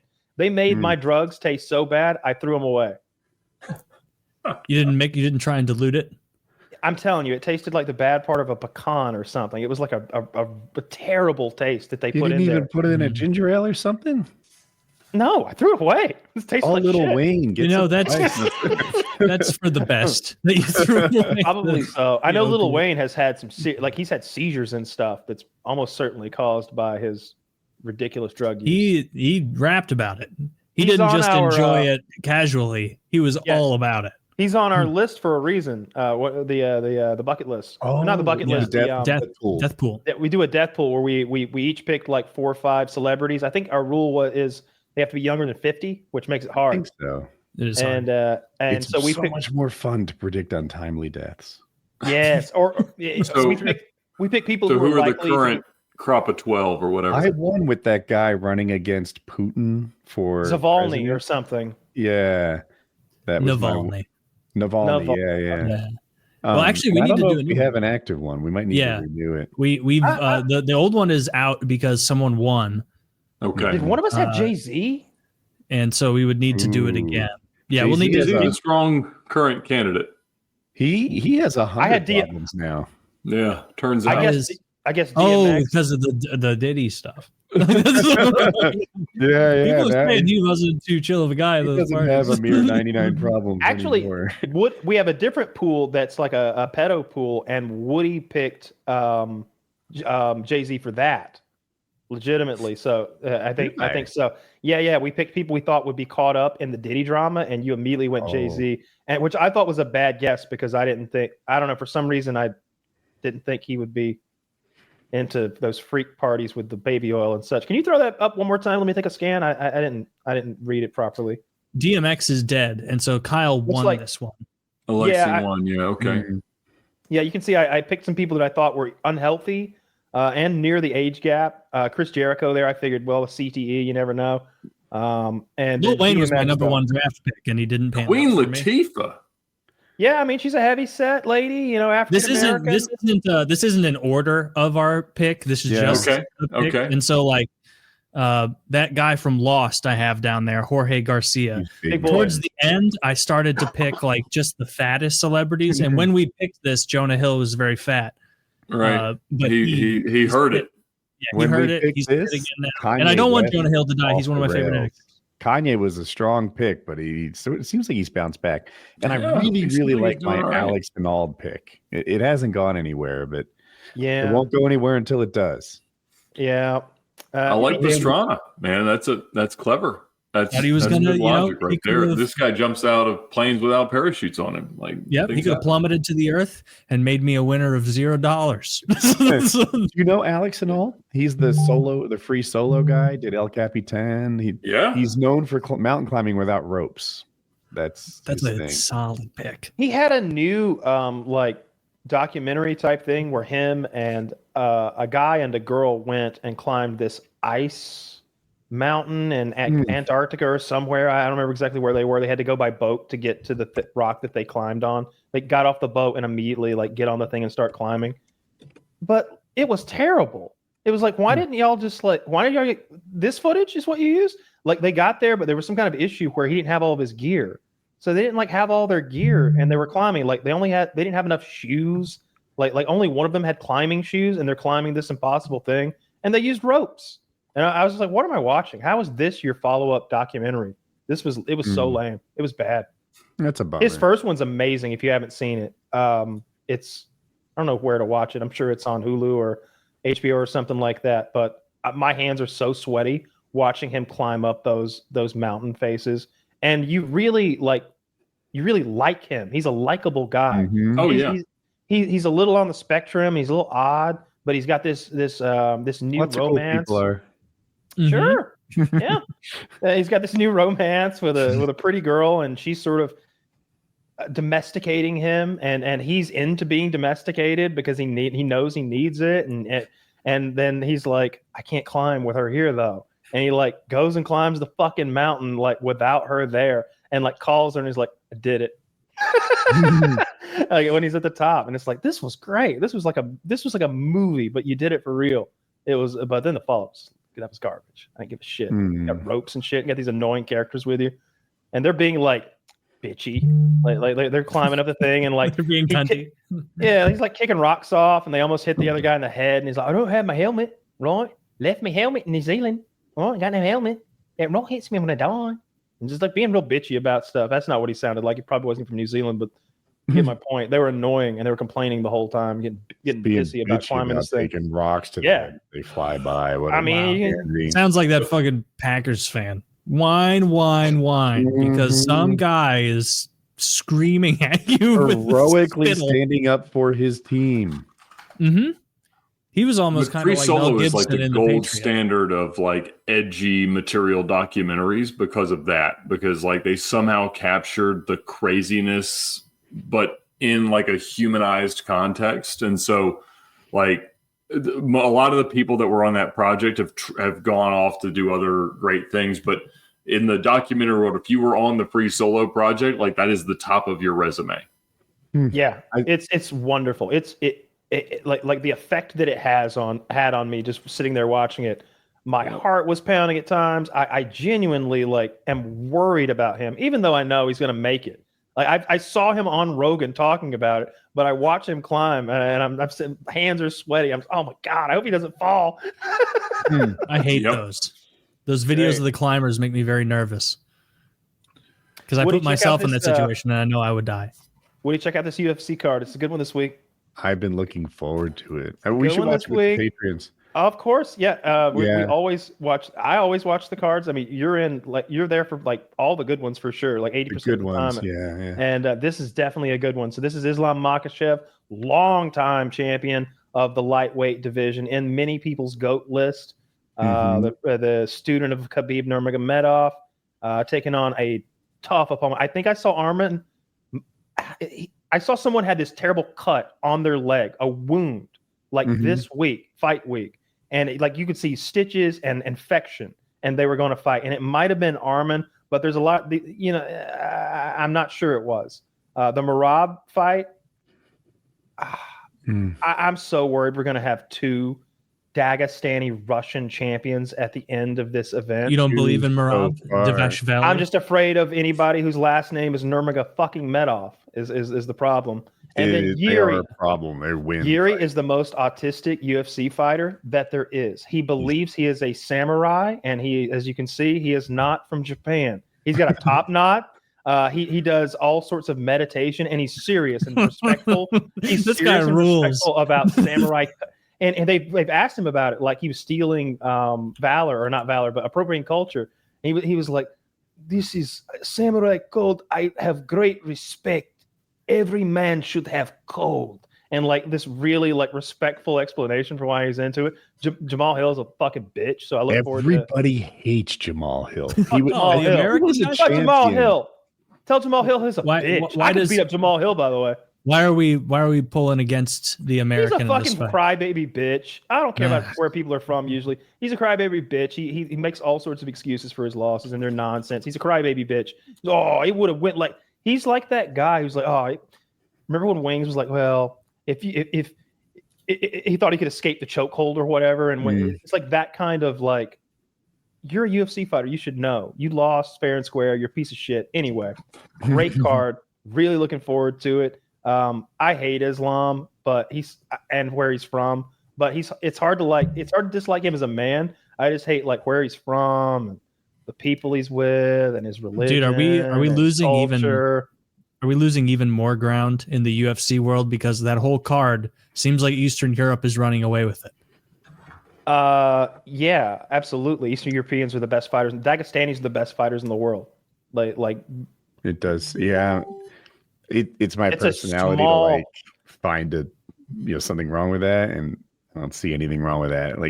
If we had the Olympics of and even the non-Russians, it's a guy from Romania, a guy from Georgia, still that Slavs are just good at fighting. There's more. The population of Dagestan is 3.2 million. All right, there's more people in Metro Atlanta, and yet they are so overly represented in the world. Did you see that stat that Minnesota had more gold medals than India? Another one for the boys. It's for the USA.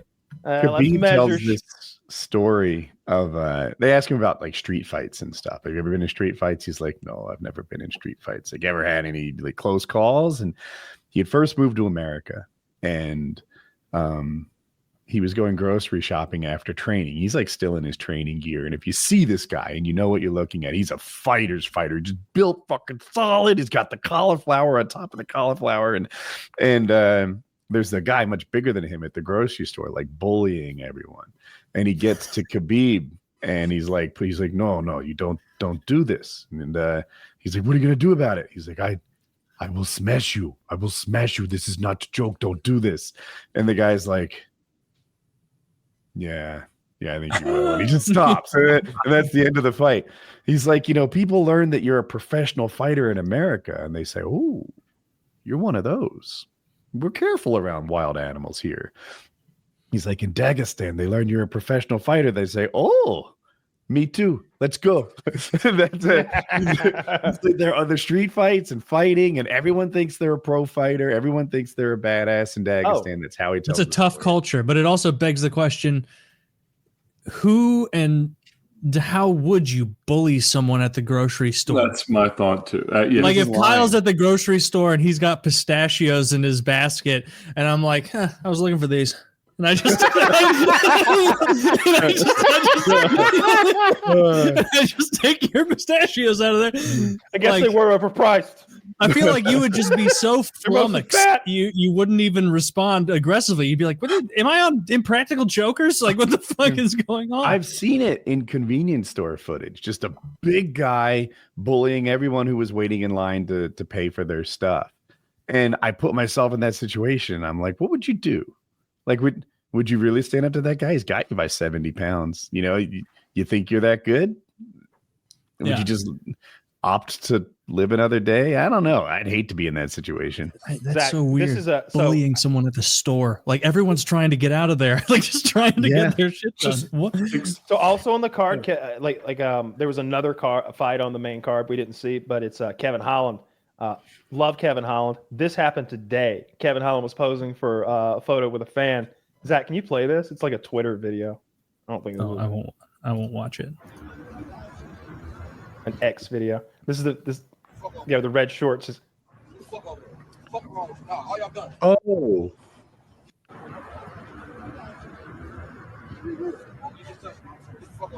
He grabbed his ass.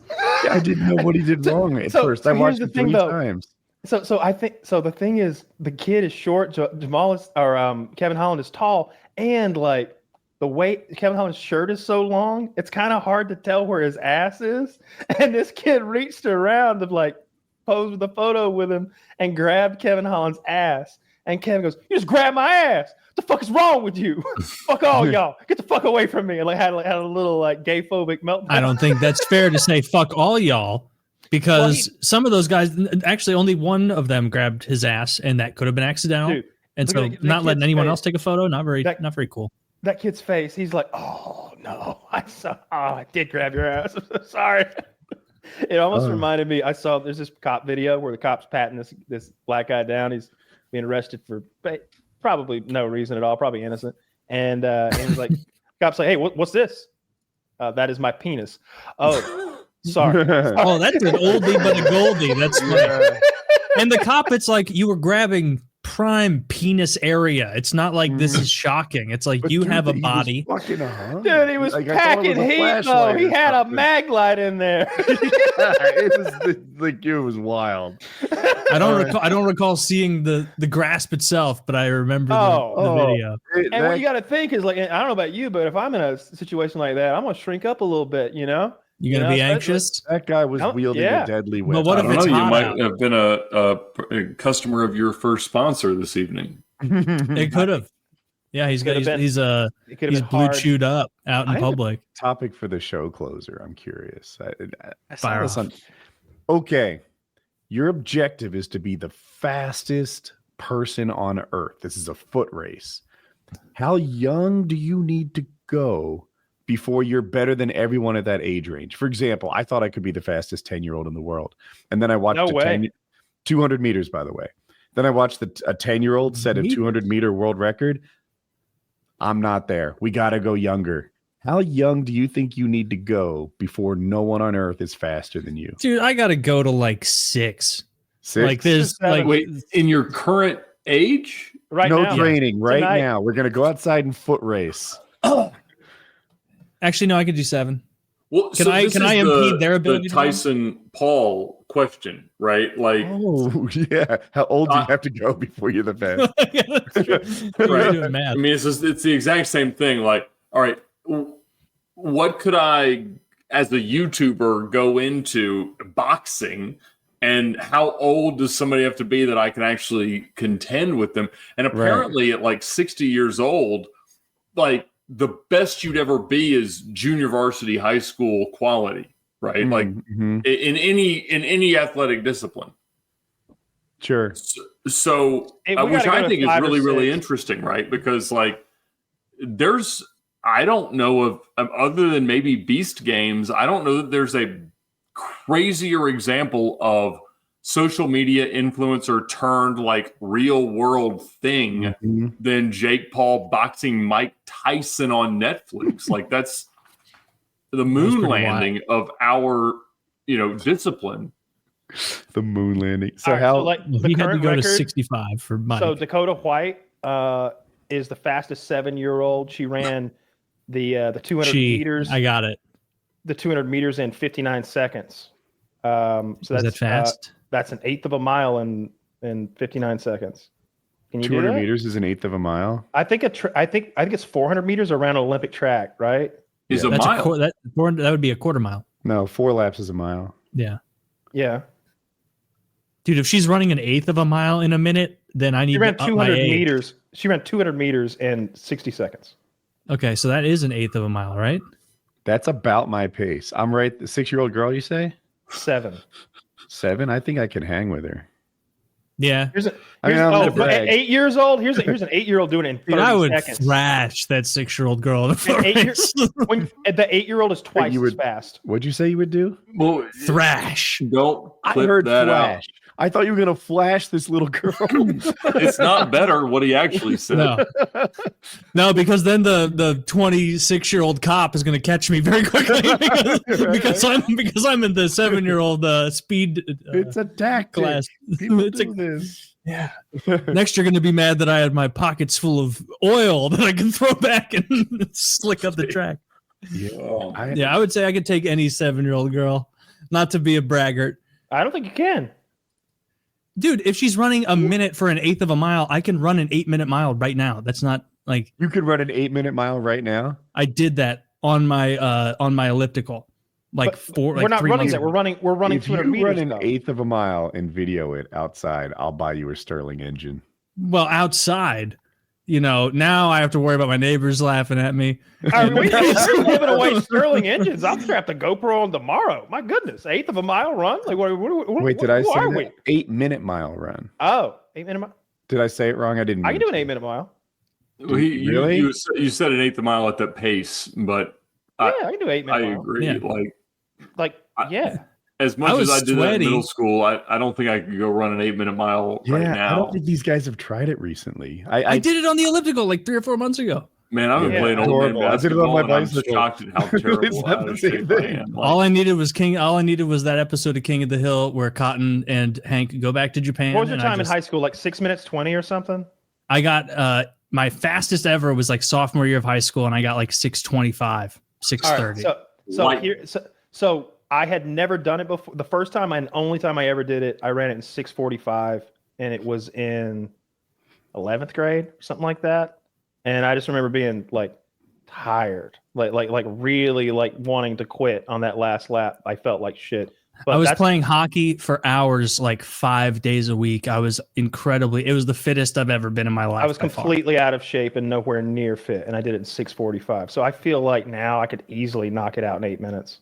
Yeah, but I'm also like a big oaf, and so I don't think I would do it well. Dude, I used to be good at front handsprings, right? Front handsprings. I could do, I don't mean to exaggerate, I could do 20 in a row. That's cool. Safe, right? That's a lot.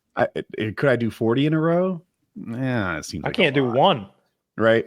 Well, Yeah, I can't do one either. Unbeknownst to me, at some point during my life, front handsprings were taken away from me. I wasn't warned. I tried one, and it wasn't there anymore. So I think you guys are unaware that this. I got a vial in the other room full of handsprings, motherfucker. All right, I got syringes that'll shoot jumping jacks in your ass. Okay, like I don't want to hear it. Oh, I get jumping jack all day. I would be. It's amazing how fast it goes. Like a weighted vest. It's amazing. I have one. Sneaky it goes. I like the weighted vest. Yeah. I feel like a Superman when I take it off. I think I dunked a basketball like 5 years ago. Oh, damn. And you're tall, right? How tall are you? I'm 6'5", so that's not as impressive. It's pretty impressive. But like I've been playing old man basketball with some guys at a church, a couple mornings a week, and the creme de la creme. I am in such fragile form Like, I actually stopped. You normally play for a couple hours in the morning. I stopped after an hour because of the like unshakable feeling that I was on the cusp of like a meaningful injury.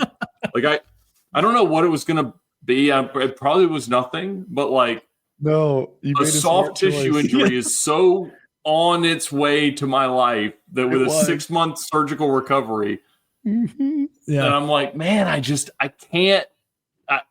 I don't know. I don't know how you get past just not that. in the cards anymore. I appreciate Woody's like tempered advice for us as we age, where he's like, don't be an idiot. You can't do that anymore. It's like, all right, fair. That's true. I cannot argue with you. I cannot. If I tried to do the splits and hockey pads right now, I'd go to the hospital. Right. Yeah. You would not walk torn the right way for the rest of your life. Yeah. Remember how I told you how my new truck suddenly turned 7 years old? Yeah. And I like that just zoomed by. I feel like you don't realize how long it's been since you run a 6-minute mile. Yeah. And it's easy to fool yourself. I know exactly. At least for me, because it's like, dude, I work out all the time. I lift all the time. I'm physically active. But that's all totally controlled. It's all like nothing's going to surprise me. Unless I'm retarded and I like take too hard of a turn with farmer's carries and I tear my ACL or something. But like everything's so controlled. I'm using bars and barbells and machines or whatever it is. And so then to go out, and I remember I hadn't run in forever. And this is probably like 6 years ago or so. I was in a fat phase. I've had many fat phases. And I was playing beach soccer with like cousins and friends on a trip, and like running on the beach is exhausting. Yes. And I like just went out there to start playing, imagining my old cardiovascular endurance. And like, I was like 5 minutes into playing, and I was finding myself like really not pursuing the aggressors on our net and being like, oh wait for the ball to come back. just feeling so oafish and flat-footed and slow.